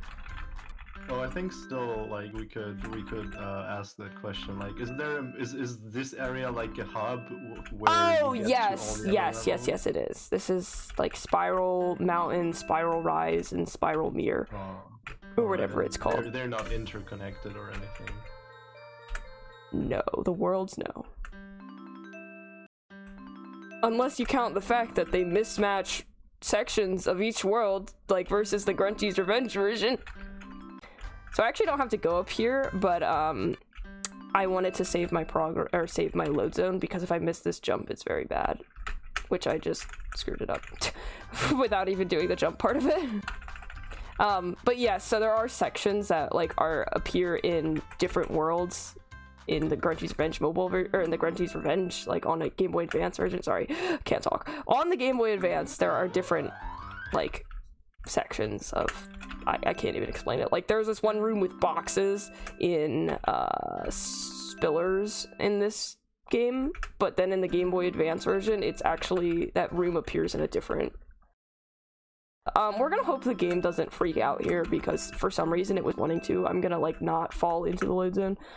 There we go, nice. I would jump into the load zone, and it wouldn't happen every time I jumped into it, so I was unsure, but my game, when I was practicing yesterday, big panic for a 100% run, because it would freeze, but I could still pause. I would quit exit and come back in, and then for some reason, like, all of the collectibles on Spiral Mountain were gone, and I'm like, okay, and it just deleted them. I have no idea why. I literally have no idea why this game is, like, just weird, but we're going to the last two worlds, which are Spillers and Freezing Furnace, which is actually just freezing. There is no furnace in this version. There is furnace in the Game Boy Advance version. There ain't no furnace. They don't have the budget for a furnace. They just replace it with more freezing. Nice. More freezing is always nice. I love ice levels. Oh yes, and there are ice physics in the ice section. Oh wow. And there's these Yetis, okay? Like, you'll see them when we get there, but there's these Yetis, and they throw snowballs at you, and what I think is the dumbest thing ever, they have an animation, a full animation, to throw snowballs at you, and the snowballs are so bad, terrible, knock you off, and they just throw them at 1,000,000 miles per hour every 2 seconds. No, every second. And what's the worst part is in the Game Boy Advance version, they didn't even throw snowballs! Do you want to go over real quick how you did routing for this game? Oh, because I think it's pretty unique. Yes. So originally I was looking at the any % run, because that was the only thing. No one had run 100%. I was the first one to run 100%. So I based it off of the any % run. Oh no, I didn't mean to do that. I was looking at the any % run, and then I was like, I need more, because I obviously it's 100%. I needed to like. I needed more like routing assistance, so I decided it would be a great idea to draw out the maps, not just like stitch screenshots together. No, I said I'm gonna hand draw the maps and then look at them with all the collectibles that I drew out, and then and only then will I route the game. Yeah, I gave up after like the first world, but I do have like a copy of a poorly, or not so poorly actually, written out version of the first world. Oh thank God. I don't know how I'm gonna make that jump, but oh wow, that was magical, honestly. Don't want to deal with that clam. Okay. Aw, dang, the stream just was a little choppy for a moment. No! We're back, can you even tell when it's choppy? Let's be real. Yeah, choppy in the sense of not running for a second. Yeah, but still. Yeah, well, we're back. Good. Oh, that actually didn't seem like it was the same level. Oh, yeah, no, it doesn't at all. I don't know. I don't remember if that's part of Breagle Beach or if that's actually part of Spillers in the real game. Oh, no, I mean like the same ground level. Not the same. Oh yeah, like that jump that I just did right there probably looks really bad. We're gonna try to shoot this guy. Yeah, we got the egg gun move. These guys are really annoying because they have so much health. They have 4 health. Oh no, don't come after me. Oh, nice. This is the room that's not actually in Spillers in the real game. Oh no. This is also the room that the YouTuber, I meant to get his name before this, but I didn't, thought was impossible, and I'll show you why. It's because there's a little section up top there. This section, and he's like, how do you get to it? Well, there's a box, apparently, behind here. Don't know why, but there's a box behind there. Don't know why they couldn't make it a little more obvious, but there's a box behind there. Oh, nice. Ooh.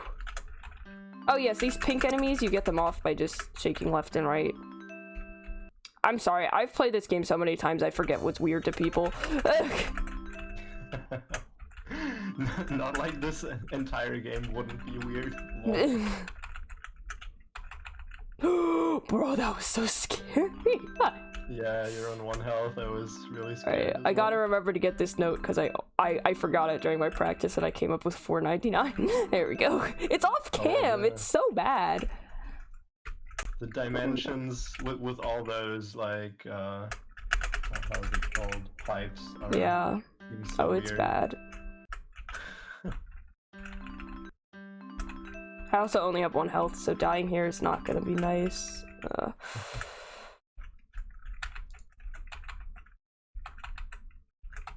There we go, nice. This game's really scary. These things also... Oh no! I don't know how they didn't kill me. They will slowly kill you if you don't, like, shake them off, and usually it happens a little quicker than that. Oh no, at the same time. Oh no, we died.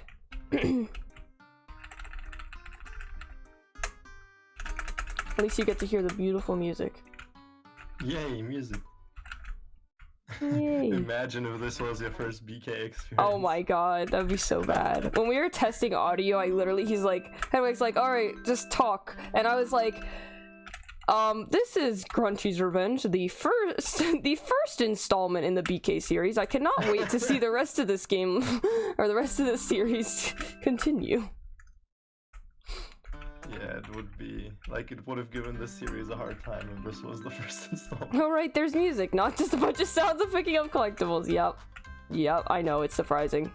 See, if that box had hit me, it would have killed me, but good thing you can just jump on them. Here's Freezing Furnace. Here's the worst level in the entire game. I hate it. There's a shooting section that's like kind of fun. Like, it's not specifically a shooting section, but I take it as a shooting section, and you'll see why. But like, it's fun, but it's not fun when you fall off like 60 times. Oh my god, I haven't gotten hit by a single snowball. This is like insane. I'll be real, it looks best visually though. Oh yeah, it definitely does. And like, but the thing is, you can't see those snowballs. You can't see them. They're white and the snow is white. Yeah, that's a bit bad. But then, I mean, like, I don't know, the walls and the ground and everything, why does it look so much better than all of those other levels? That's I don't know. crazy. I mean, they're pretty closely based off of like the Game Boy Advance version. It's just a lot more like square. Like the actual terrain looks so much better in the GBA version. Oh, he sniped me, bro. He sniped me. Contrast, yeah, probably. Fair. And like, you can only get that with like snow. Like, you can't really do that with grass. Oh, don't, please. Alright, so we're gonna go up here. We're gonna take a death real quick because we do not want to die in the middle of this section. So we're just gonna let this thing kill us. Alright, now we're gonna get out our egg gun. We're gonna get out the OP fire eggs that we just learned to knock down these walls and to kill these yetis because they do double damage. I love how it doesn't just say -2, it says 1-1. like as if I hit it with 2 eggs, but I only hit it with 1, and you can't even hit it that fast if you're hitting it with 2 eggs. There we go.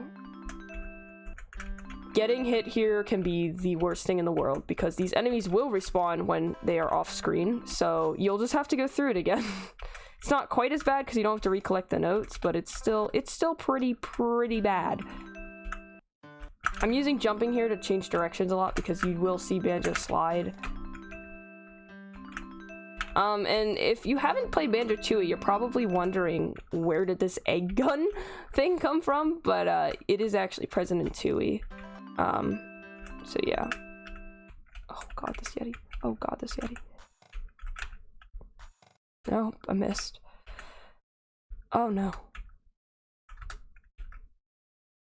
I actually don't have to use fire eggs on those things in the wall. I could just kill those normally, but just to... Oh! God, it's scary. Any percent actually doesn't do this section in the game. Like I said, they have a skip for learning fire eggs, which you learn them outside of this section, and like it just saves them notes, I believe. Oh, we would have been so dead if we died. I mean, that makes sense, but we would have been so screwed. Would have been so dead if we died. That's how it works. Imagine dying in a game. Well, yeah, ice physics, especially in 15 frames per second, just seem like a thing. Yeah, I don't exactly know if I'd want to play around with that. Yes, it is not fun. Can confirm. Alright, we're going into another boss battle. The cool thing about this boss battle, hopefully you don't die. Oh god, I can't remember how to put good. Okay. Cool thing about this boss battle, I guess, is cool, is there's notes around. Which is weird, because that never happens. Because normally in a boss battle in a game, you can't go back to it in a lot of cases. This one you can actually go back to the boss battles. You can't do the boss battle again, but you can, oh no, we're probably gonna die during this fight. Not good. I like that the health of the boss was pretty much shown from when you entered the room, and that was interesting. Yeah, they don't bother to. Oh, Grunty jumps 5 times there, and it's really annoying because sometimes she just won't go for you at all, and other times she'll like just completely go for you. Let's hope we don't die to these. Like, it's really kind of random. And we died. Oh, we actually killed her. I don't know if it counted. It didn't count, of course. Oh wait, no, it did. There's a. I don't know if that counts for totals. Hold on. It doesn't say. Oh, I guess it's not on the total screen, so I guess it doesn't matter. We got the Jiggy. I've never seen that happen. We're gonna. I mean, as soon as you have the Jiggy, maybe. Yeah, Did that even speed anything up, maybe? Not really, because when she dies, like she has that text box come out, you just skip it with W, or I have it binded to W. It's usually a number. Obviously phone. You just skip that text and like you're able to move around, so it's probably a little slower, but it is a nice save. You have to completely stop to take out and put away the egg gun, which is really annoying because ice physics. That jump is a little scary because of ice physics. I don't want to slide off the edge. Reminds me of Cool Mountain. I've been playing Super Mario 64 for the first time, and my god, the amount of times I've fallen off a map in that game is insane.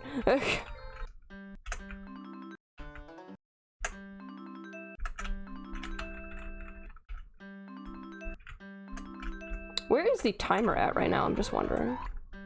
We're sitting at 32 minutes. Oh wow. Yeah, there was a lot of deaths in this. How close are we to finishing, would you say? We're probably within like less than 5 minutes because we just finished the last world. Then you're still on nice pace for below estimate. I wanted world record though. You wanted world record? Yeah, world record's like 31 minutes. Someone decided to take it from me and I was really mad. Oh crap, I didn't need to grab those. So we actually just entered back in the world quickly so we could get that Jiggy and exit and come back in, and then we would leave right away because we had our load zone there. So we're going to the final boss battle. The only reason I don't know a great estimate all the time is because this game is so unpredictable with how much you're gonna die. Like, it's just... I've considered getting more health in this game because you could just turn in your honeycombs in an area in Spiral Mountain. And I've considered it just because dying is really bad in a boss battle and it's so easy to die, honestly. So, like, I've considered getting more health.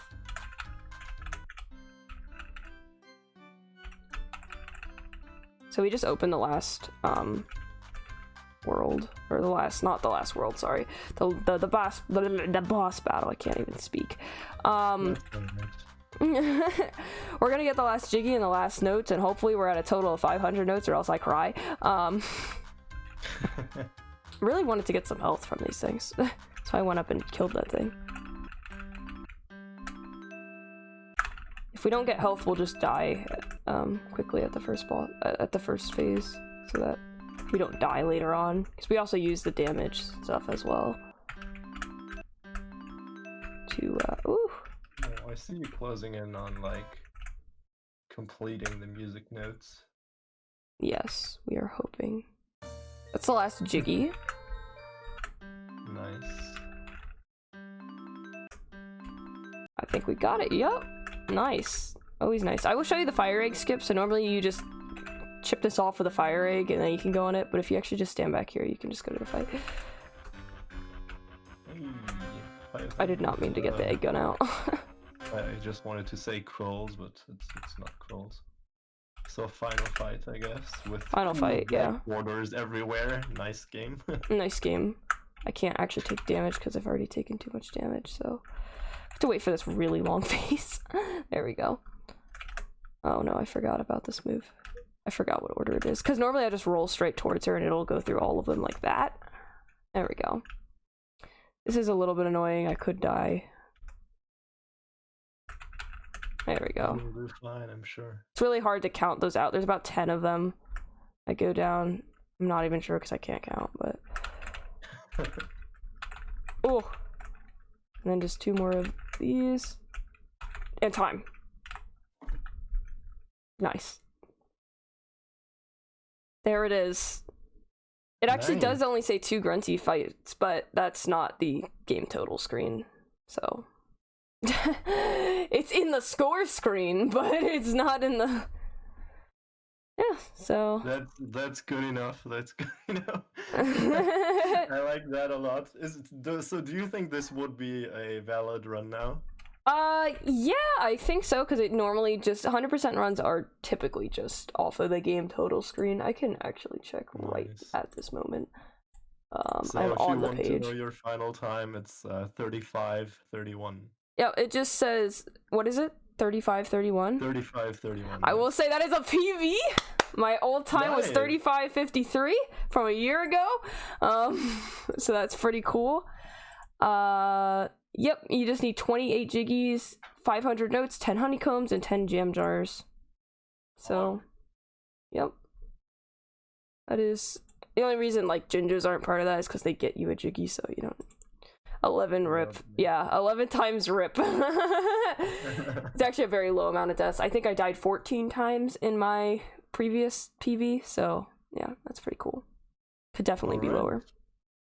Yeah, well, yeah, if you want, you can do some shoutouts if there's anything you'd want to mention. Well, shout out to the company that made this version of this game, which was Infusio, I believe is their old company. I don't think it still exists, but you know, if you happen to know anybody from that company, yeah, I mean, just I don't know who to shout out for this this masterpiece, but yeah, it's pretty good. Thanks to Rareware for making the original Grunty's Revenge the probably better game that I should probably play instead. But yeah. Also, if you noticed, when you get your score, you get a ranking.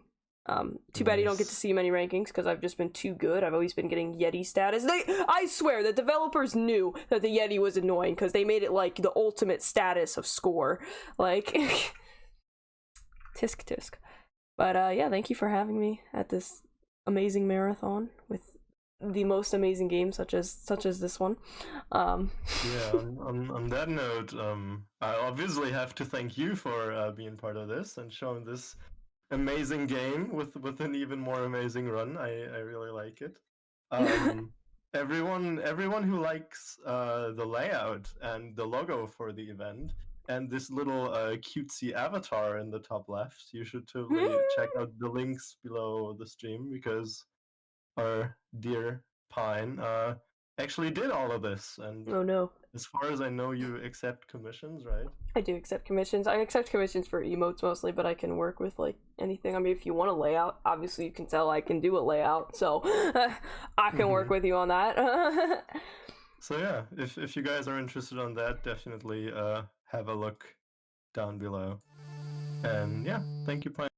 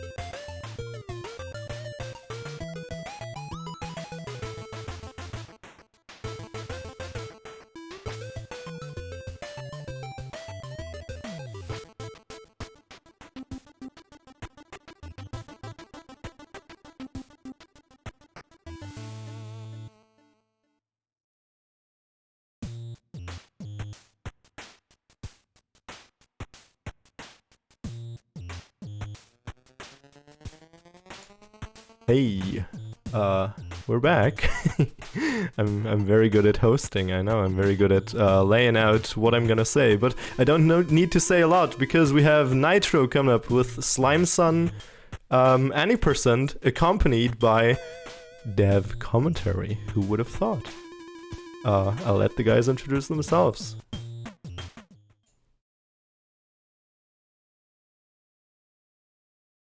Yes.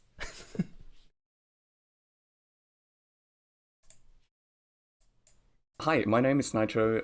I'm running Slime Sound today, and with me is Fabian from Fabras, the developers of this game. It's pretty nice, so yeah, introduce yourself.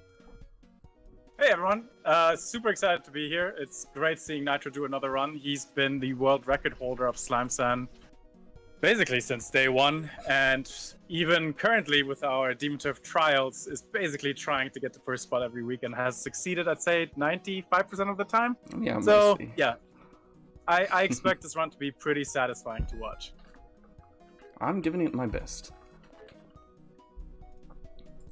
Alright, before starting, I wanna just show my little friend here.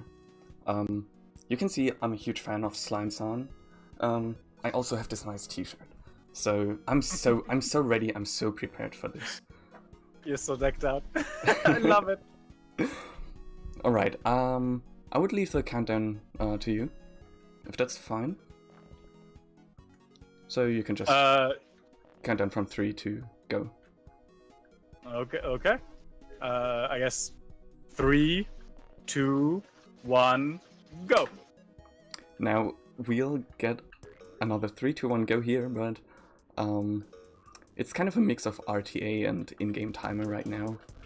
Oh, right. Oh wow. There we go. Already messed up the beginning. It's a good start. Oh my, I'm choking. No stress, no stress. Alright. So the cool thing is that what you'll see immediately is that he's using Kawaii-san, which is basically a modded playstyle you can use that's very popular among speedrunners. But funnily enough, not like the killer one for regular players, because I think basically if you mess up with Kawaii-san, you fall slower, meaning that when you mess up, it'll just take longer for you to die. Which for regular players, you know, they tend to get very used to the regular Slime-San gameplay. But if you know how to play with this kind of lower gravity, as you can see with Nitro, you can essentially kind of gloat through a good chunk of the levels. Yeah, so he's right, Kawaii-san is pretty floaty. Oops, I messed up. Sorry. Kawaii-san is pretty floaty, which has some nice advantages when doing fancy skips. I can show one in a second. Like here, I'm just skipping like half of that room, because I'm so floaty. So yeah, for individual level times, it's more useful to use a faster character, but on this large scale in a full game run, it's just better to use this, because you can skip so much. Absolutely. I mean, here, another really easy skip. You can do this with most other characters as well, but it's just easier with Kawaii-san. Yeah, basically with a regular Slime-San, you'd have to do the super jump to kind of pull it off, which is just a little more tricky. And with Kawaii-san, it's just a safer bet. So, in general, Kawaii-san is pretty easy to play safe with. So I'm not, like, playing my absolute best here. I try to... Oh, I try to get that early cycle. I try to do my best, but on a full game scale, you just want to, like, actually beat the game at some point and not just retry every room. So yeah. That's why full game runners use Kawaii-san. Going for Makes sense. Considering a world record right now is sitting at an hour, that's still a lengthy run indeed. Yeah. There we go. I just went out of bounds. I'm doing it again here. So yeah. The funniest thing is we've been patching up so many of those back in the day when we were doing the beta, but of course there's still like so many that's not through. I was just about to ask what your opinion is on us speedrunners just going out of bounds wherever possible.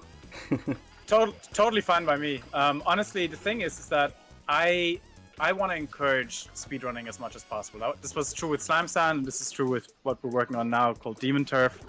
And a lot of it is also just based on the aforementioned runtime, right? Like a 1 hour run is already kind of a marathon. And so if you can shorten it by doing some out-of-bounds skips that are still satisfying to watch and still take some skill, or at the very least some time to explore and find out where they are, totally cool with it. That's pretty nice. As a speedrunner, that's really nice to hear. As a fun fact, and we've just been talking about this before starting this here, Fabian has also done some speedrunning for Slime Sound. He has a pretty good time of 1 hour and 30 something, I'm not sure, but it's funny to see a game developer speedrun their own game. Yeah, I wonder. I mean, I guess if it's intrinsic to the design to a certain degree, then you gotta, right? Like, Slime Sand, we definitely wanted to make sure this is a game that a casual player can enjoy, though is still, albeit overall, I think, a rather challenging game.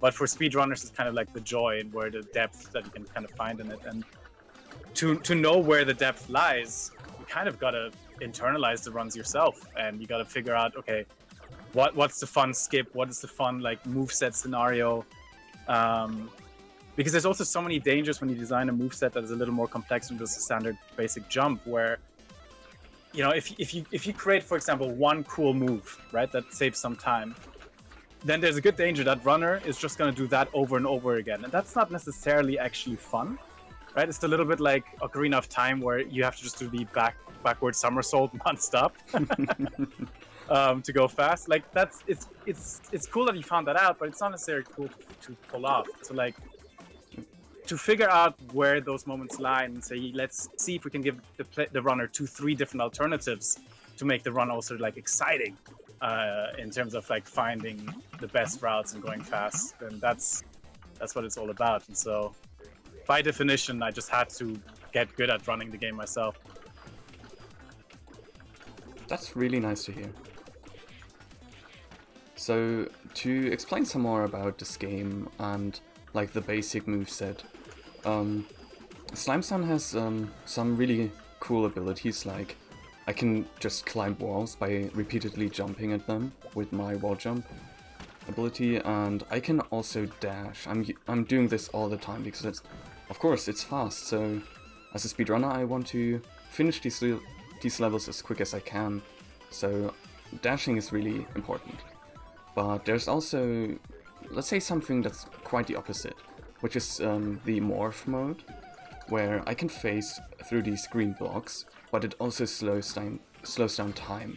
So it's a trade-off, where you want to do it the least amount as possible, but you still have to do it sometimes, because it's part of the level. Yeah, so, that was kind of one of the integral design aspects where we're like, okay, we're gonna make sure that the dash speeds up the game time and the slow-mo slows down the game time, but the timer itself remains independent, right? So when you're slowing down everything in the game, the timer is still ticking at a normal time frame. So that's kind of like, you want to morph as little as possible, but it's tricky because obviously the more complex the level design gets, the more it's gonna ask you to do it constantly. Yeah, that's true. Like, at some parts I'm just using the morph mode because it's just too hard to like pull off like right at hand. Sometimes when doing individual level runs, okay, I don't care too much if I die. I can just retry, but here I'm just playing it safe and maybe sometimes using morph mode too much, but it works. Yeah. So. I mean, and that's kind of the beauty of the design of the morph for me, is that, you know, for regular players, they can hold the morph button the entire level through, and it's just going to help them. It's basically a crutch. And so it has the multi-purpose that we always kind of strive for, like a usefulness for casual play and a usefulness, or at least an interesting aspect to it for running. Yeah, that's true.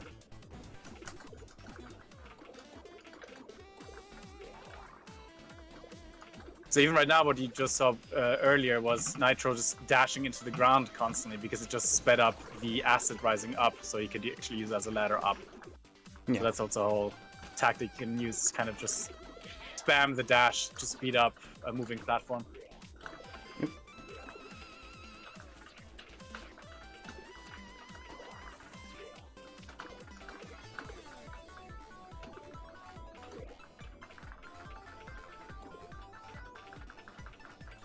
Yeah, I'm doing it again here. I'm just spamming the dash because A, I don't have anything better to do, but also B, Yes. it speeds up the game. So the first boss fight is coming up.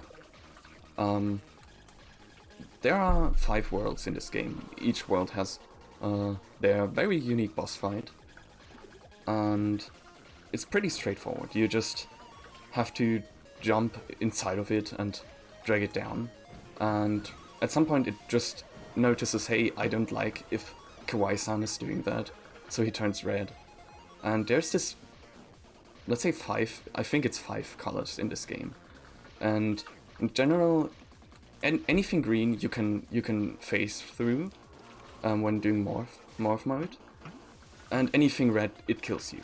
So there's this nice, I mean, it's a nice principle because, you know, okay, I don't have to think too much about what I see, and the colors are very different from each other.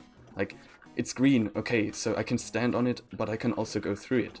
It's blue or white, okay, it's also neutral. But if it's red, I know I will die. Oh. Yeah. Yeah, it's definitely very, very helpful for very quick readability, which I think is important for a quick-paced game like this one. But we also realized almost immediately the moment we color-coded like this that we also had to have nice colorblind profiles so that nobody feels excluded. You can actually change all the colors in the game. There in the menu is an option so you can have your own color palette. It's pretty cool. Yeah, we added that as a patch after we were on Talk Nintendo's podcast, and Perry was just like, you should do this. And we're like, okay. And he immediately was like, wait, no, really? You're actually gonna do it? It's like, yeah, sure, why not? we have the system in place, no problem. Like getting feedback like that is the best because your game will just kind of grow better and better. I mean, obviously, sometimes feedback is not what the game actually needs because, you know, game design is complicated, and oftentimes what looks like on the surface is the right next move is actually the wrong one. But a lot of times this also comes from a good place, and it allows us to analyze and understand, okay, what else do we need? That's why I'm so happy again with the new game we're working on, Demon Turf. We have this demo with weekly challenges every week, and some really awesome runners that are running it every week to be first on the leaderboards. And we've learned so much. Like, we have constantly adjusted our game design both on feedback and just complete observation from those runs. And I think the game is so much better for it. Oh my god, that skip is ridiculous. Yeah, it is. I It's cannot... so ridiculous.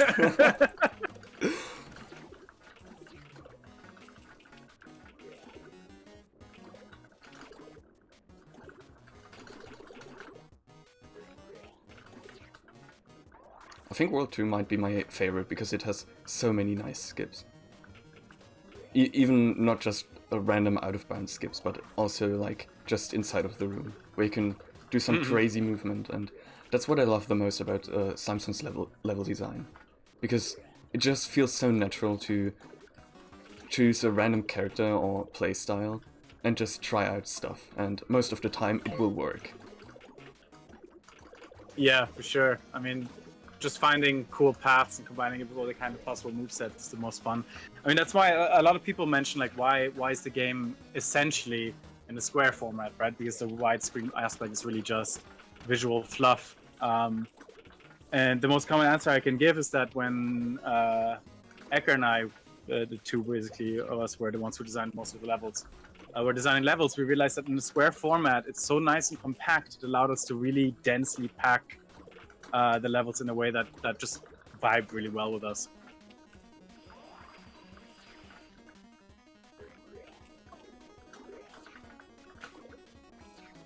This is another case where it's just a super nice level skip where I just don't do anything the game wants me to do.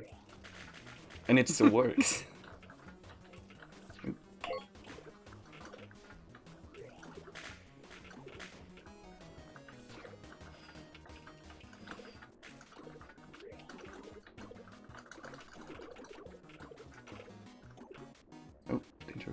I think the funniest thing too is when you watch somebody like Nitro play through it, everything looks just so easy. But then you look at the individual leaderboards for some of these levels, and you'll have like people on it for 20 minutes, 30 minutes, 40 minutes. I mean, it's the same for your new game, Demon Turf. I occasionally scroll through the leaderboards and I see people taking like 50 minutes for something that takes 50 seconds. And I mean, for a speedrun, it takes 50 seconds. Yeah, for sure. The tutorial level, I think, has a poor soul on there that's like 1 hour. And I mean, I respect that to a certain degree because they stuck with it, right? Like, at that point, I have just mad respect for sticking with it until the end.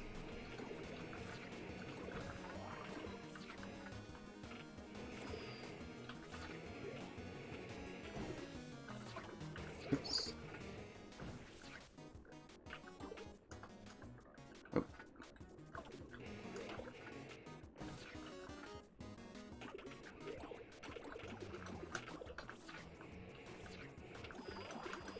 I mean, the only drawback with these out-of-bounds skips is that more often than not, you just can't see anything. So... Yeah, you're basically guessing your timing there. Exactly.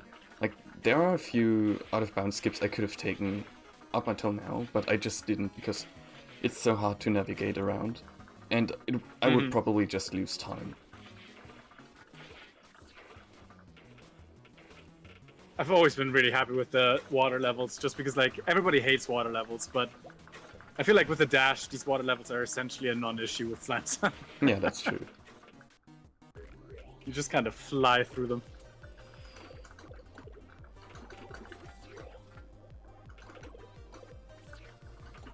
That was such an interesting design challenge on an aesthetic level with Slime Sun, is that we don't use transparencies and we rely on 3 primary colors with a couple of shades of blues, just to give a bit of the, make sure it's not a complete eye strain.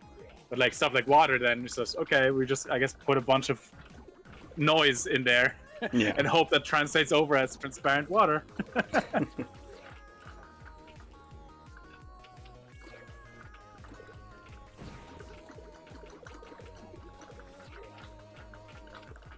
Nice. I got a pretty hard early cycle just now. It's always so satisfying to get early cycles. Yeah, you just narrowly evaded that barrel.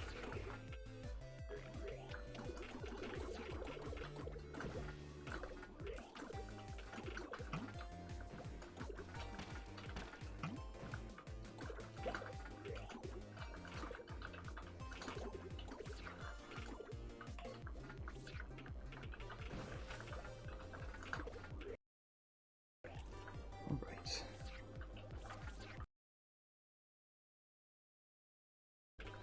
Oh.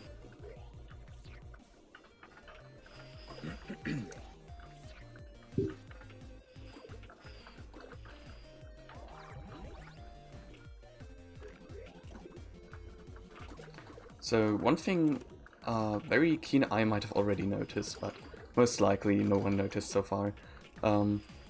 There is this, like, Slime Sun has so many cool things if you just look for them. Every 5 levels there's a new obstacle introduced into the game, like a new enemy or just a new thing. I think it was every 5 levels, and I think it's a nice, like, you have enough time to get used to anything that the game throws in front of you. So having 5 levels to get used to a new enemy type or a new obstacle type it's nice to have this consistency.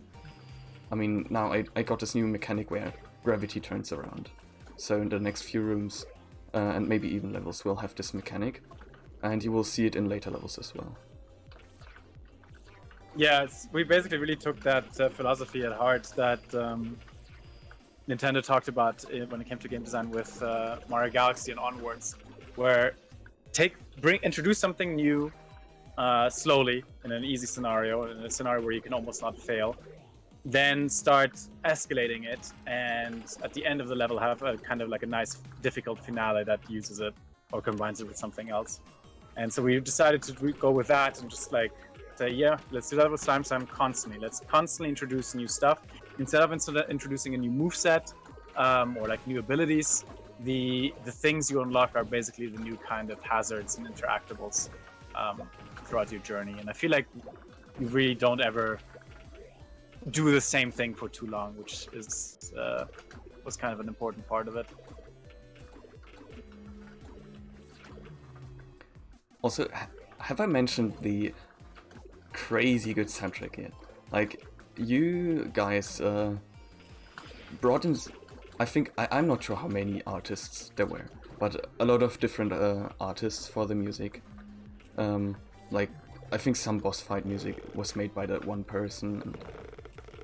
And, it's just crazy how many cool artists, music artists I was able to find because of Slime Sound. Like, I still follow a lot of them on social media, and Yeah. there are some crazy good tracks. One is coming up soon, like the second boss fight. I absolutely love the soundtrack. Mm-hmm. I think that one is in verse phase, but I'm not sure. But yeah, it's it was such a crazy collab. So much work to get everybody on board, and also a really kind of challenging thing or a dangerous thing to do to a certain degree, because once you involve so many different talented artists, all with their own unique style, there's a good chance you'll create a soundtrack that has, there's a dissonance, there's a lack of unifying style to them. But with just like very minimal directions, they all knocked it out of the park, and they all still feel like they're part of the Slime soundtrack in a good way, and still bringing all of their personality and amazing work. So yeah, it's been an absolute amazing time creating that soundtrack. With so many awesome chiptune artists. So yeah, I'm at the second boss fight now, Brainy Beat, and oh, my game just froze. Oh no. That's weird. I'm sorry about that. Oh wow. That That's a hasn't first. happened before. Yeah. Yeah. It's a tech gremlin again, the one that shows its face only during It's these so kind weird. of marathons. Oh wow. I think I might have to close the game actually. That's a bummer. I know how to deal with it though. What I did to do the speedrun was use the integrated speedrun mode, and while there's some more loading time stuff when doing it differently, I can also just go through each level individually, so I won't have to replay the whole first portion of the game. Sorry about exactly. that. That's Good the idea. first.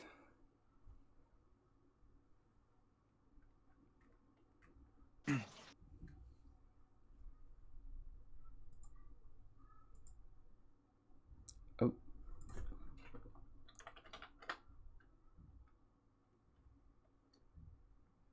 I'm restarting the game, 1 second. That dang tech gremlin. Yeah, Tech Gremlin at it again. absolutely. Sorry about that. Oh, all good. I actually just came back into the room. Seeing, oh no, what is going on here? It's Does okay, the game everything is- save though? ev- ev- Everything. Everything is fine. Don't look. Don't look. Don't look. Okay. Okay, the game is running again. Sorry about that. Oh, no worries, no worries. No marathon without technical difficulties. Not like you could do anything against it.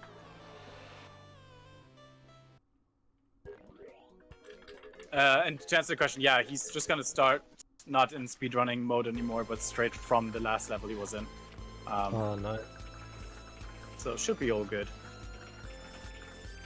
Yeah, I think we were pretty high with our estimate anyways, right? If I look at how you ended your run yesterday, so we're good, we're good. I'm gonna leave you guys alone again. Alright.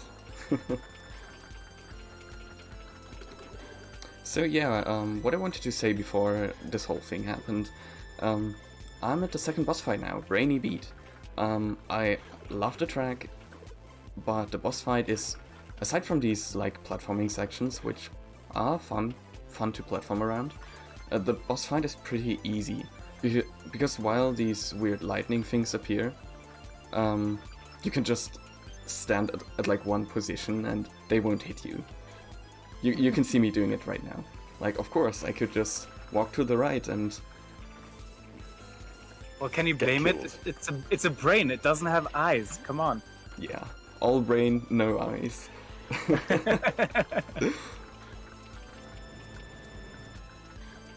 My favorite question I always get is just like, because every boss is an organ from the worm that you got swallowed whole in, and a lot of people ask like, why is the brain like the second one? Shouldn't it be the last one?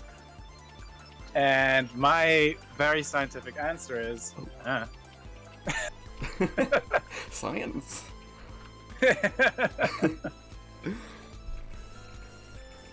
Don't bring logic into Slime Sand, that ain't gonna work.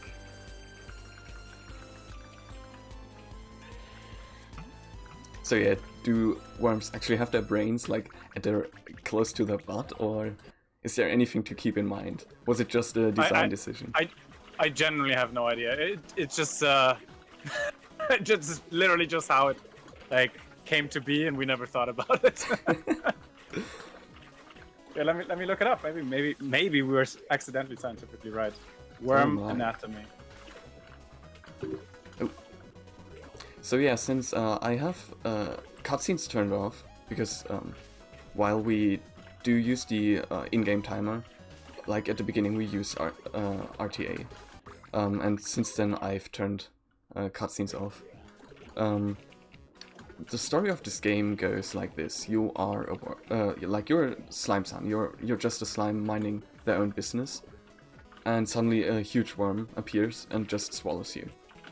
That's the story. And of course, you and your family, you don't like being eaten by a giant worm, so you try to escape, and that's what's happening here. Yep, and that's another good reason as to why the game doesn't have more than 5 colors, because you wouldn't want to see how everything looks with realistic colors. That'd be a lot of pink and flesh, and you wouldn't like it. In that room where I am right now, there's actually a skip. There's a nice skip that I only recently found, and with recently I mean like, I don't know, a week ago or something. And this game is 4 years old. It's so fun how even after 4 years I still find new skips, and my memory of doing that skip the first time is tainted by a friend of mine talking about stupid body parts. And it's so stupid. I wanted to record it so bad, and then I tried for like 2 hours, and it had to be that stupid moment. But it's still funny. Theory crafting after 4 years, and I still find stuff. It's the best. Also, that dash through the hailstorm of bullets is still one that I'm just in awe how consistently you can get. I wish I got it first try. It's a good old bullet skip. But yeah. Don't worry, I would have managed on my 356th try.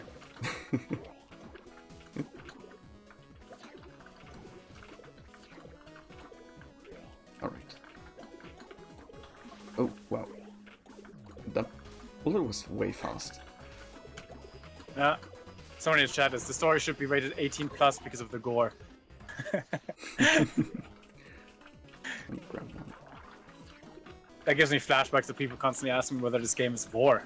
Oh yeah. And I'm not gonna answer that.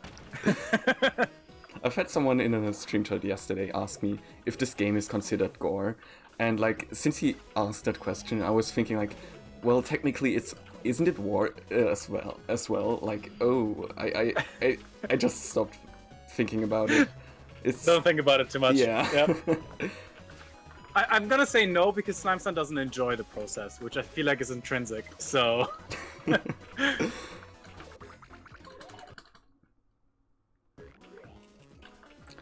All right, Tetris, or should I say Blocky Blockade? Yeah, most people always jump to Tetris, but this is actually a direct reference to Yoshi's Island. Oh, I didn't know that. I really didn't know that. Yeah, I can't blame people for it because it's like very blocky and stuff, but like the idea initially came from just like, oh, let's do a throwback to that one weird segment out of nowhere in Yoshi's Island where those rocks start to fall.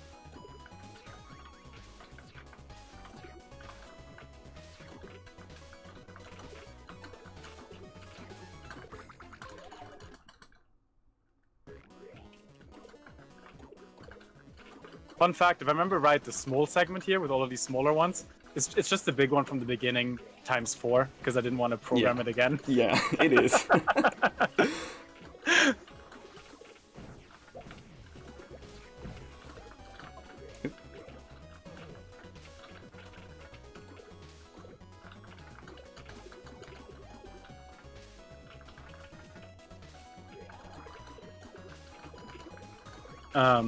But yeah, as I mentioned earlier, Nitro is also really, really active with our new game, which is a 3D platformer called Demon Turf. And I thought it was really exciting to see, people like Nitro who were so into Slime Sand connecting with Demon Turf in that way, because despite the big genre skip and whole added Z depth, our goal was to kind of keep the spirit of Slime Sand and bring over, the not necessarily the direct mechanics. There's no morphing or anything like that, but just the spirits. And I feel like we got it in a really interesting, bizarre way.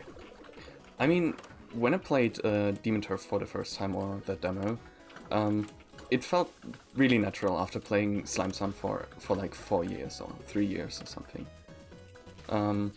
And part of that is also, in Demon Turf you also have that like super jump. You can also combine your dash and your jump, and it's something that ever since I played Slime Sand, it just felt so natural. Mm-hmm. Yeah, the super jump is definitely the one that we directly took over. For anyone who doesn't know, basically in Slime Sand, you can combine your dash if you jump out of the dash to create basically this like super jump arc, which you basically see Nitro do all the time.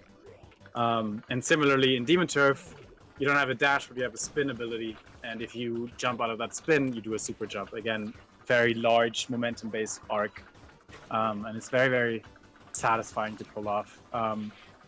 Actually, we're gonna be releasing a patch next week for trials, and I can just talk about an adjustment we just made to the super jump that will be introduced. World first premiere. That's interesting. Yeah, so it's called the super dribble. So now, if you hold the button, the jump input, while doing the super jump, and hold it until the point you land on the floor, you essentially dribble off it like a basketball, and it's the equivalent height of a jump. So it's essentially a very quick jump follow-up after landing. And then to make it even more fun, if you let go on the moment of impact, it's actually the bounce get is a little bit higher than a regular jump. Wow. And so far it's been really, really fun playing with it, because it's basically something that you can just kind of absent-mindedly do just as a regular player and have fun with it. It's a nice reactionary combinatorial move. But for speedrunning, I think it'll also become just like a whole new thing to play with. That's certainly interesting to hear. I'm so excited to test that out. I mean, the patch is dropping sometime next week, I think. Yes, correct. And it'll be pretty massive. We have a pretty long patch note list now, because it's been basically 2 months, because we also completely revamped the entire game to run well enough, like a huge performance optimization round. Yeah, that's been hyped up for a lot. Exactly. Yep. But I promise it'll show. If you have a potato computer on the lowest settings, it'll run just fine. Oh, I see someone in chat, Lunalia TDQ. She actually drew the little drawings you see right next to me on my face cam. Like the little Slime Sand and that demon character that's Lucy from Demon Turf. Those are her drawings. So cute! She's also a huge fan. I love them.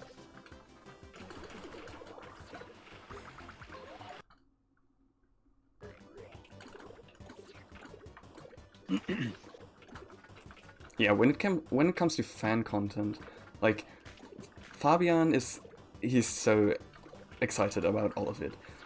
Just recently, someone made the first remix of a track from their new game Demon Turf, and I still don't know how, but like I feel like minutes after it was posted, he already talked about it on the Fabres Discord server. And I basically have a Chrome window open with search queries for our games, basically at all times. Next up, I'm basically planning to just hook it up to like a Raspberry Pi, and like set it up to an alarm system, and I'll just have like an alarm blaring, like new fan art.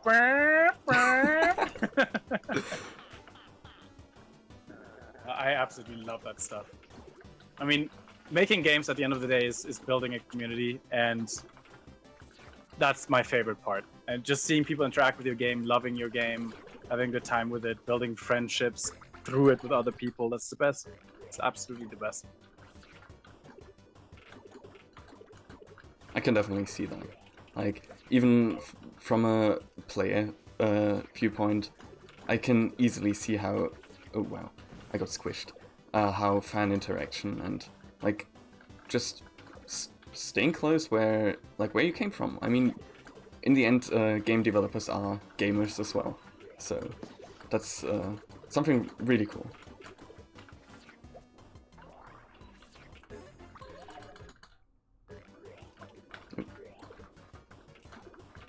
Captain Caps Lock 1984. Does the game now work on slow hard drive? Honestly, I haven't tested, but probably. The optimization basically covered everything from memory usage pretty significantly. So now the game will not ask for more than 1.5 gigs of RAM at any time. To just general performance, so like both your CPU, well, GPU load was never really high, but your CPU load is significantly lower than it used to be. So I'm feeling confident. Oh, well. So that room I'm in right now, like, there's this stupid thing where every time I enter this room, I think, okay, maybe I can first try it this time, and it just puts me under so much pressure, and I always fail. Like, it's not even a too hard room or anything, but I just messed it up once in the past, and every time since then, I think, okay, maybe I can first try it now, and then I mess up every time, every single time. That's honestly the main reason why I'm not speedrunning as a hobby, like games that aren't, the ones that I make. It's because I get way too freaking stressed, man. Like when I was running my best PB on Slime Sand, for example, like fighting Mama Worm at the end, I was sweating. I mean, it was a nightmare. I don't know how you all do it. Nerves of steel. Yeah. I mean, especially when I notice I'm on world record pace, or especially in Demon Turf, when I notice, okay, or any other games in general, okay, I'm doing pretty good right now, and then I start sweating like hell, and every time I just mess up at the very end. It's always the very end, and I get so frustrated, but I love it. I love speedrunning. It's so much fun. Mm-hmm. Okay, next boss fight. The other thing, yes. But yeah, the other thing that I just mad respect with speedrunners is the determination. It's like, okay, I'm gonna grind this 10-second segment of a level for 10 Yes. hours until I have it right. That's true. Okay, so some extra info for that boss fight right now. Hissing Heart. Essentially, you're supposed to, like, get on top of these green platforms, but and then he attacks himself, like the heart, it just attacks itself, because why not? And since he's attacking it's attacking itself where you're standing right now, you're actually supposed to, like, jump off of that platform. But with Kawaii-san, it's pretty easy to just jump off and on again. So you can basically skip the whole boss fight just by standing there. Pace being floaty. Yeah. Oh.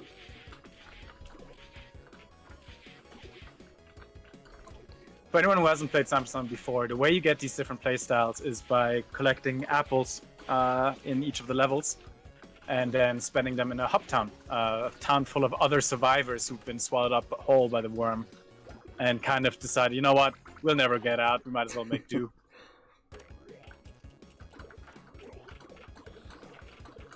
And quite frankly, they're thriving. I mean, they got a whole town, they got a ramen shop, they got an arcade parlor. I mean, honestly, it's a pretty chill town.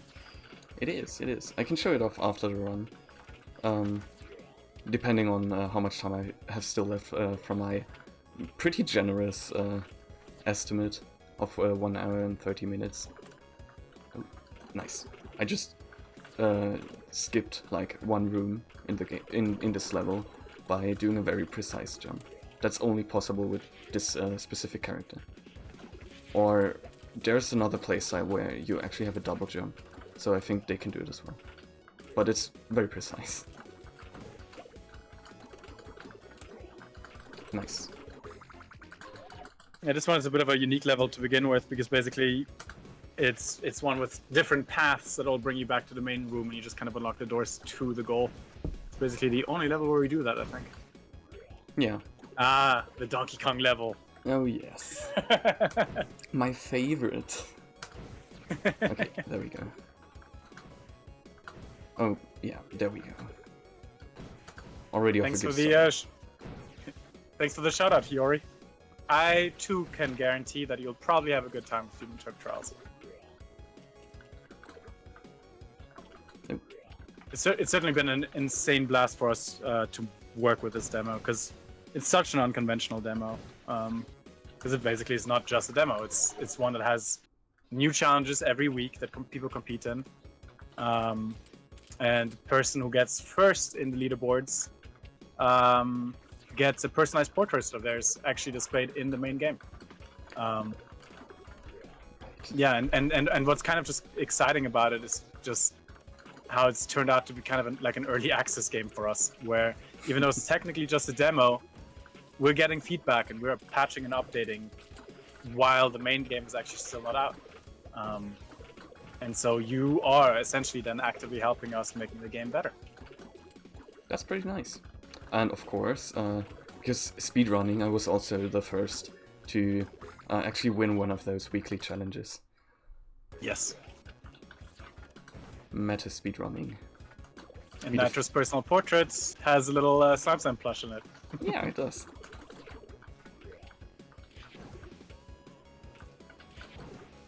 I think the funniest part was when your brother competed and won, and sent me the picture without context. And at first I was like, "Did Nitro just make a second account?"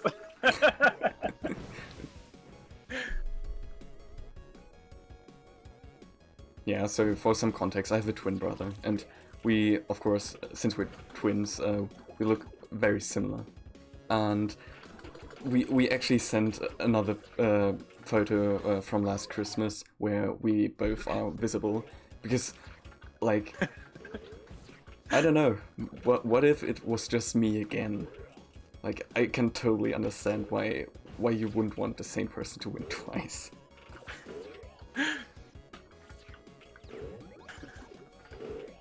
I'm Orton. I'm totally not Nitro. I'm Orton. Yeah. Oh, that's been great. What I kind of also love is that you can clearly tell when some of the what weekly trials jam the best with some players and not with others. Like some are, because basically Demon Turf is a very, I'd say Demon Turf is like twice the amount of moves and complexity that Slamson has in terms of moveset, and I mean, there's also this mysterious Z-axis. Like, oh my, you have 3 axes now, not just 2. Exactly. And so some are really good with a certain ability, like the glide. Others are really good with the rollout. Some are really just good at basic jumping, platforming. It's been really interesting to see just like what clicks with whom. I wouldn't exactly say that the games are too comparable, but if you like Ukulele, there's some similarities in movement as well, like from what I've seen in speedruns, like with a rolling, and it's not really gliding. In Ukulele you have more of, it's more similar to something like a moon jump, but yeah. I mean, both games are fun. And if you like 3D platformers, Demon Turf is definitely something you should check out. So yeah, something I wanted to talk about as well is the reason why I'm here in the first place is there's this thing called Platonic Friends, where Platonic decided to publish some smaller developers, and surprise, surprise, Fabras has a partnership with Platonic now. So that's this whole and friends thing you see in the title of this YOOKATHON. Is there anything you can like talk about? Any cool things you learned since then? Like, yeah, they really like feet. No, I'm just kidding.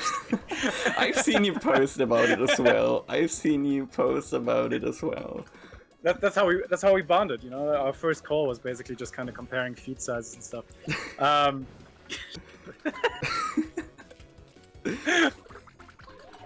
No, they're great. I mean, it's everything so far. We've been working with them now for a couple of months, I guess. Incredibly lovely people. Love them all.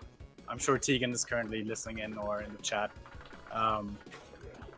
It's been amazing, and to be able to work with that team is honestly such an honor in so many ways. You know, like so many people in that team grandfathered so many things that I grew up with, and were kings of the genre, whether it's 2D or 3D. And so it's just really cool to be a part of, and the game is only going to benefit from it. And I think the community is going to benefit from it. Everybody's going to benefit from it. It's basically just one big, awesome party. There's also another game. Like there are several guest slots, and I haven't actually looked at. I think Bullets per Minute is the next game, the next guest slot coming up. Correct. Yeah, like it's such a crazy concept, and I'm so excited to see that as well. Oh, that game absolutely rules, and also has an awesome dev team behind it.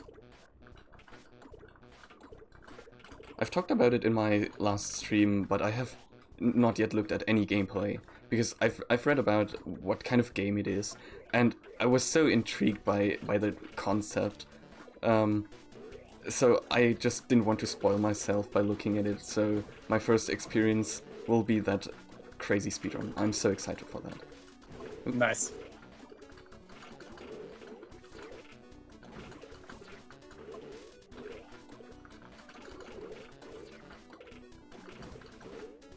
You know, this room always gets me too, actually. Same. It's a tricky one.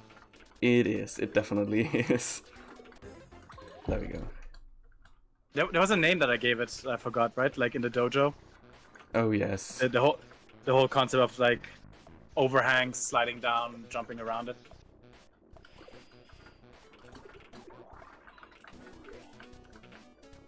Oh man, these pine cones. So Ben, our main programmer, he had a freaking field day programming these. If you look at the script, I can't even remember anymore, but the name of every single function is ridiculous and somehow relates to popcorn and other cookery.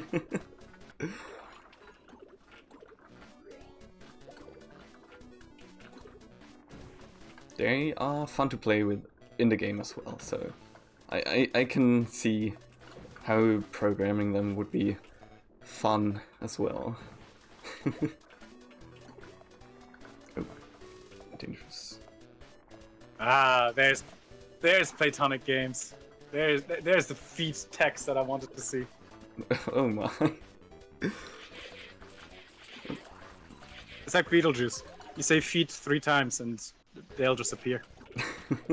Not in the ways you expect, but exactly in the ways you need.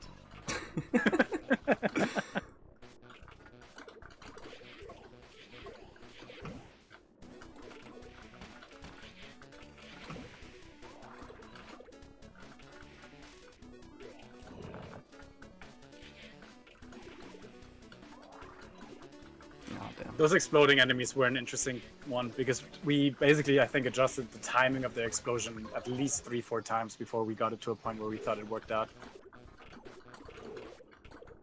So, one question I actually have about those enemies, what are they? Like, to me they've always been clowns. I'm not sure why. Maybe it's the cheeks. What are they? Are they just bombs? I think they're just really farty wormies. Like they're particularly gaseous. They kind of just, you know, wanted to stay polite and kept it all in, and that's what happens. So now we're in my least favorite room of the game. It's basically a collectathon, so hey, it's a ukulele level. Right. You have to touch all of these blocks, and it's slow, so of course, as a speedrunner, I don't like it too much. And I lose every time you die, you have to do it all over again, so it's so frustrating, especially when you're already on a world record pace run, and then you have this super slow level coming up, and you think, come on, I just want to beat this game. But there's the super slow level, and it's so frustrating to play. Yeah.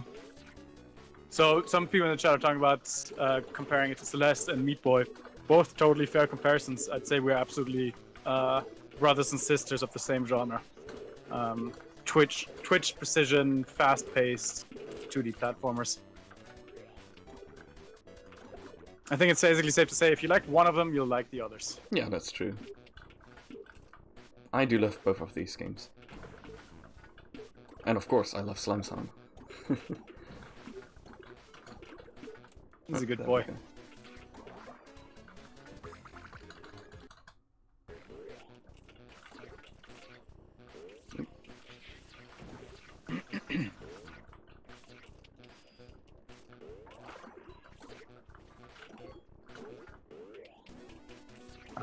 This game is also ridiculously packed, like full with content. Basically, what Nitro is doing the OG run, the first like of the 100 original levels, but then they all have a remix version, which is significantly harder, but also really change up the levels. And then we have 2 DLCs that are released since then that have 25 to 30 levels each. I can't remember the exact number. Then we have the Super Slime upgrade, which added another 10 levels. And then we also have a level editor. Oh, yes. I showed them off in my last practice stream, and like while showing it off, it was just like, oh my, I just don't want to forget anything. Oh shit, there was also this DLC and this room and this feature, and there's so much stuff to do. It's probably Fabrus's greatest sin and boon, which is content creep. My god, are we susceptible to it. Basically, anytime anybody in the team says, like, wouldn't it be cool if, there's a 90% chance we're doing it. That certainly balloons the content. I'd say similarly with Demon Turf, that game is way too big for our team size. But at the end, it's going to create the exact amazing game that we all wanted it to be, so it works out. So yeah, when it comes to the DLCs, with Slime Sun, they are all free and they are all in the game when you buy it. It's crazy, like so much content, and I'm not sure when the level editor was released. I think it was 2018. I'm not sure. But it was basically a full year of DLCs, maybe 2 years of DLCs just for free. It was basically our thought process back in the day was we were working on the console ports because the game is essentially available on PS4, Xbox, Switch, and PC. And while we were working on those ports, we also had that downtime where we could work on this extra content, and so we just decided to release it over time for free alongside all the ports, and it was a lot of fun. It was a lot of fun, especially because we could then basically put in a lot of the ideas that we had to scrap initially, or were a bit too ambitious. Like, for example, in the very last DLC, Sheeple's sequel, we really kind of went crazy with some of our ideas, where you play a different character called Red Shadow. And his whole gimmick is not that you can morph, but you actually switch colors between red and green, and that also then determines what kills you, whether it's red or green. And it is such a brain twist. It is so hard to wrap your mind around that. Yeah. It took me some time to beat the levels. Yep, but it was so fun to make. So yeah, I'm at the 4th boss fight now, and you can skip most of it as well. There's the possibility, the thing I did right at the start, where I just went out of bounds for a bit to get some extra height, and in some previous versions you could do all 3 hits right at the beginning. You can't do it now. They patched it. But yeah. But also 30 seconds for that boss is nuts. Like, there's no way the average player is not going to spend at least 10 minutes. So it's... Oh yeah, also here are the actual clown balls. Oh, that's true.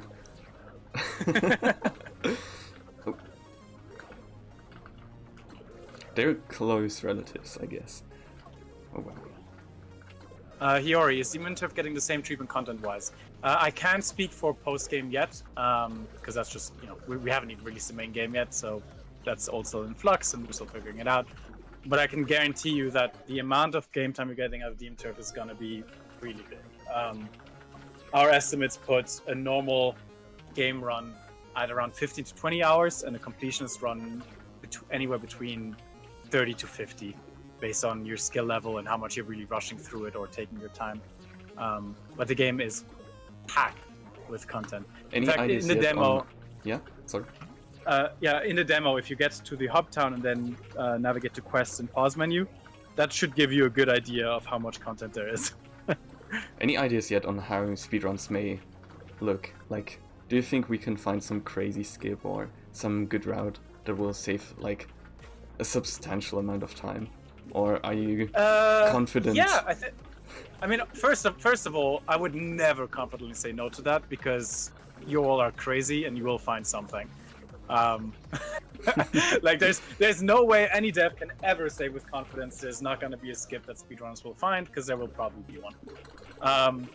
But for the planned stuff, I think there's a lot of cool stuff that will make runs very unique, and it's also, I think it's going to take some time before, because what I always think is kind of sad is when a game gets to a point where there's the perfect run, undisputable, and it's basically just about doing everything perfect with no mistake, basically becoming a human task. Yeah. Which it's I think eventually inevitable, but I want to try to make sure that can't happen for a while. And I think one of the main things that is going to determine this is just like the options you have in how to skip things. So to give a bit of context, in Demon Turf you go through all the levels in a world, or in Demon Turf they're called turfs. And then once you beat the boss in that turf, you can replay all of these levels, and they're very, very heavily remixed. I would say remix is almost a misnomer. They're essentially new levels, just in the same area. And in addition to that, you unlock a new turf ability, which will give you a whole new range of new movesets, like, for example, being able to glide or roll on the ground really fast. And so that alone already basically means, and you don't have to do all of the return trips. You only have to do 2/3 of it. So that basically means you have to already figure out, when do I go to these return trips with what abilities, and which ones do I skip? So there's already an interesting trans level there. But then on top of that, you can spend your collectibles with the Revolution, which basically helps you beat levels for you if they're too difficult for you for a regular player. But for speedrunners, that means you now have to think, what collectibles are easy and quick to get that I might spend on the Battery Thief to skip some of the levels that are, for example, particularly lengthy or particularly difficult. And so that's, again, a huge range of choices that you have to do. And so I think that, combined with also then potentially buying some mods that improve how far you can jump and stuff like that, that you also maybe want to maximize what sweets to collect, will just lead to so many different routes and tactics, and I cannot wait to see them explored. Yeah, definitely. Like, routing will be so exciting. It's the first 3D game I will route, and the first non-linear game. But I'm so excited to see what the fastest way to beat the game will be. Because Slime Time is, of course, very linear. It's just go to the finish of that level. Yeah, it's totally different, and I'm super excited as well, because the truth of the matter is I don't know either. I don't know what the quickest path is right now. It'll take an army, basically, to figure it out, and I want to see it happen.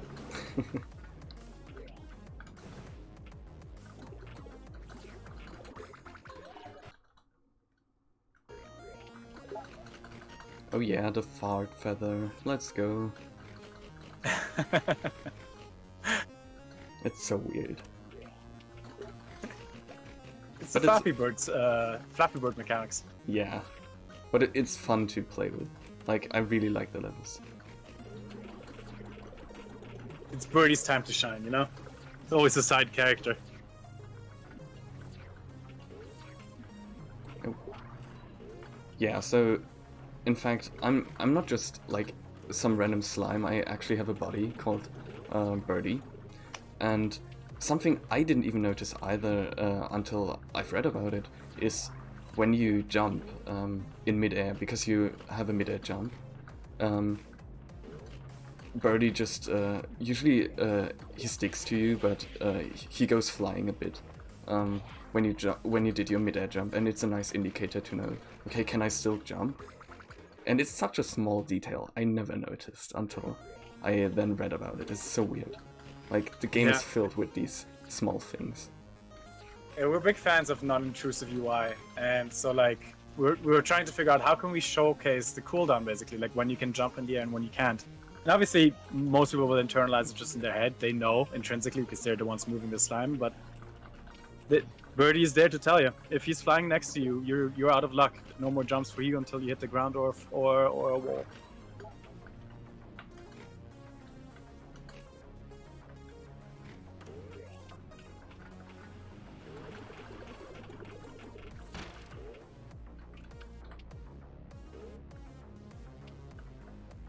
Love that Dark Souls bonfire reference. Oh yeah, I mean, this game is so full of official and unofficial references. We also have a bunch of really cool indie characters that we of course worked with the creators directly to get their inclusion in. That's been a lot of fun as well. Actually, there's just a new indie story that entered the world of Demon Toad. But I'm not going to talk about it. Oh wow. I'm just gonna tease it. Exciting news. Nobody likes. Nobody likes when I tease stuff, but I can't help it.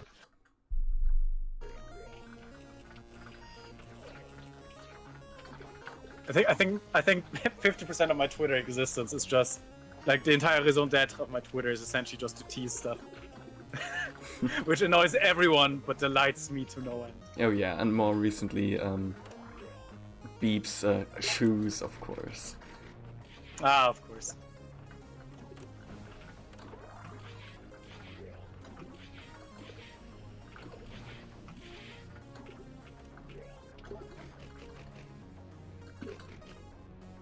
Oh, this is a very frustrating room. Because of course, when you die, you have to do it all over again. So I played this one very careful. Because I don't want to die here. Yeah, this one's definitely a time waster.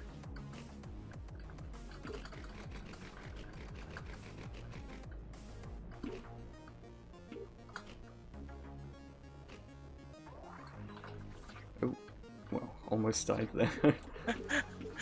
Fatalic. Shoes or feet? I mean, why choose when you got two great things?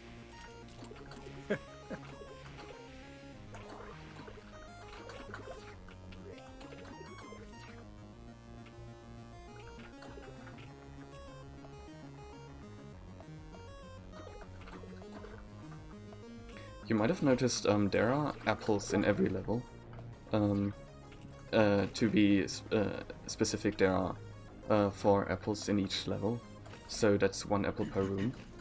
And so Slime Town is also something of a collectathon, where you can collect these apples to pay for playstyles and some side art and stuff. So yeah, that's pretty cool. You can technically also run with apples enabled. The speedrun mode actually allows for enabling apples in the speedrun mode. I don't do that because I don't really care about apples. I just want to beat the levels as fast as I can. But yeah, you can actually do stuff aside from playing levels. There's also an arcade with mini games, and it's crazy. Like there are, I think they're so dumb. Yeah, it's there's Mario Kart, there's Doom. It's fun to it's super fun to play them actually.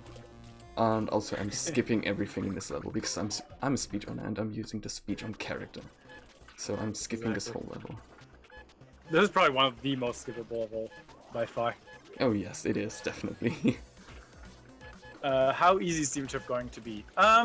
I think a casual player can get through it at their own pace, and we have things to help you out. One of the big things is self-placed checkpoints, so a lot of the checkpoints, like basically you to a certain degree determine how difficult the level is going to be by how well you place those checkpoints. so that's going to help you. Then we have the revolutionaries, which I mentioned before, which can help like beat level for you for the cost of a few collectibles. And speaking of which, that kind of level skip, we made sure that it's actually non-punitive because we don't think it's fun when it is. So basically, the way it works is if you can't beat a level, you can spend some collectibles with the revolutionaries for them to beat it for you. But at any point, you can return to that level and try to get your collectibles back. Basically, at any point, if you go back and beat that level that you initially skipped, you'll get everything back that you initially spent. So it's at worst a temporary punishment, which I think is kind of the coolest thing about it. Okay, something about that room I'm in right now. So in the past, I would have gone for the feather up there, but like 1 month ago, I noticed, oh, I could just wait for that one green ghost to fly over to me, and it's so weird how. I mean, I've talked about it before, even years after release. I still notice ways to improve my speedruns. In fact, this game is like 4 years, of course, 4 years, oh my god, I'm trying to concentrate on the level right now, 4 days younger than Yooka-Laylee. So, that's crazy. Slimesun's birthday was on the 7th of April, the day when the YOOKATHON announcement dropped. So that's cool. It lines up pretty well. I was like, oh, they're siblings.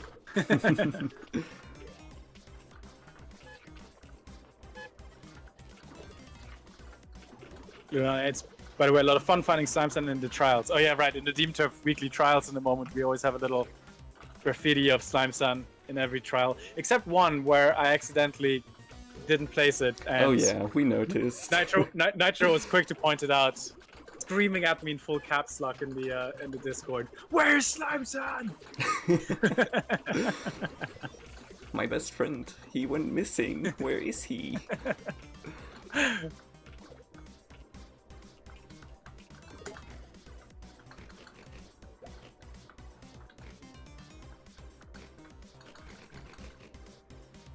Ah, Scroller. The most divisive thing in the world, apparently. Oh my, no, I forgot. I didn't have a jump. I should have checked Birdie if he was still on Kawaii-san. I would have known if I could still jump. Dang. I was careless. It's funny how you specifically called these levels scroll levels and not auto-scroll. Because this one is the only auto-scroll of them. Like, all the other ones, right. You can just take your time. Right. Yeah, but it's one that, for some reason, some people really, really dislike. Which I never quite got, because I think they make 4 different levels.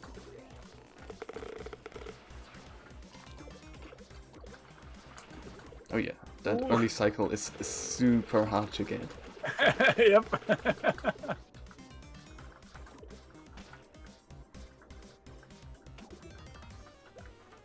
We're getting there. We're getting there. Oh, getting closer and closer to getting out of that worm. Oh yeah. Only a few levels left. Oh. There we go.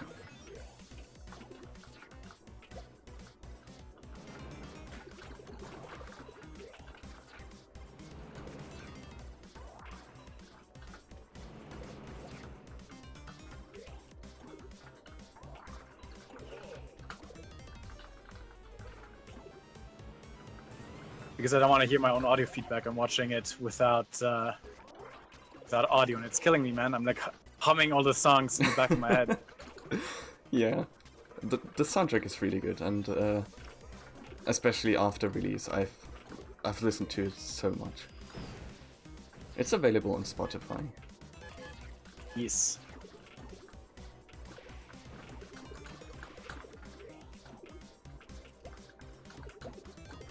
There we go. Right now there's some really intense music. I love the second music of World 5.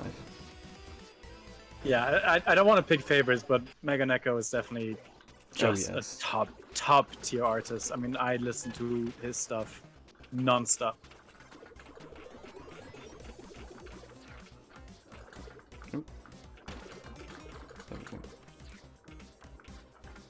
He's also the most consistent return composer for all the DLC. He did both tracks in Sheeple sequel. Oh wow, that's nice. And then he did the most incredibly amazing 6-minute or like adventure of a track for the level design, level editor menu. Even though I was like super looking forward for the level editor, I've got to be honest, I haven't spent much time in it because like I really love the OG game. So Yeah. anything else is just like, okay, it's there, I can do it if I want to, and then I never do it.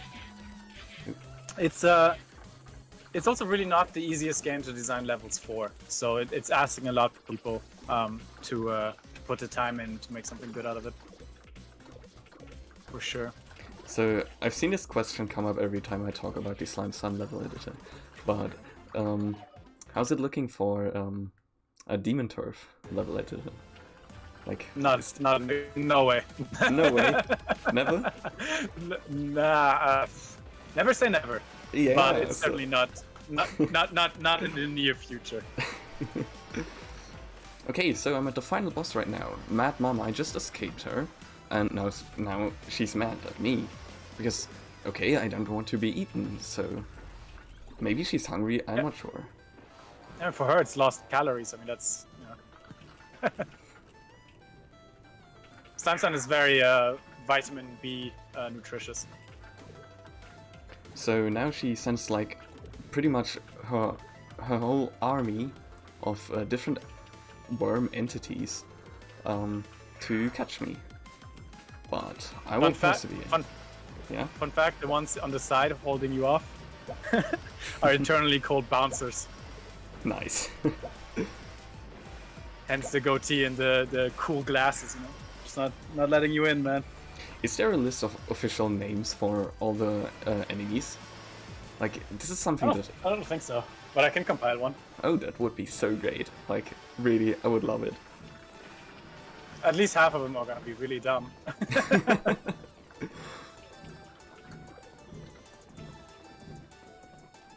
Like, I can remember, but I don't want to think about what we called those, the ones that do the explosive poops. I'm getting pretty close to time as well. Like, unless I mess this up now. I'm getting really close to the end of the game. Yep. So yeah, we're dealing the final blow in a hot second. Now the final cutscene. Oh yeah, epic music. The whole slime family assembled. I've seen streamers miss that jump, the very final one, and it's the most funny thing. Okay, so time is coming up in just a second, and time. That's it. Woo! That was a full game run. Sadly with some intermission titles like finished screens since I got kicked out of the speedrun mode. But yeah, and just setting up the game again. I mean, that was a whole 5 minutes, I think, right there.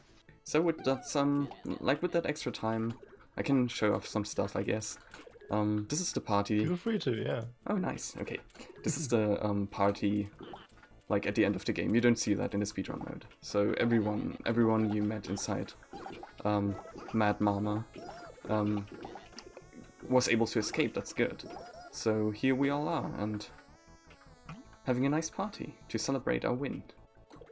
Let me light that bonfire here. Oh yeah.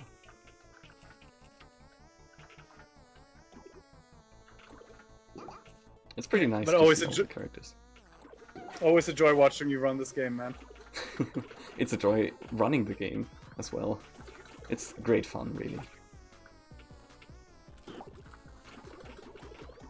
And here's the ghost of my own grandpa. Something I noticed when going through the game files was that there was a sprite sheet for Grandpa Son, but he's not playable. So what's that all about? Yeah, it was just a playstyle that never ended up happening, and so we were just like, let's make him an Easter egg in the cave.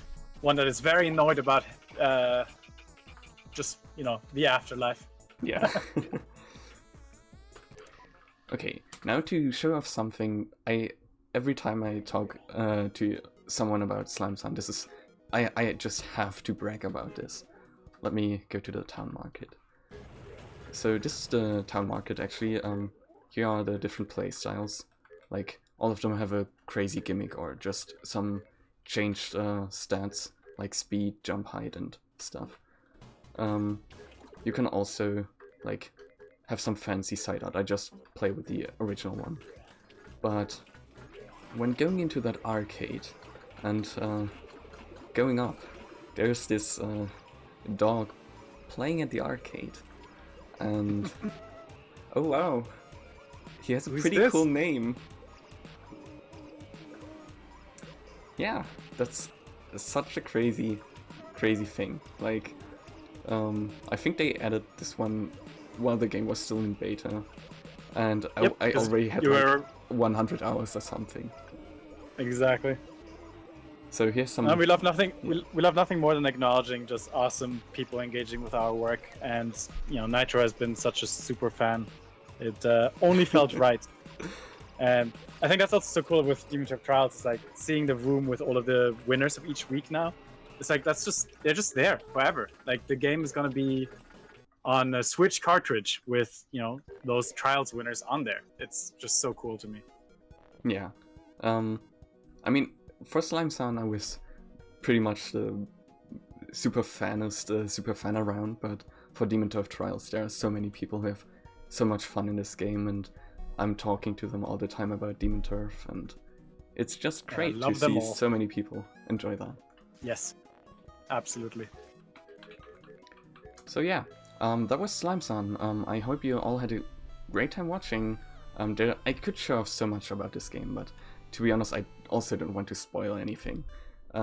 If you want to check it out yourself, I love this game so much. I spent pretty much 500 hours on this game alone, and yeah, there's so much to do. I would do some short shoutouts now, if that's okay. Sure. Okay, so yeah, a big shout out to my online friend group of people interested in Mario Kart. Our group is called Haruhi Mario Kart Pals. Maybe someone is here. I sent a link of the stream, I think. I'm not sure. I talked about it, definitely.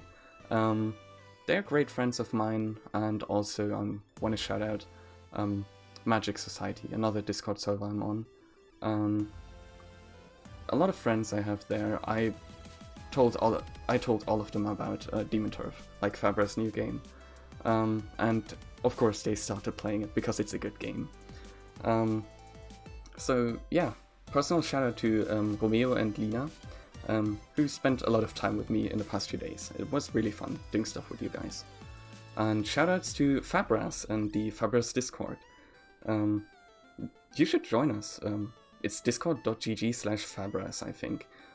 It's a great Discord. I hope it's okay that I'm advertising this here. But heck yeah. We love talking about Slime Sound, Demon Turf, and Playtonic games as well. Great people. Really, there are many great people on that server. So if you want to join us, try out a new game, or just talk stuff, sure, we're here. Join us.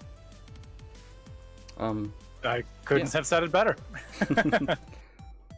Yeah, I'm so happy to have had you guys on here. Like, you seem so passionate about that game, and then Fabian, like, you joining for a commentary on this, I really don't take it for granted. I'm just a small community person here, doing this little event to celebrate the birthday, and having you on here was a blast for me. Having these special insights, and then yeah, obviously, we always gotta mention like Demon Turf, your upcoming game. I've looked into the trials myself, and I consider it super fun. It seems to me like it's shaping to become an amazing game. Everyone definitely check that out if you like 3D platformers. Yeah, I saw your times on the leaderboard. Those were some pretty good times, man. I tried my best. Oh, thank you so much, y'all. Yeah, thanks for offering me that guest spot. I already thanked you in private, but yeah, I'm so thankful. Thank you, really.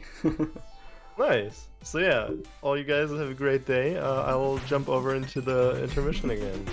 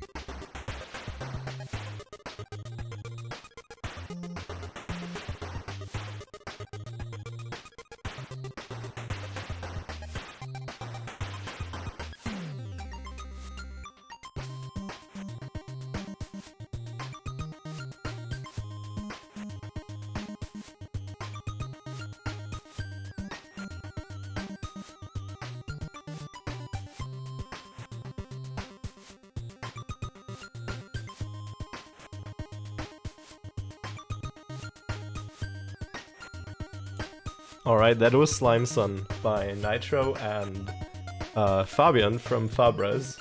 I couldn't be happier having them on here. It was amazing. Definitely go check out the game. Definitely also please check out their upcoming game Demon Turf, which will be published by Platonic Friends. I can't stress it enough. It shapes up to be such a unique 3D platformer, I think. So yeah, I'll get the tech ready with the other guys, and you guys can prepare for a lovely run of a first-person shooter rhythm game crossover called Bullets Per Minute in a few minutes.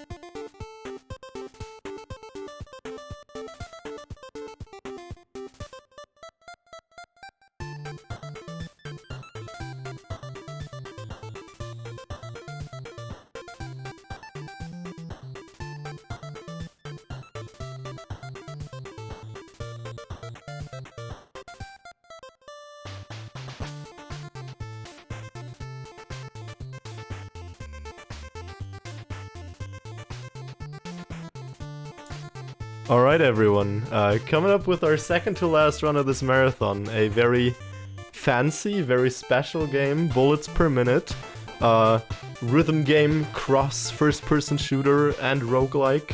Let's see how that combination turns out, and I'll give it over to Chipset and Bartget.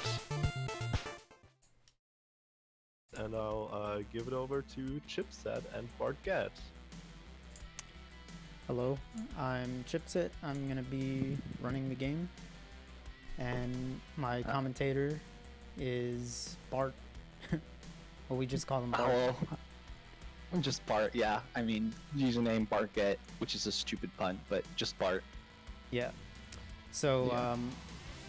there was some noise on Twitter about running Hellish. I'm sorry to inform you that I will not be running Hellish. But I am gonna take it a step up and I'm gonna run hard. So I'm not gonna start a new run. I'm gonna do a fixed seed for the sake of actually getting through an entire run to show everything. So that's why I'm gonna start from continue. This is completely illegal on the leaderboards, but So breaking all the rules as a mod, as a speedrunning mod, just breaking the rules. yeah. But anyway, so let's go ahead and begin. 3, 2, 1, go. So this game has an in-game Alright. timer. God, it's gonna have to deal with the flavor. Alright.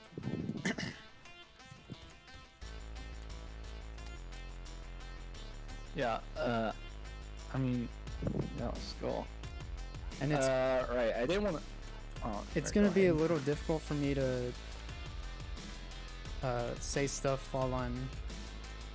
Oh, don't worry, I got Yeah. it. I rant plenty. Yeah, one thing I did want to get out of the way initially is that this type of speedrunning is a roguelike, so this is quite different from most of the other speedruns we've seen today in that it is much more dynamic. There is like tricks, of course, and ways to speed things up and a bit of like strategy and all, but it is mostly just like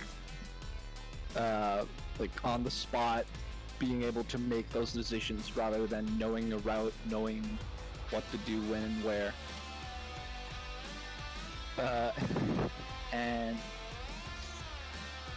I mean, it's difficult. I mean, I guess one thing I did try out by was a decent comparison was something that a lot of people might be familiar with is Minecraft speedrunning. You just like do a run, and each run is going to be unique and pose its own challenges, but they are like, of course, there is strategies you can apply. And yeah, music, god bangers. I can't listen to it right now, otherwise I'm gonna have to have like hear things twice, but the soundtrack for this game, absolutely brilliant. Anyway, yeah, I mean, there's a lot to cover in this game. For example, I mean, if the rules of the game aren't clear, it says rhythm game, of Alright, course, but Can I say something? Yeah, So I right. just picked up the haunted revolver, or what we yeah. call the haunted revolver. This is one of the better guns in the game. Yeah, there's definitely like there obviously there's a number of things you have to be on the lookout for. Particularly guns, of course. You do not want to stick with the starting gun. It is not good in terms of it is the worst in terms of damage output, isn't it? Yes, it's actually the worst. Yeah, It's the worst if you Right. don't count drop off, or like spread shots and only one pellet hitting, something like that. Yeah, and of course there's also the consideration of, right, this is total damage output, but how does the gun handle? For example, I can imagine that some might still prefer the pistol over, say, the energy cannon because it's just so, that's gonna slow you down a lot. I'm gonna go pick up some health because I took a couple of hits. That was a vengeful Draugr, and vengeful yeah, means that vengeful is- he. Oh crap! I forgot about this. So like I said, I'm playing a fixed seed. I'm gonna go back here to try and get some more coins. Alright, yeah. Someone asked about the mechanics of the game, right? So I was gonna cover that real quick because it's not instantly clear what exactly is the point. So as was said, this is a shooter rhythm game, and as you can see, yeah, in the middle you have a crosshair that indicates the beats and half beats. The movement and jumping, just basic movement like that, is not tied down to the beat. But I don't have enough coins for that item, so I'm gonna have to skip it. Shame. Yeah. That's a shame. That is like, Helm of Rage is one of the best items, so him having to skip out on it here is basically disastrous. It's fine. Infested crypts. Oh god. Yeah, infested is not a good. Just to finish the explanation, shooting using abilities and dashing is tied to the rhythm. The rhythm being indicated by the crosshair in the middle with beats and half beats. So movement is free. Basically everything else is tied to the rhythm, and the enemies move to the rhythm as well. If you haven't noticed. Obviously it's a rhythm game. What else? But right, Helm of Rage. I took a bit more damage than I was hoping I would. I'm doing too well.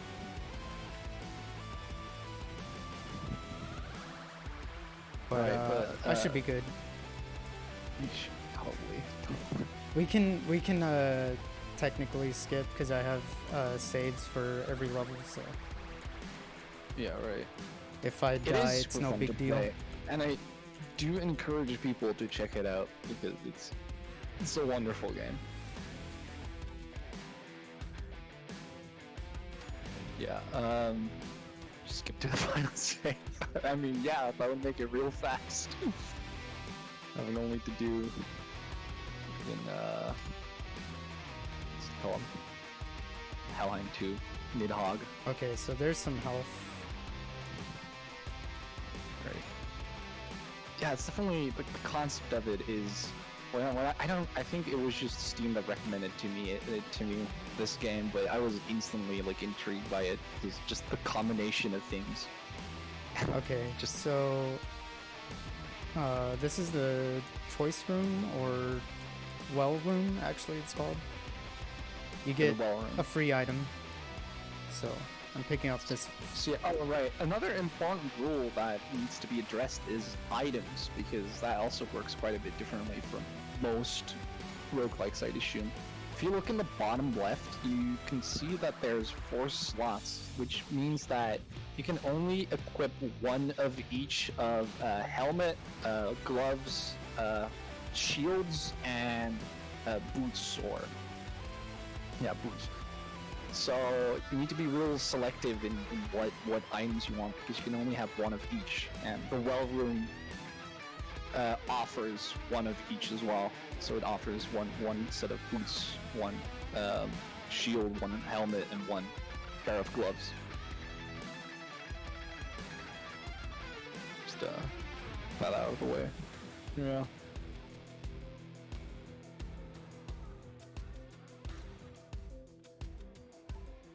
All right.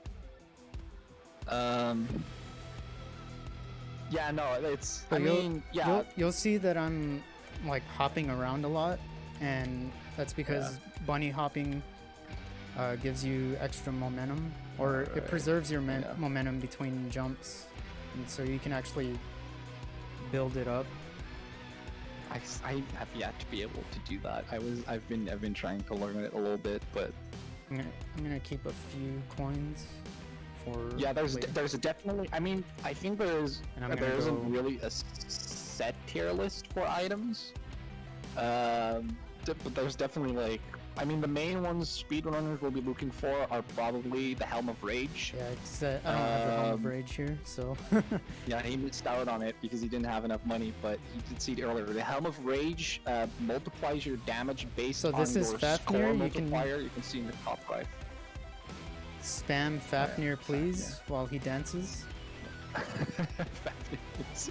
Fafnir has one of the coolest animations, but is sadly also one of the easiest and quickest to kill bosses. Oh, you're showing off his dance. Yes, guys, please. Fafnir, please.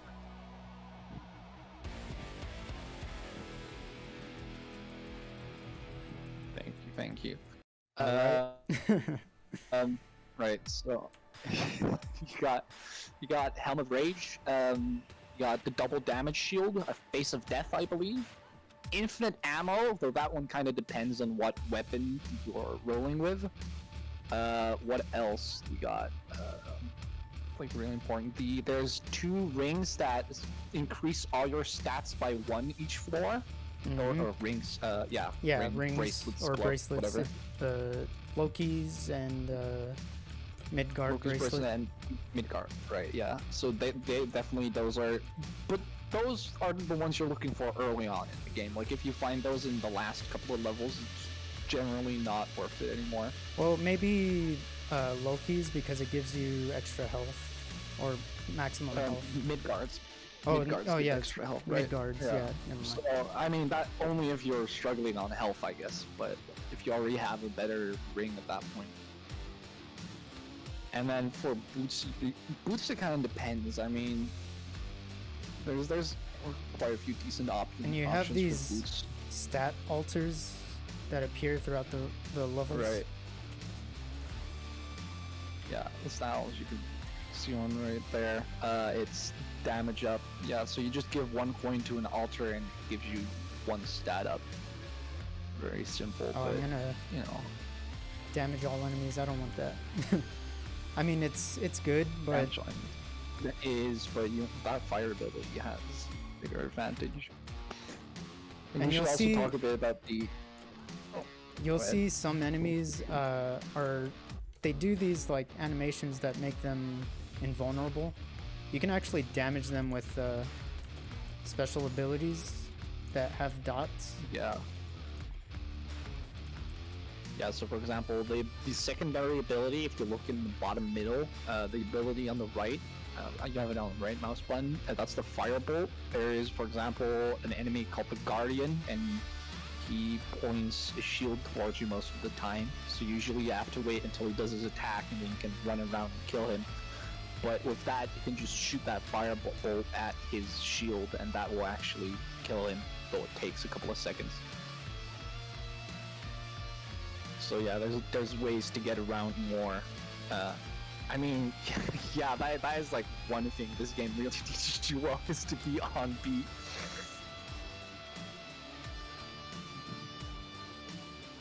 Right. And that was a Guardian there that I shot with the Firebolt. Alright. It's probably hard to see him, but...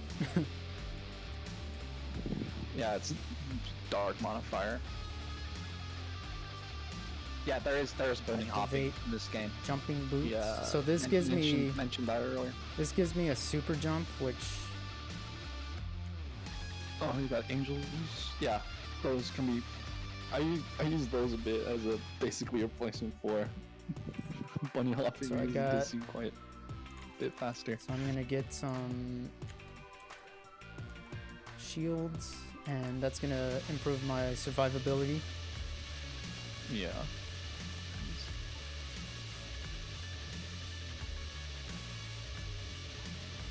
Right, I think as well as the category they're running is probably not that popular actually.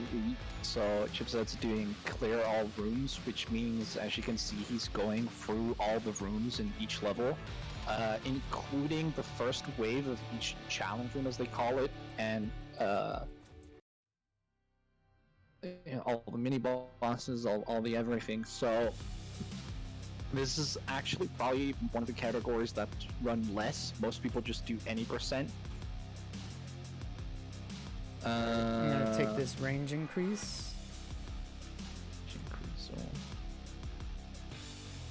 Flip up. Range is not something to underestimate in this game. It can really be very useful. You don't start with a lot of range. Also this gun in particular doesn't have good range. Yeah. So if you is banger. If you have a chance to get a range upgrade you should. For this gun, there's some guns that have infinite range, or at least one gun that does. Well, not infinite. There's one gun that does have the Skull starting gun. What's it called? I think it's called like just like the ping gun in the files. What we call it? The ping rifle or something. Ping rifle, right? That one has not infinite range, but it can already like basically shoot across the room. it's not that one. The bolt. Yeah, I know the there's bolt one with rifle infinite has range. infinite range. Yeah. Ooh, Midgard. Oh no, Loki's bargain. This one, I already have. I don't know. I think I'm gonna take it, because there's still some levels to go through, and So yeah, damage could be consideration. Range, it does help with range damage drop off for shotguns. I mean, the only guns that have damage drop off are shotguns. I'm pretty sure. This one has damage drop off. Oh, is it? Yeah, and also I'm pretty sure the minigun has damage drop off, but I'm not 100% sure what it is. I mean, I don't play a lot with a minigun anyways. I don't really like it a lot unless I have infinite ammo. Infinite ammo is probably double damage. I'm gonna take that over range. Damage, very, very nice. Yeah. I mean, you have the range stat basically maxed out already, right? I don't know. Oh no. Yeah, range is maxed, so I'm good. Yeah, you don't need that range increase, but I mean, well, range is definitely like the range shield does increase your range further. Yeah, I know it's not tied to the stats, but still, usually just a max range stat will deal with most things. Yeah, but it definitely does help to have more range.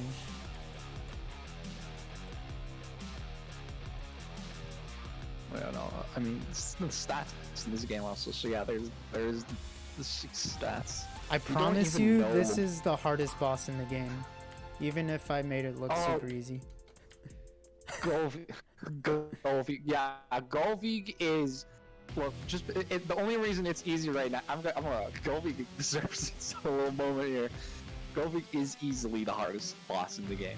Not, the final boss is peanuts, and everything after this. But Golvig is, the reason she? Really know? I'm just gonna assume she. Yeah, it is she, isn't she? Right, Grass discovered she had jiggle physics. I remember that. No, she has, the reason she's so difficult because she's one of the only bosses basically that has multiple things going on at once. So what she does is, you didn't get to see it there, but she puts down gates, kinda.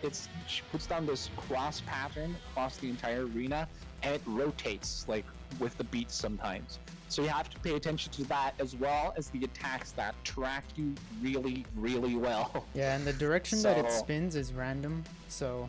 Yeah. On top of that, the arena also has a death pit at the edge, so you gotta pay attention to... Look at these cute little guys. Oh god, I didn't... Oh, it's the blow explode, you guys. Come gather around, kids. Your food. Oh, alright. No, but so juggling and not getting hit by the gates, dodging her attacks, and not falling off the edge is what makes Golvig so difficult, because that is basically the only boss where you're juggling so many things at once. Any other boss, you're basically worrying about one thing at a time.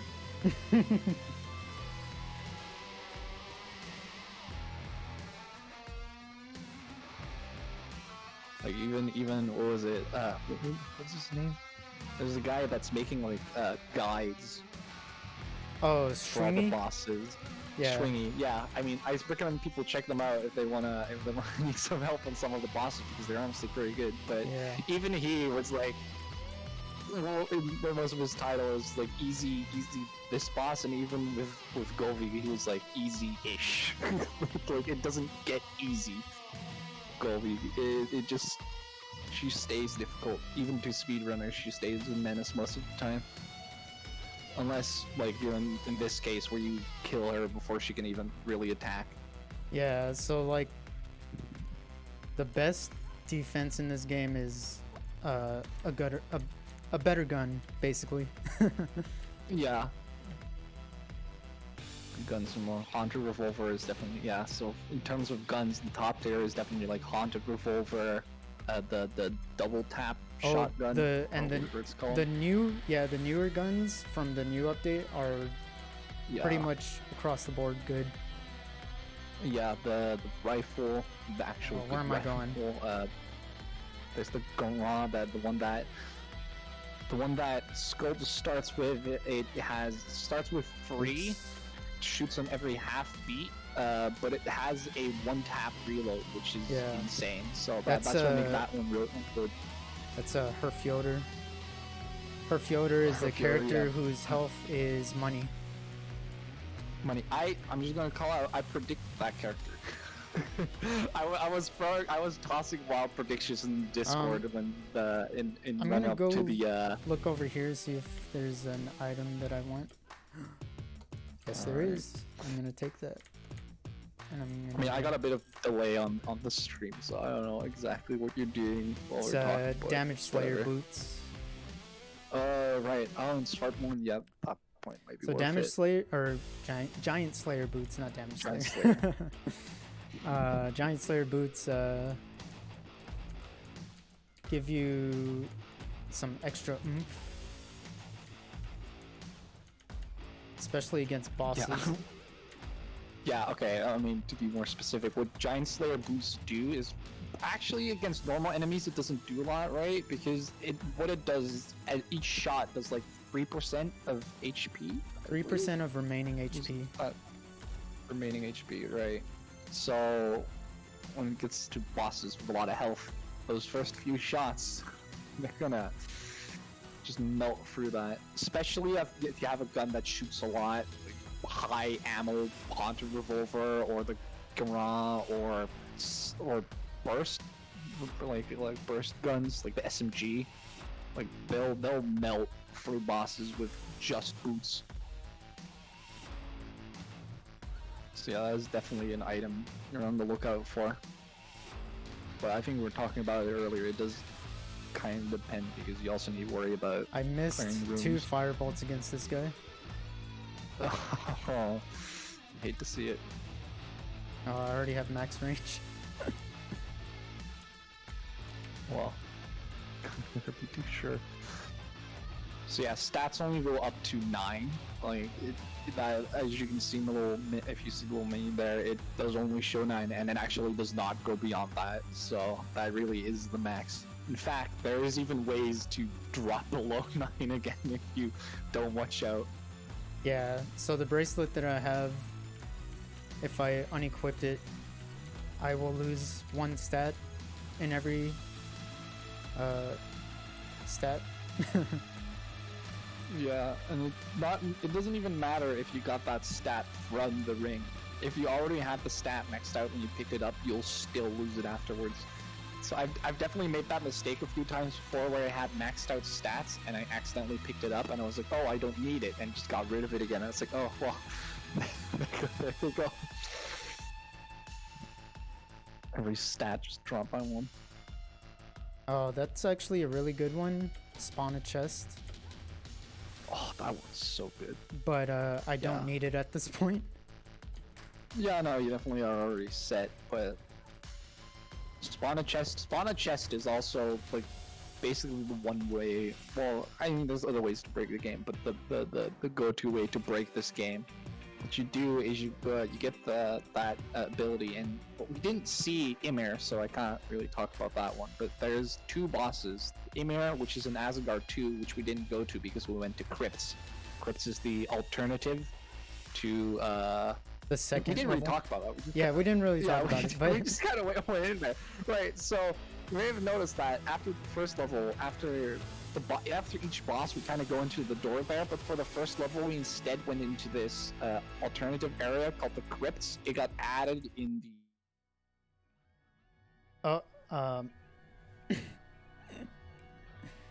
So Lady Guard 2, and it includes. So, it automatically includes a well so, room, the tribute room, and a you whole cut bunch out of other there? very nice stuff. You cut out there. Oh boy. The stream I'm the stream back. it probably looks terrible, or maybe it doesn't look terrible, but it might have froze for a bit. I just want to say Helheim. This is the last level. All right. It is terrible in terms of performance. So. Yeah. But anyway, we're on the final level. I want to see some Fafnir, please, in the chat. Goodbye, man.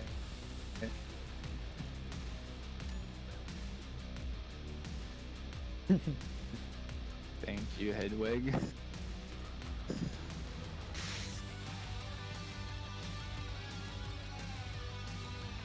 Yeah, I mean, I think that as we talked about, so this is clear all rooms, so that's not really a thing. But like one of the biggest concerns in like any percent speedruns, you want to touch upon is floor layout, particularly where the hell is the boss room, because that's basically the only thing you're looking for when I mean, of course, as well as items. So a lot of time in this game, speedrunning, any percent that is, not really clear all rooms, is just spent just like going through a few floors and deciding, well, I didn't get the boss room in the first 2 rooms, so it's not worth it anymore. It is quite frustrating, to be honest, but the game's still a lot of fun, so you know, whatever. Got the patience for it.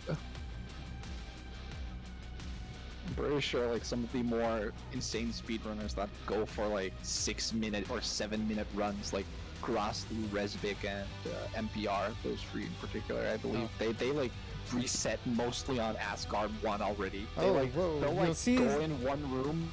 You'll see that sometimes I just get a lot of height, or Alright. I get a lot of height or a lot of speed, and that's you know. Yeah, there's ways to abuse the physics, usually on ramps mostly. If you jump at the right time on the ramp, that's what I was trying to get at. Upwards. And I think, yeah, I just finished that for you. As well as, I mean, the reverse, when you go down a ramp and you jump, I think you can get a bit of a horizontal speed boost as well. So that sometimes helps as well. So yeah, I mean, there's not... Hey! Oh, you got... You almost killed me. Oh boy. Alright, so I got the cert skip, even though I had 2 certs. I'm gonna go pick up some health. Alright, so the cert skip is the, as you saw, you basically lure him to dash off of the platform. That's also possible I already with have these. Go League, but you need like specific items to do that. So this is the final boss.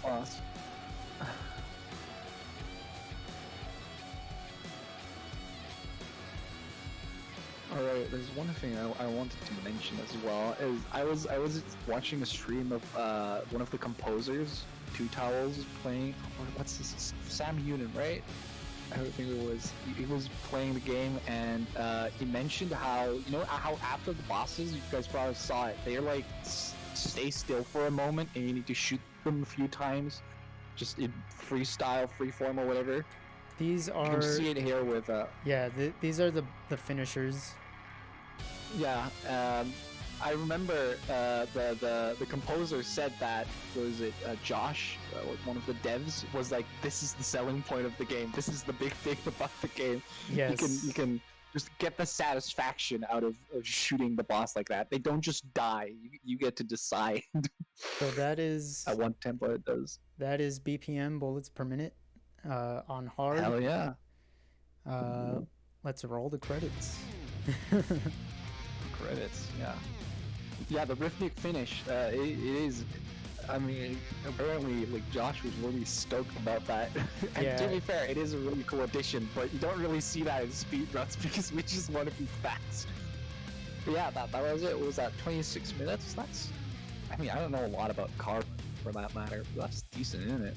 Yeah, it's okay. I think the world record for this category, if somebody submitted one, it's definitely under 20 minutes.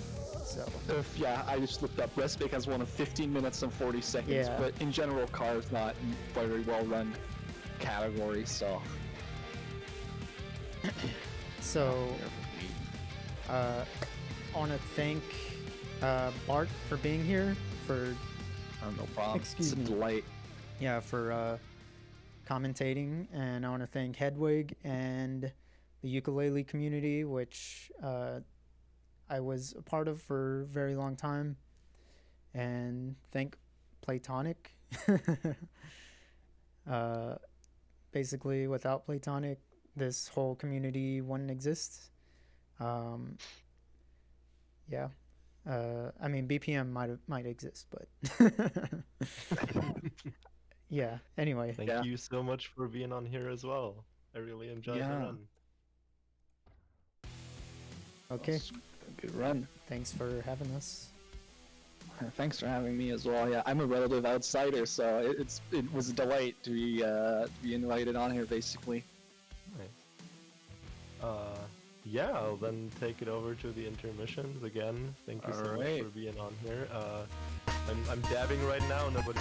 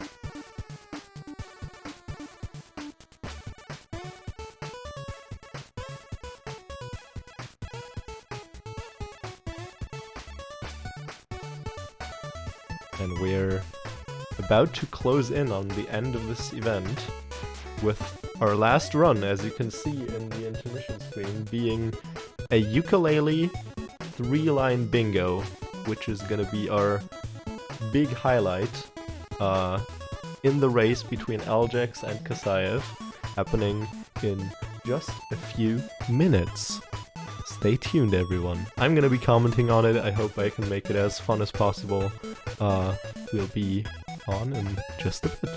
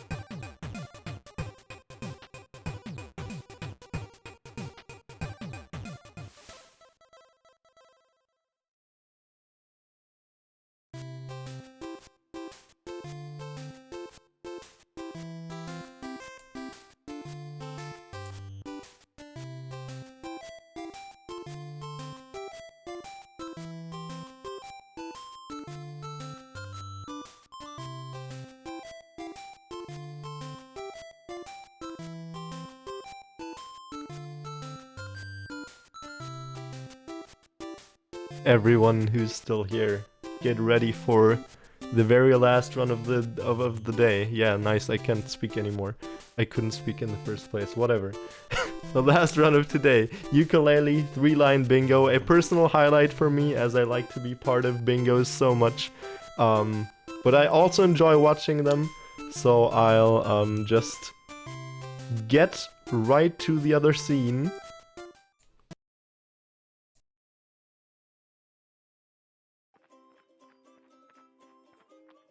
There we go.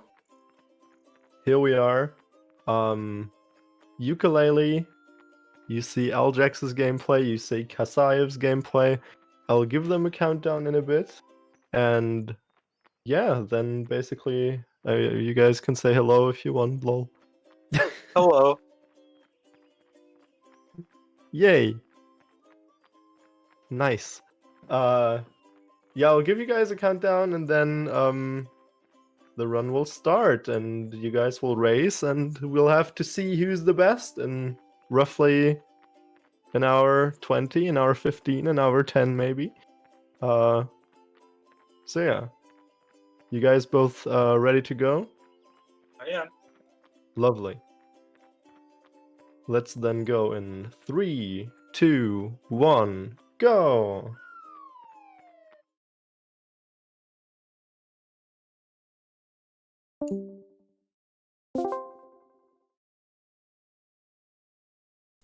Alright, there I am back again.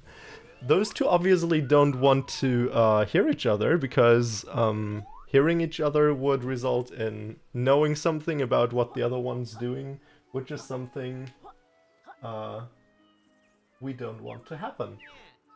So in order to win a race of bingo, what the two runners will want to do is to finish lines on this bingo board.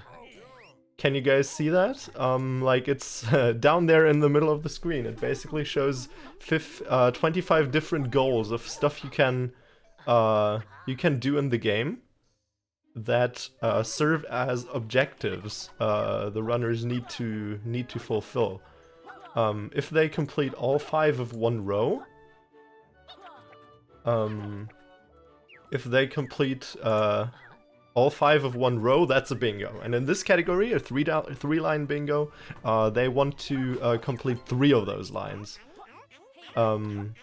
Basically, there's a ton of different ways to approach that. There's each bingo board is unique, and those goals are shuffled out of a pool of over 100, or like roughly 100, I think, 125 maybe.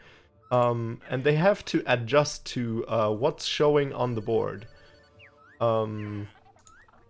So maybe we can go through that, as like what they're doing right now will pretty much always be the same for ukulele runs. Like they're just collecting the first pagey, then they'll likely do early waterworks, stuff like that. It starts rather similar to the 100 pages run you saw earlier from Kasayev. Freezing Room Intended Way over here is one that's rather possible. Learning 12 trouser moves can be done along the way as well, pretty much. 5 Ghost Riders, not a big deal. 2 bosses. You definitely have to go a little bit out of your casual way of speedrunning this game to do that one, but it can definitely combine well with certain other goals. Well, then the ending of this row 1 here, 400 quills, can be quite a stretch. Collecting that many quills definitely takes a lot of going out of your way during a run. 50 quills in 3 worlds, definitely possible. Moody Ghost Riders, you need to expand Moody Maze Marsh for that. All glitter moves, quite costly on quills, but can work together with like big quill goals such as that one on the top right here. 2 Rextro pages, something you'd never want to do in a real speedrun of the game except 100%. Takes quite a bit of time. Expand 2 tomes, pretty much a given. You want to do that in nearly any run of ukulele, so likely they'll pick it up if they can manage some of the rows or diagonals or columns it is in. So yeah, up until here we can't really say who's going for anything. There's just no way of really telling.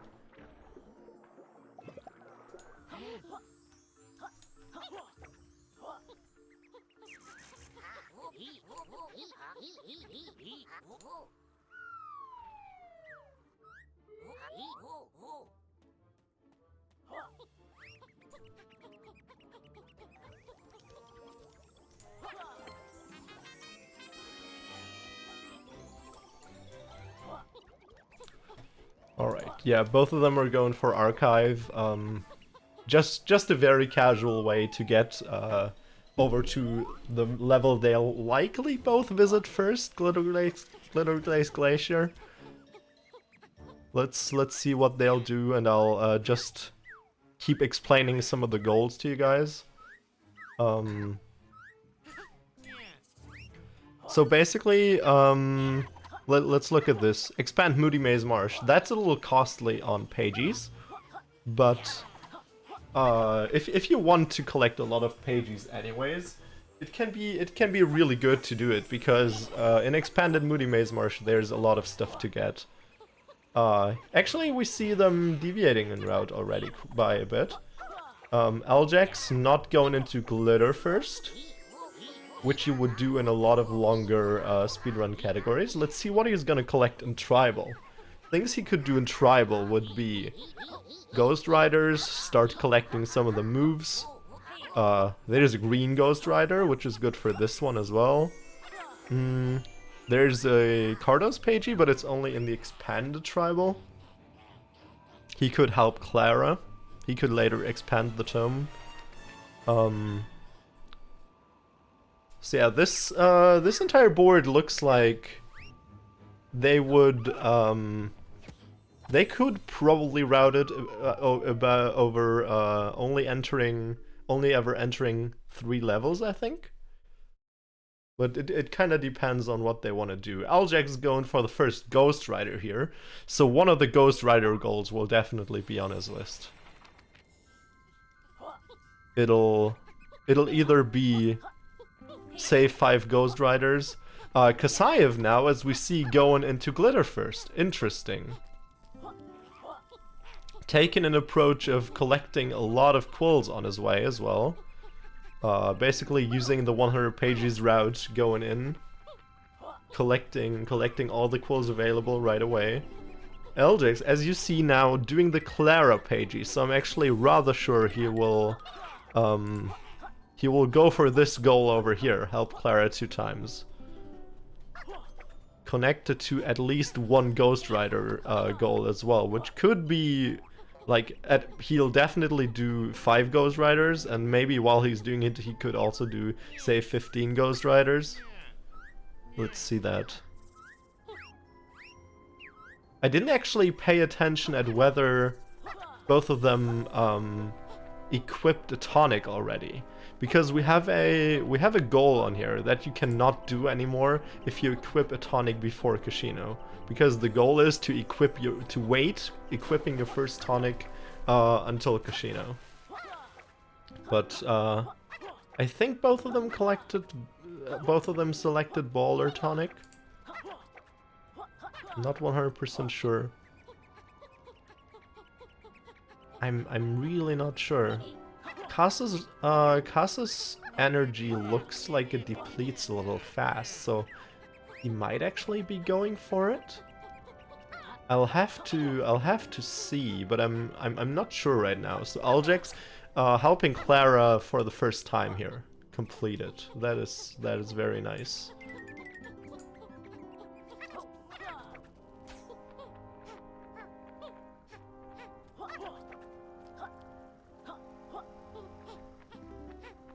Kasa going for a quick page in here, probably to unlock Body Bubble for later, while Aljax just makes his way through a very 100 pagey-ish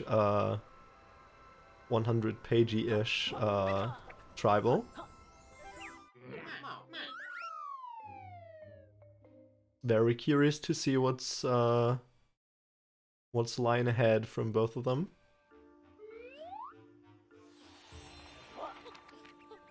Casa's very likely now also going to enter Tribal and do a rather similar route through it as well.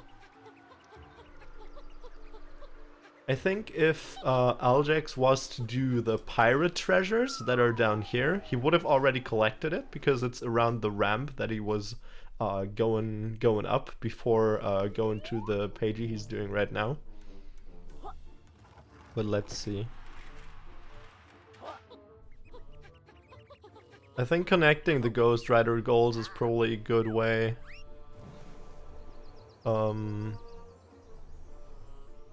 Let me see how he might do that.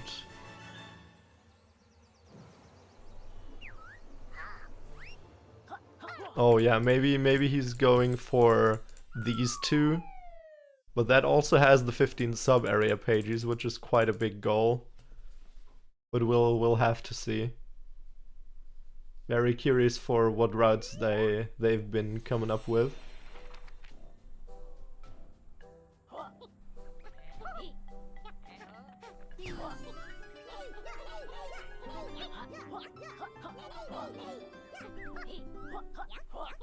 Aljax right now just finishing up a rather normal route through Tribal, not collecting too much extra, probably going for additional Ghost Riders in the revisit of Tribal. He hasn't done Nimble though, because apparently he doesn't need the quills, which could be a sign for him not to go for the 400 quills goal in the top right there.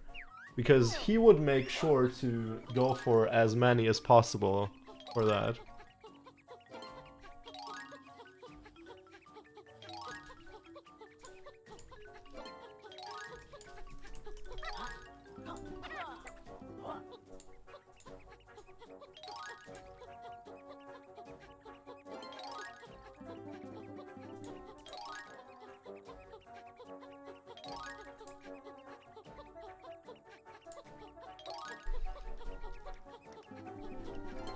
Dang, I didn't pay attention what moves Aljax bought.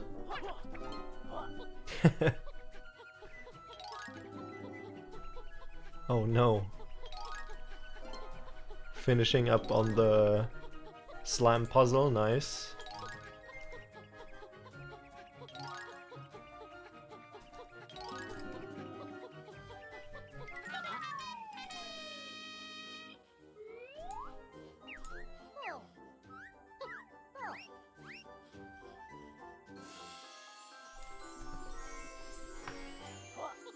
Alright, let's see what Kasayev is gonna do. Oh, Aljax actually going for a play coin here. That's interesting. So Aljax will definitely have Rextro pages in this route. Rextro pages are the arcade games. We can play with Rextro the dinosaur. In his little arcade games, like Cardo's Carding in this level, for example. They're quite lengthy, but if you have a goal on the... If you have a goal, it can be worth it. And for example, in this row, we have 2 Rextro pages and Cardo's Carding, which is one of those Rextro games in this level. So, Aljax is likely going to do those 2 goals right now. Playing Cardo's Carding once, and then probably a second time right away to get the second Rextro page out of it.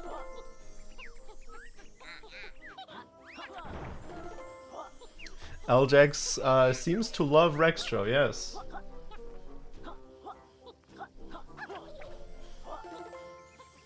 Casa still on his rather normal way through Tribal. We can't really tell a lot by what he's been doing in Tribal so far. Hasn't done anything extremely out of the ordinary. Aljax racing against the time, trying to complete Cardo's Carding as fast as possible. Not too easy. It's it can take a bit. World record on it, I believe, is 1 minute and 28. So timer stopping at 3:32 or something like that. I don't fully remember. But it was fun to grind for it. I wonder if he's gonna if Aljax is gonna go for the entire column 4. Because if he was to go for the column 4, then he would have to expand Casino as well for the pachinko machines, which is quite a few pages required. Nice. So for Casa, I can actually look at which moves he's buying.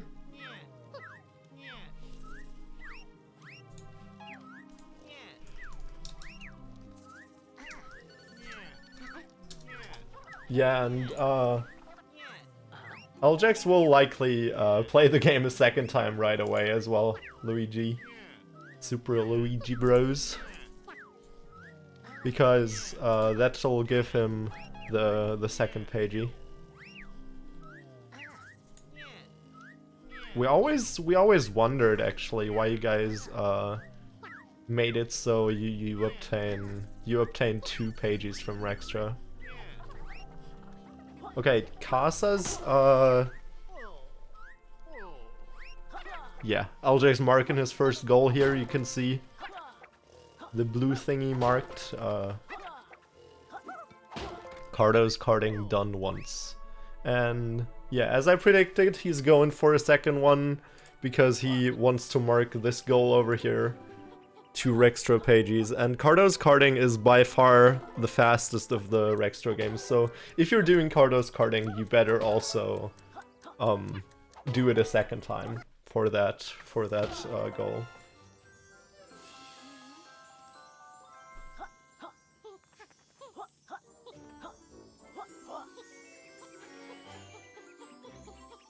So let's take a look at what Kasayev's doing. He's visiting the Duke. I'm pretty sure he didn't visit Clara when he entered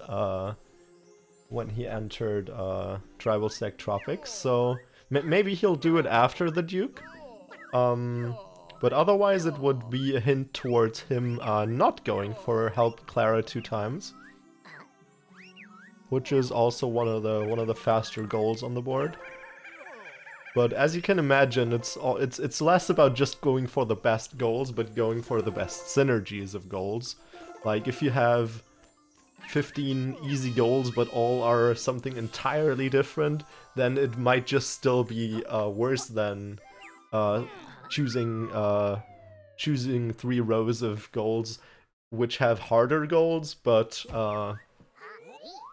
actually work better together. Like, for example, the 2 Rextra pages and Cardo's carding. Those work really well together. But Kasayev already leaving Tribal Stack Tropics right here. Interesting to see. Not doing Clara. Yeah, not doing any Rextra stuff in there. Maybe he'll do it upon a revisit, we can never tell. But I would imagine he'd at least get the play coin if he was to do the Rex show in his first visit. Aljax finishing up on Rex Show's arcade with the 2 Rextra pages here. Already claiming his second goal on the board. Oh, by the way, about claiming goals, they're not gone once someone's claimed them. Once someone's claimed them, Kasayev is still able to do those goals as well, because otherwise he would be in a lockout situation. That is also a category. You can play lockout bingo, which is just about who can do the most goals, and whenever someone completes a goal, the other one's not allowed to complete it anymore. That's also pretty fun. Alright, Aljax now leaving Tribal Stack Tropics as well, as I would have thought. Let's see what Kasayev's doing. I think he's on his way to just unlock Body Bubble, do the stuff in the hub around here, maybe going through Quiz 2, probably to enter Casino and unlock Flight. Maybe also doing some stuff in Casino, because so far I'm not really able to tell what stuff he's gonna do. So there's a pretty good chance he's going for Casino Cardos, maybe connecting it with the 2 Cardos pages in some way. Maybe like bottom row, middle column or something. That could work. And he's talked to Trouser and Glitter as well, so it's rather likely that he's actually gonna go for this column because it would allow him to learn all the glitter moves.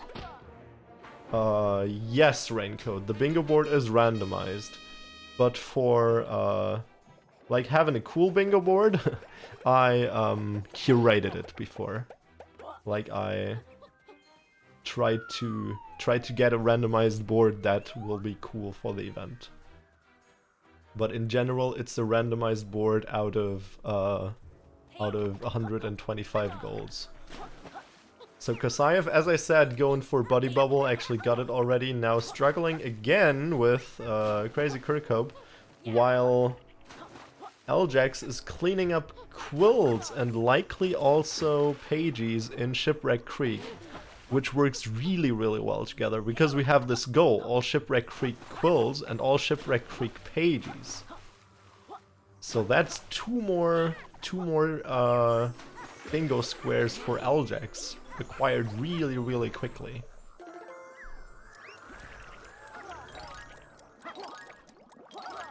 Yeah, there we go. We got all the Pages, and now he's just gotta finish up on the Quills around Shipwreck Creek. And for you guys who might think now, oh, Eljax has to be like really far in the lead already.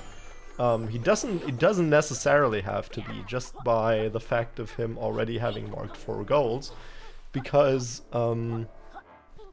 one can very much like build up speed in finishing up their goals around the end when it's more goals that are working towards something later in the run. Like for example the 15 sub area pages, you'll not complete that early on because for that you need to get 15 sub area pages and you'll only have that at some point.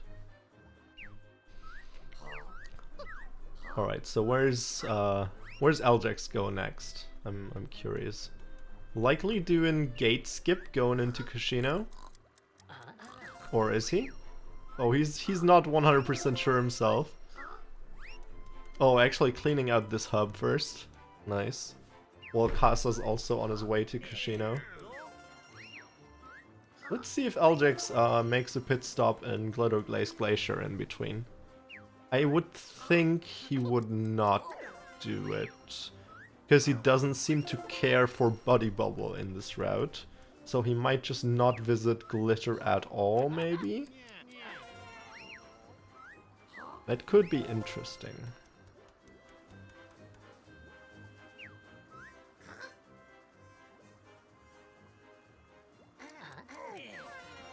Well, for Kasa, I'm pretty sure he's going for the glitter moves, maybe for 12 trouser moves.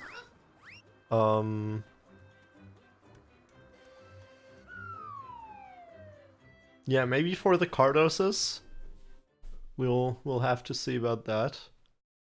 But yeah, I think he rather often chooses Kartos goals, if I remember correctly.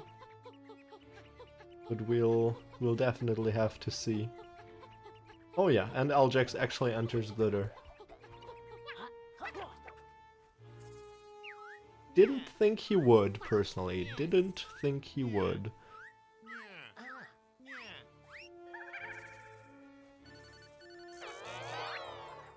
Oh, actually, as Eljax is also going for this goal, I'm at this point considering the possibility of him going for this diagonal. Help Clara, 2 Cardos, Pages, 400 Quills. And not doing column 4. Maybe.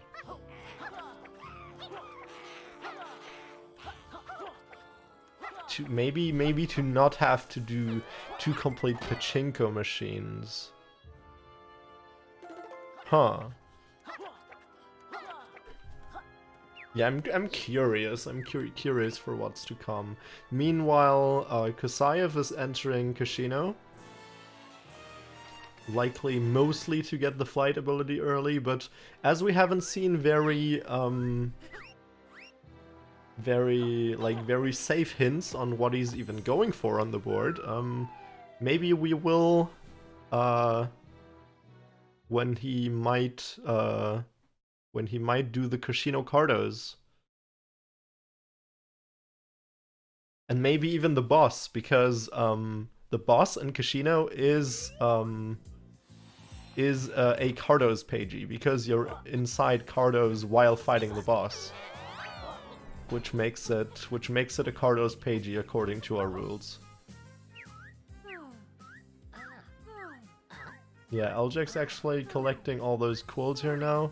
And yeah, because I wasn't paying attention properly, but I said it was a possibility. Kasa actually equipped his first tonic just now. Allowing him to now roll for longer. Having given him a disadvantage in all the previous gameplay, in terms of energy management. And yeah, I'm very curious for what's to come of him, what he's gonna connect that with. I feel like it's likely not column 2, but oh yeah, no, he did that. He accidentally unselected it.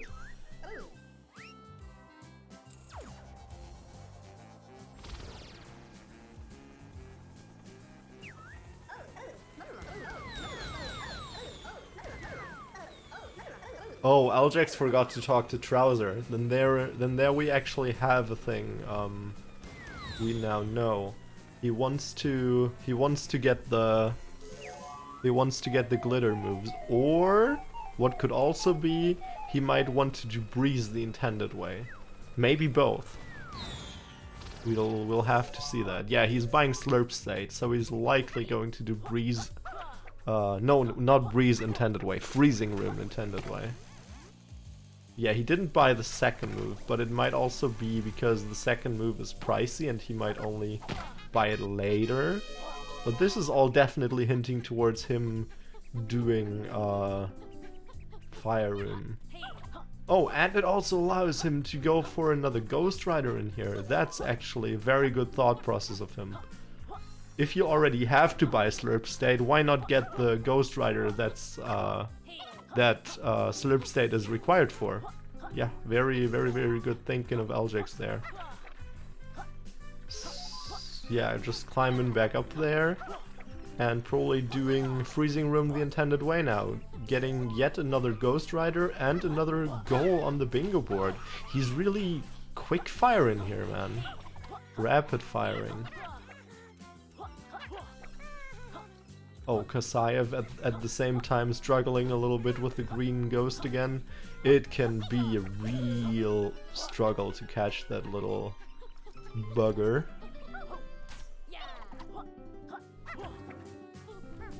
Yeah, as I said, Eljec's taken the opportunity to collect the red Ghost Rider and glitter as well, while Kasayev is collecting even more of the quills. Probably to work towards the 400 and towards more Trouser moves.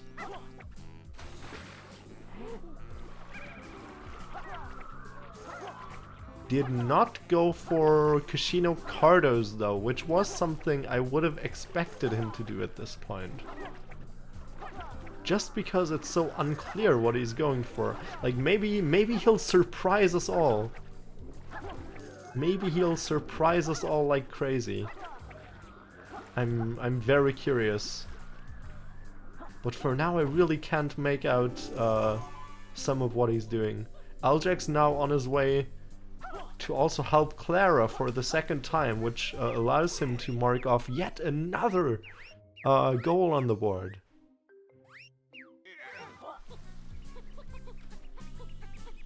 Nice. Kaza probably checked his tokens.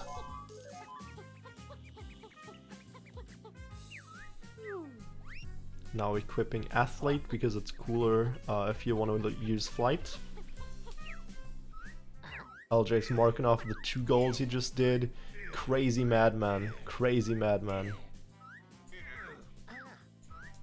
Just a crazy madman. His routing is really on point up until here.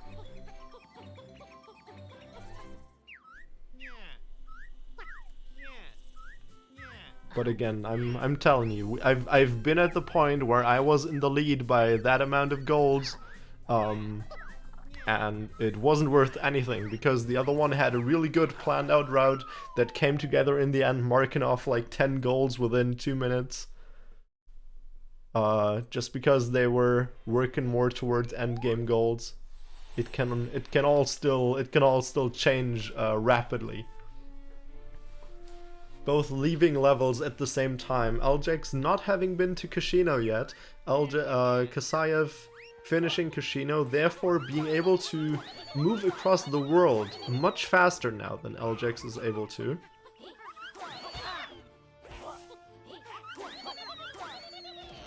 Oh, likely going to enter Moody next? Or Glitter Glaze Glacier. Yeah, I mean, Glitter Glaze Glacier would be possible and going into Isometric Palace. Or he could go into Moody, collect some stuff and then expand it. Maybe Glitter is the more likely way he could approach it. But no, he's actually making his way over to Moody. Interesting, very interesting.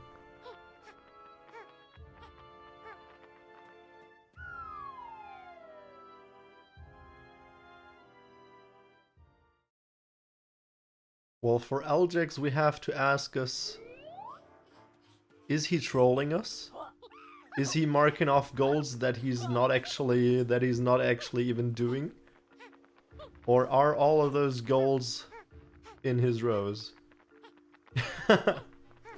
Because he could easily be going, like, have marked goals right now that he's not even going for in the long run.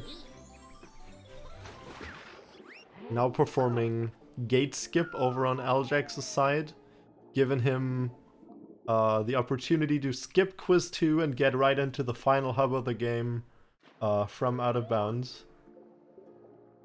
I think he paused a little too early there, but let's see if he'll get it.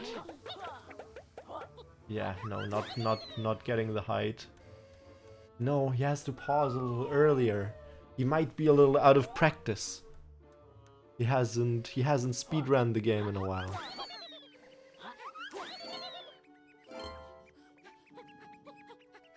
He forgot it. Maybe that's Kaza's chance to catch up. Not actually going for the butterfly booster, but now doing something that Aljax has done before as well. Collecting all the quills in Shipwreck Creek and likely also the pages now that he's there. Aljax managing to get the boosted jump. The lag jump as it's called. Finishing up the out of bounds sequence break even.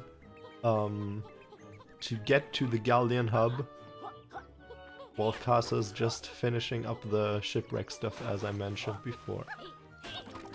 Probably also getting the pages, because getting those pages is fairly fast while you're already there. They're easy to collect.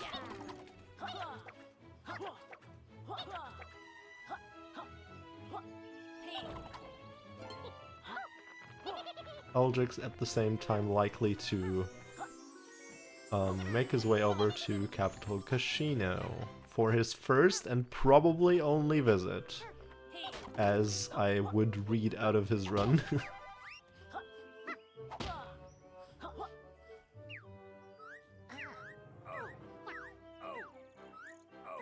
Kasa accidentally talking to Blasto there.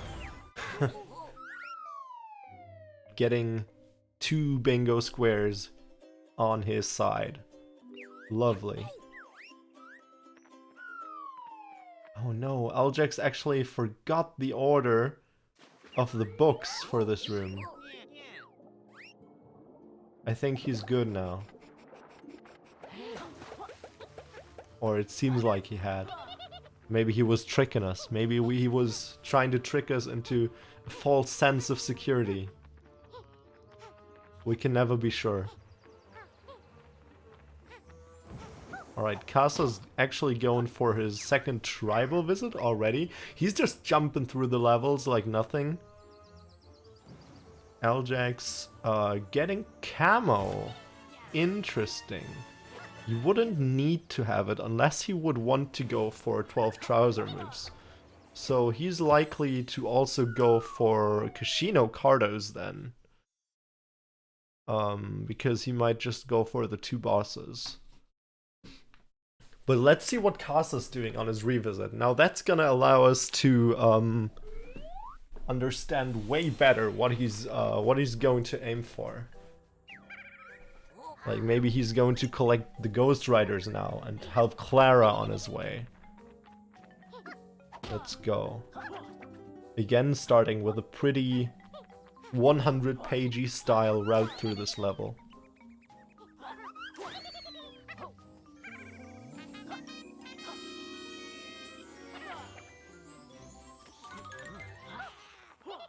Yes, he collects the berries, so Kasa is likely to go for some kind of Ghost Rider goal as well now.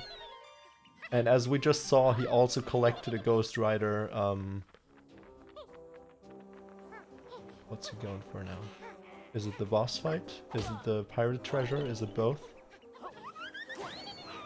Yes, it is the boss fight, and we yet have to see whether he'll also collect the pirate treasure. And or other stuff. Nice, so Kasa's gonna be caught up doing the boss fight for a while now. I'm really curious and don't 100% understand why he didn't do the Kashino boss, but it could likely be because he would want to do Breeze the intended way. That could be a thing. Because Breeze intended way is still on the board, like Breeze without using the out of bounds and stuff like that. That would be really interesting. That would mean that he would want to revisit Isometric Palace, probably also go for the sub-area pages. But then again, I would wonder why he wouldn't go for the Kashino Cardos as well. Very, very, very curious. Very curious. We'll see that. Yeah, he's definitely going for the 400 quills. I'm very sure at this point that Kasa's going for the 400 quills. Otherwise, you would never go out of your way and collect the quills behind Rampo. They are quite out of the way, and I know Kasa wouldn't collect them if it wasn't for the 400 quills, for the 400 quills goal. Possibly also the 50 quills in 3 worlds, because it's just a pretty casual thing to also get.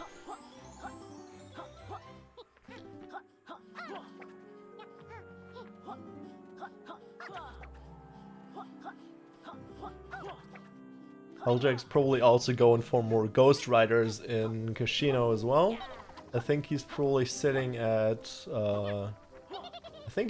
like 5 Ghost Riders out of possibly 15 he might need. Kasa now actually going for Clara. Nice.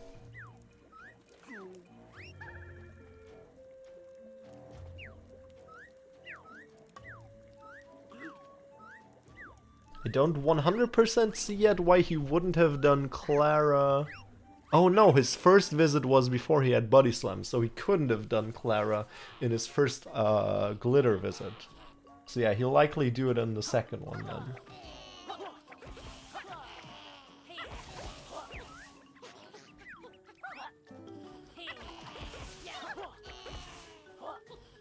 Helljack's getting additional pages. Not doing Cardos, and not, therefore also probably not going for the 2 bosses. So he'll not go for column 4. Instead, yeah, I'm starting to become a fan of the idea that he might just do the 2 diagonals here, or at least this diagonal. Then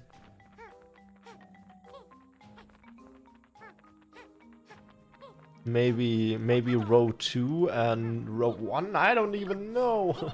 Helljack, what are you going for, man?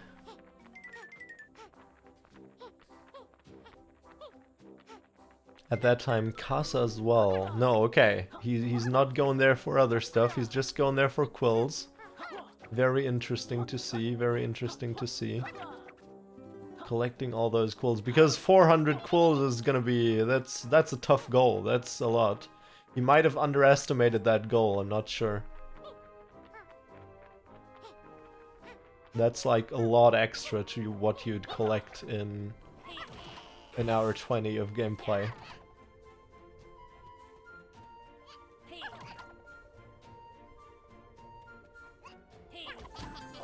Oh, did someone collect pirate treasure? I didn't catch that, Chi. Did somebody collect a pirate treasure? Casa looking at his totals to get a rough feeling of how good he's on quills, probably. Now flying around the level a lot.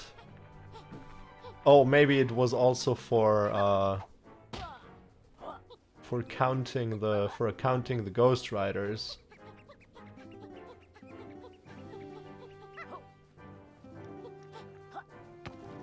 Yeah, those all here are regions you'd rarely ever see in a run.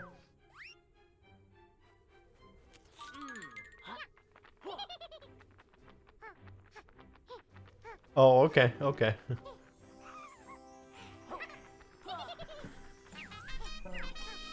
Nice, Aljake's getting those slot machines here. That's good. Like they're good value respective to their time, to the time they take for just getting a bunch of pages.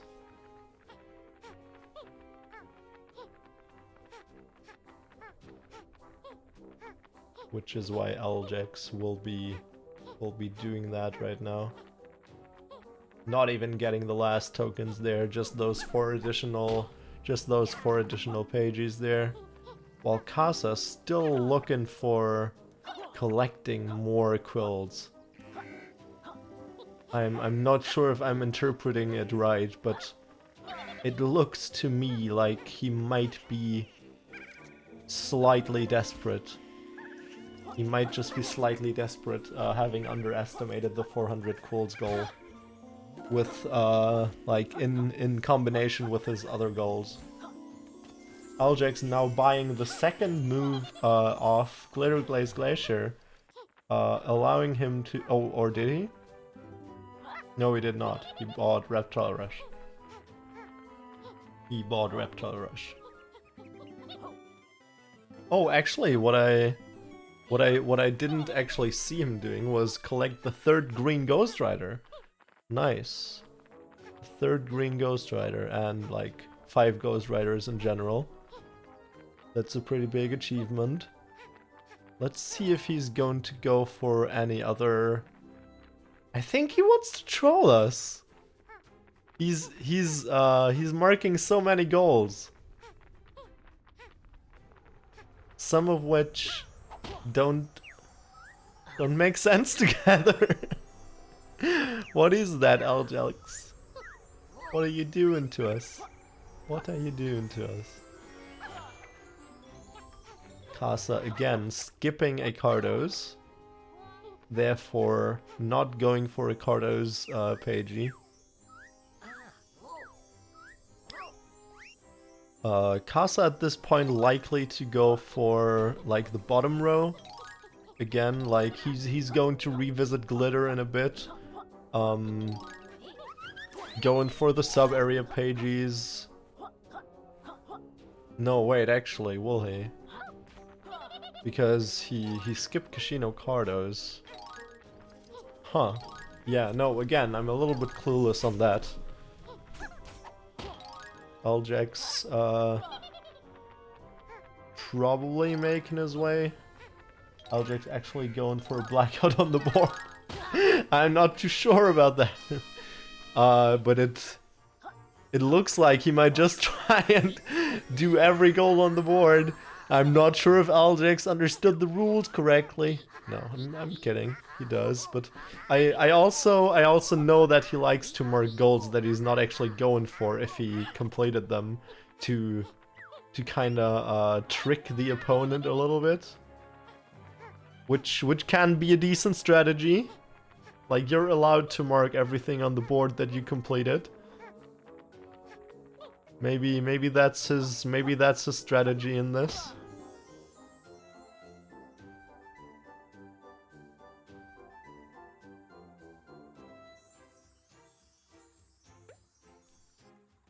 Definitely highly curious for what's going to happen here.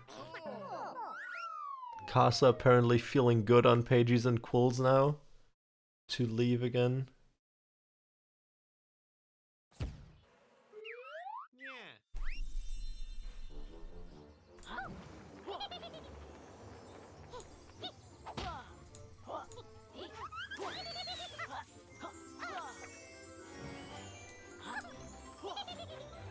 Eldix now entering Moody.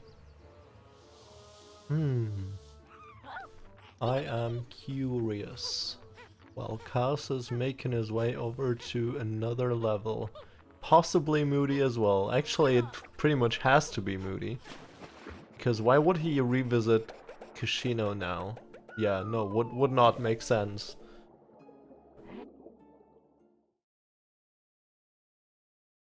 Something Aljex's board would allow for right now would also be to have the expand 3 tomes and or expand Moody Maze Marsh still.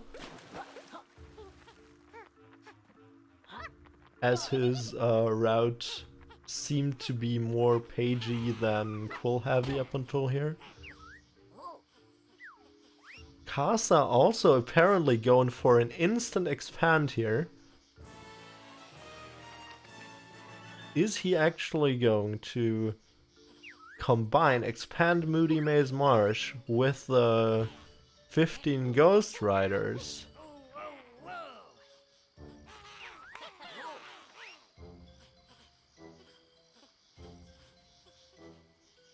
That could just be the case.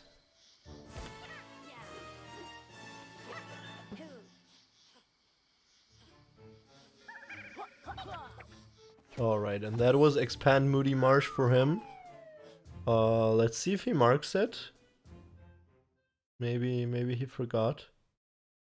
Or he may not even want to mark it, but I don't know, based on based on expanding it, I would think it would be one of his goals.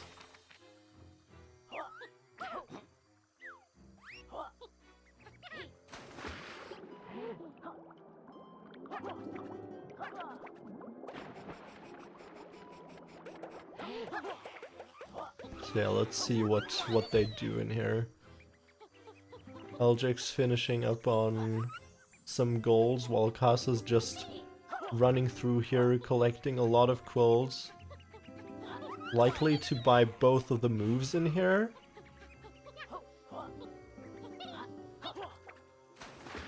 Working towards the 12 trouser moves.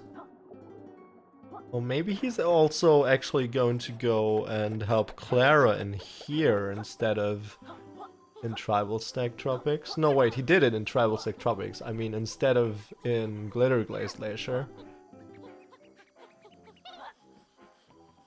I'm thinking, is there a way how Casa could end his run pretty much in Moody? I do not think so. I very much do not think so. Therefore, I would consider Aljex actually being in the lead at this point. He also goes for some quills, actually. Probably to buy the last glitter move later. For, like, learn all glitter moves. Also going for Ghost Riders, again. I don't know how many he's on in total. Trying to find the blue one here.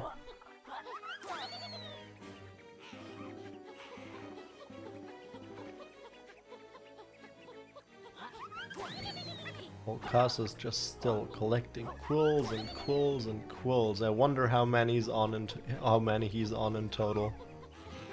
I really wonder how many he's on in total.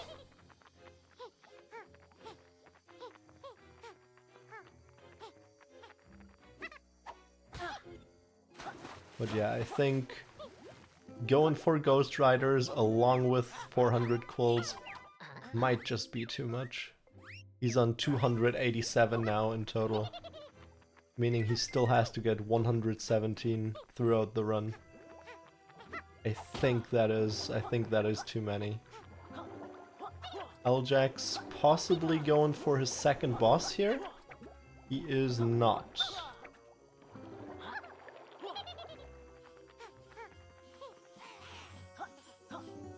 But instead... Okay, not even doing the pagey there. Collecting... Oh yes, actually Ljax marking freezing room intended way now. No wait, he had that. 50 quills and 3 worlds. Oh, nice, nice. So then, Ljax is probably actually gonna go for column 1. Interesting. Column 1, and we wouldn't know, maybe column 2 as well?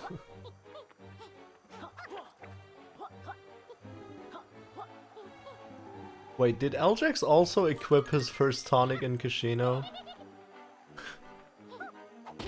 I totally don't remember him marking that.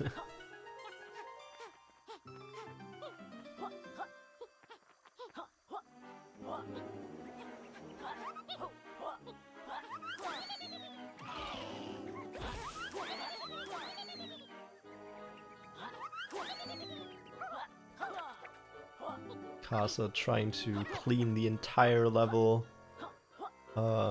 cleaning the entire level out of quills. While Ljax is now expanding Moody Maze Marsh, which to his delight adds yet another goal to his list of completed goals.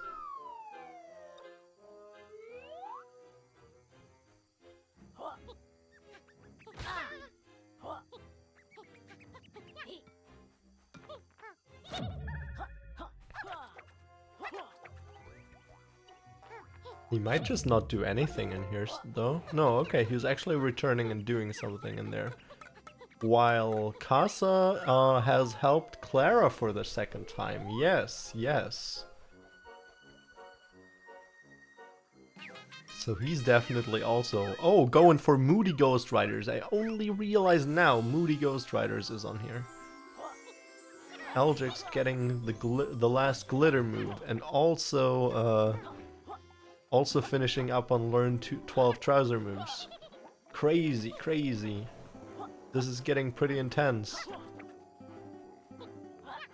But Ljax still seems to be in the lead. Needing only 2 more golds to finish his first 2 bingos. And then wait, didn't he expand? Then he just has to expand 1 more tome. This is crazy. This is crazy. Ljax is actually about to end with, like, the last Ghost Riders. Like, as soon as he gets 15 Ghost Riders, he just has to expand 1 more tome and basically ends it. And like I said, Cardo's carding was just trickery. He's not actually doing any of the Cardos or Rextra. No, he needed the Rextra stuff. That's what it is. He needed the Rextra stuff. But marking the Cardos carding and 3 green Ghost Riders was trickery. Eve, YOOKATHON is a speedrunning marathon that's running for 1 day, celebrating Yuka's 4th birthday, which is today. A lot of runners have shown cool runs. You'll be able to see them later on my YouTube channel. Check out the schedule if you want to know what we had today. So yeah, Ljax still needs to get some Ghost Riders. Does not expand Glitter Glacier. Interesting. I would think he would expand it. And then just get the last Ghost Riders he still needs. Maybe he doesn't realize he can finish with that. Maybe he's planning out to do something else. and doesn't realize he's pretty much finished with the run. Oh, this is cute. This is interesting. So, Kasa's actually... Kasa's actually just finishing up his, I think, second boss fight? Wait, did he do Rampo in Tribal Tech Tropics? Not 100% sure. He probably did Rampo. Aljax leaving the level again.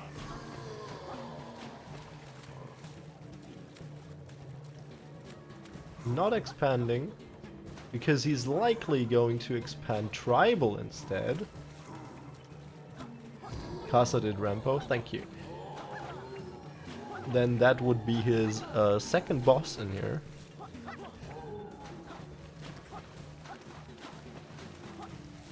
I mean, Kasa's not extremely far from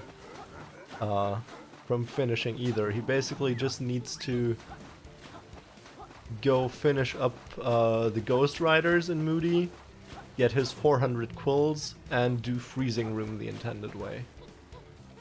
He's likely to end below like an hour 10 still as well, which is still a really good time. Like, he's still performing a rather nice route, except the point that he might have underestimated 400 quills a bit. Nice, yeah, there he marks the 2 bosses. Now collecting some more quills. Aljax actually only needing, like, having completed 2 of the bingos. You guys can see it. Row 2, column 2, all have blue markings already. Only needing to collect some final Ghost Riders in Tribal Sect Tropics, probably. Leading to him having collected 15 in total.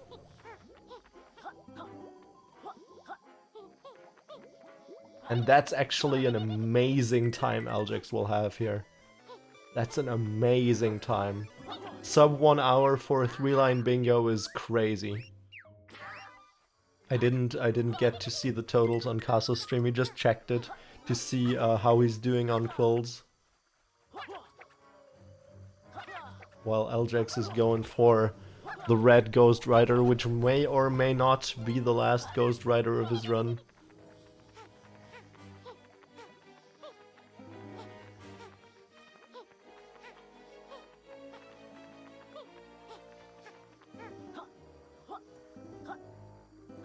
It was.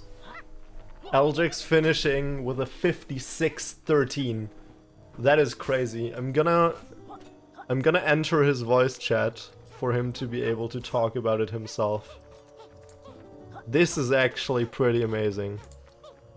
Hey Aljax. I forgot to ask you, but do you feel like talking about your run?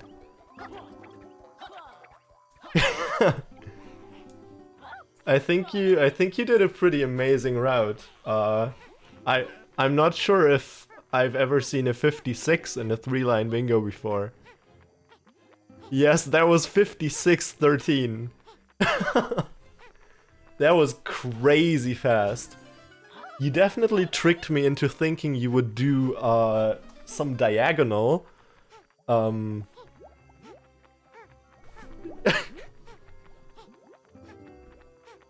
Yeah.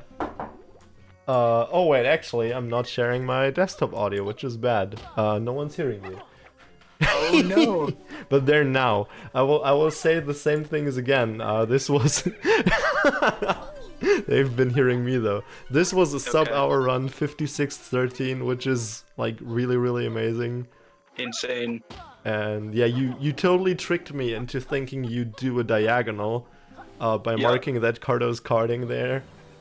But yeah, then didn't go for any of the Cardo's pages and like not really for the bosses and stuff. So I wasn't really able to tell what exactly you were doing until like the last 10 minutes of the run.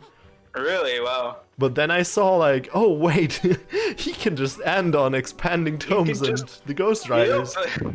That's crazy. Yeah, I It think was pretty wild. The route was, I think, besides the one extra pagey, like, yeah, 32 pages, which is like pretty nice. Yeah. Like, what did you say? How many extra pages did you get? I'm sorry. I had one extra pagey just from the Ghost Riders, but the ones I needed to open worlds was 32. Yeah. Oh, that's so good. Like, I've often collected 40 and above. Yeah. Especially on then- 3-line, you can easily go like hour 20 on some cards. Mm-hmm. Just getting all the pages. So yeah, maybe if you're interested in what Kasa's been doing, I had a really hard time figuring out what he was going for a while as well. Right. But it shapes up that he's actually going for the big Ghost Rider goal as well, for the moves as well, and for the 400 quills, which I think is not so viable in combination, because 400 quills, he might have underestimated it, is really big goal. Yes. Like I ended with 250.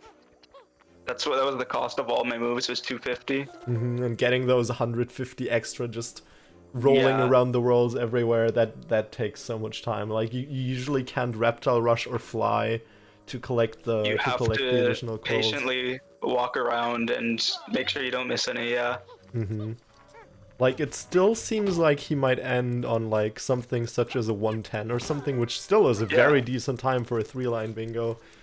But if he had routed out that 400 quills somehow, then I think he would have been fine, because he's also going for column 1 and 2 like you did. Yes.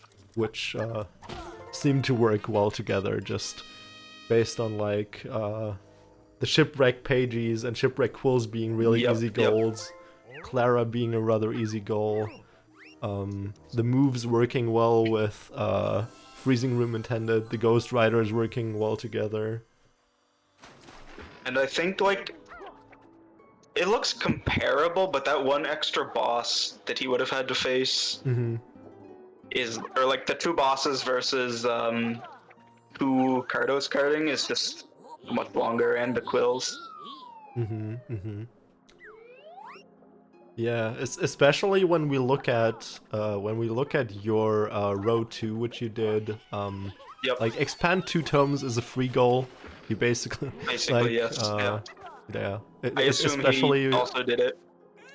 Yeah, he definitely also did it, I'm sure. I think he expanded tribal as well, yeah, because you want to have it for the Ghost Riders. Yep. You wanna just have it for pages in general. I think he even wanted it for quills. Yeah. Then the glitter moves are not a long stretch anymore if you do the freezing room intended way anyways. Yeah, and I was glad to get that out of the way early. My only backtrack was to get the blue ghost after I bought Sonar. And then basically at that point it's 2 Rexro pages versus bosses plus the 150 extra quills. Yeah. And I know what I would take out of those two options. But and I felt my Cardos cardings were better than they usually were too. Oh, nice. Yeah, I was comparing them to world record for chat, so I'm sure they weren't that good, but yeah. I'm sorry. So that was an unfair comparison, but no, your Cardos cardings were very alright. Casa now about to enter Glitter Glaze Glacier for the second time, actually, where he will now do Freezing Room, which he didn't do in his first visit. And get his quills and his Ghost Riders. Right. And that's where he'll then be able to be finished. I thought for a long time he would actually go for like the bottom row and actually go like build his route more around Glitter Glaze and going into Isometric Palace and then doing Cardos there as well, and I don't know, that kind of stuff. But yeah, he ended up skipping Cardos in Casino, so I got confused. Yeah, one thing I was really confused about was I noticed he marked first tonic and Kashino very early. Like I was still like near the end of tribal, still doing my Rextro pages, and he hadn't marked Shipwreck Creek, and I'm like I don't know. It felt weird to me. He was doing a very 100-page-ish way of doing early or slash leading to mid game, while you were more adapting to the board and just getting a lot of stuff out of the way already. Right, I like to get my long goals that give pages very early on, so I can just use them and figure out which quick pages I can add later. Yeah, that sounds like a very reasonable way of going about it. Dang, like I'm actually like your time really surprised me.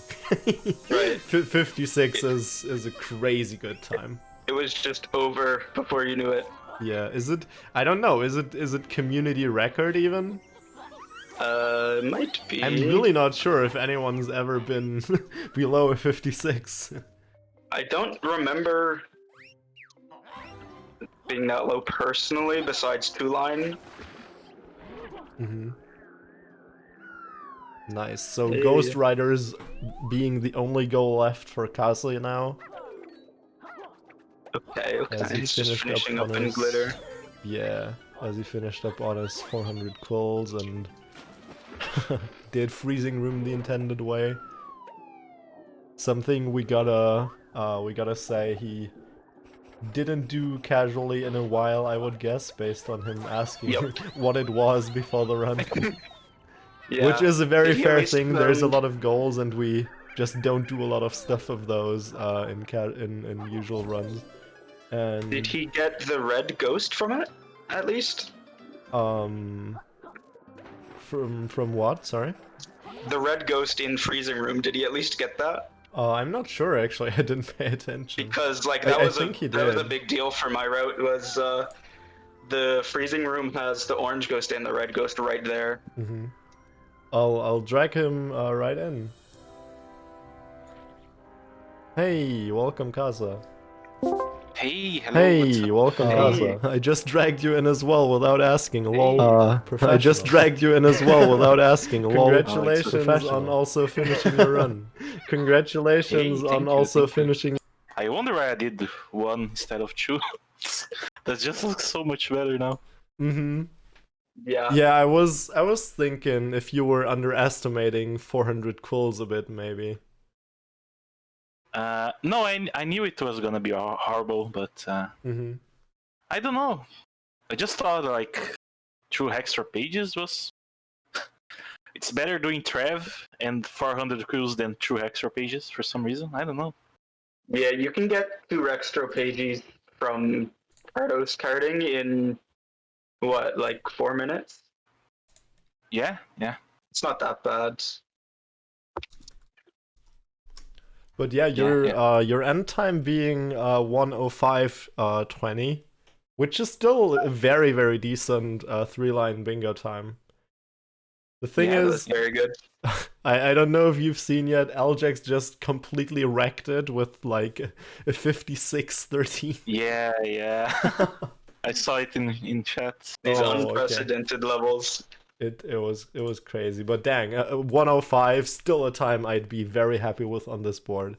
I think when I gave you guys this board, I knew that it had a few different possibilities, with likely what Aljax did being the best one. I'm not even sure though, but I don't know. I didn't think it was possible to end in under an hour, to be honest. when I looked at it. But yeah, you guys definitely made the best of it. Looking now, I think instead of row 1, maybe diagonal 1 could be really good. Yeah, I was thinking as well, the diagonal bottom left to top... No, actually not that one. Top left to bottom right might have actually been a thing. Yeah, it looks really good. I thought about possibly combining it in some way with the 15 sub-area pages and Breeze or something, but that might already be bad again. Making the route less about Moody and more about, like, isometric polish somehow.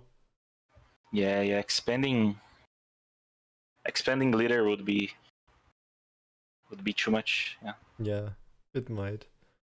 But yeah, thank you guys so much for participating. I'm just gonna unless you guys want to say something, I would just jump over to the intermissions / thanks for watching screen and maybe have a few final words. Sure. No. Again, I'm good. Thanks for putting the event on. It was fun. I hope so. I really hope it was fun, actually. Yeah. Yeah, thanks for having me, and thanks for watching, y'all. Bye-bye, guys. Bye.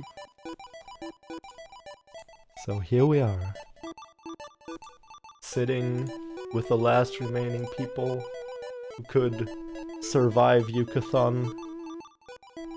An entire day of watching ukulele speedruns of people I'm friends with, or Yuka would be friends with.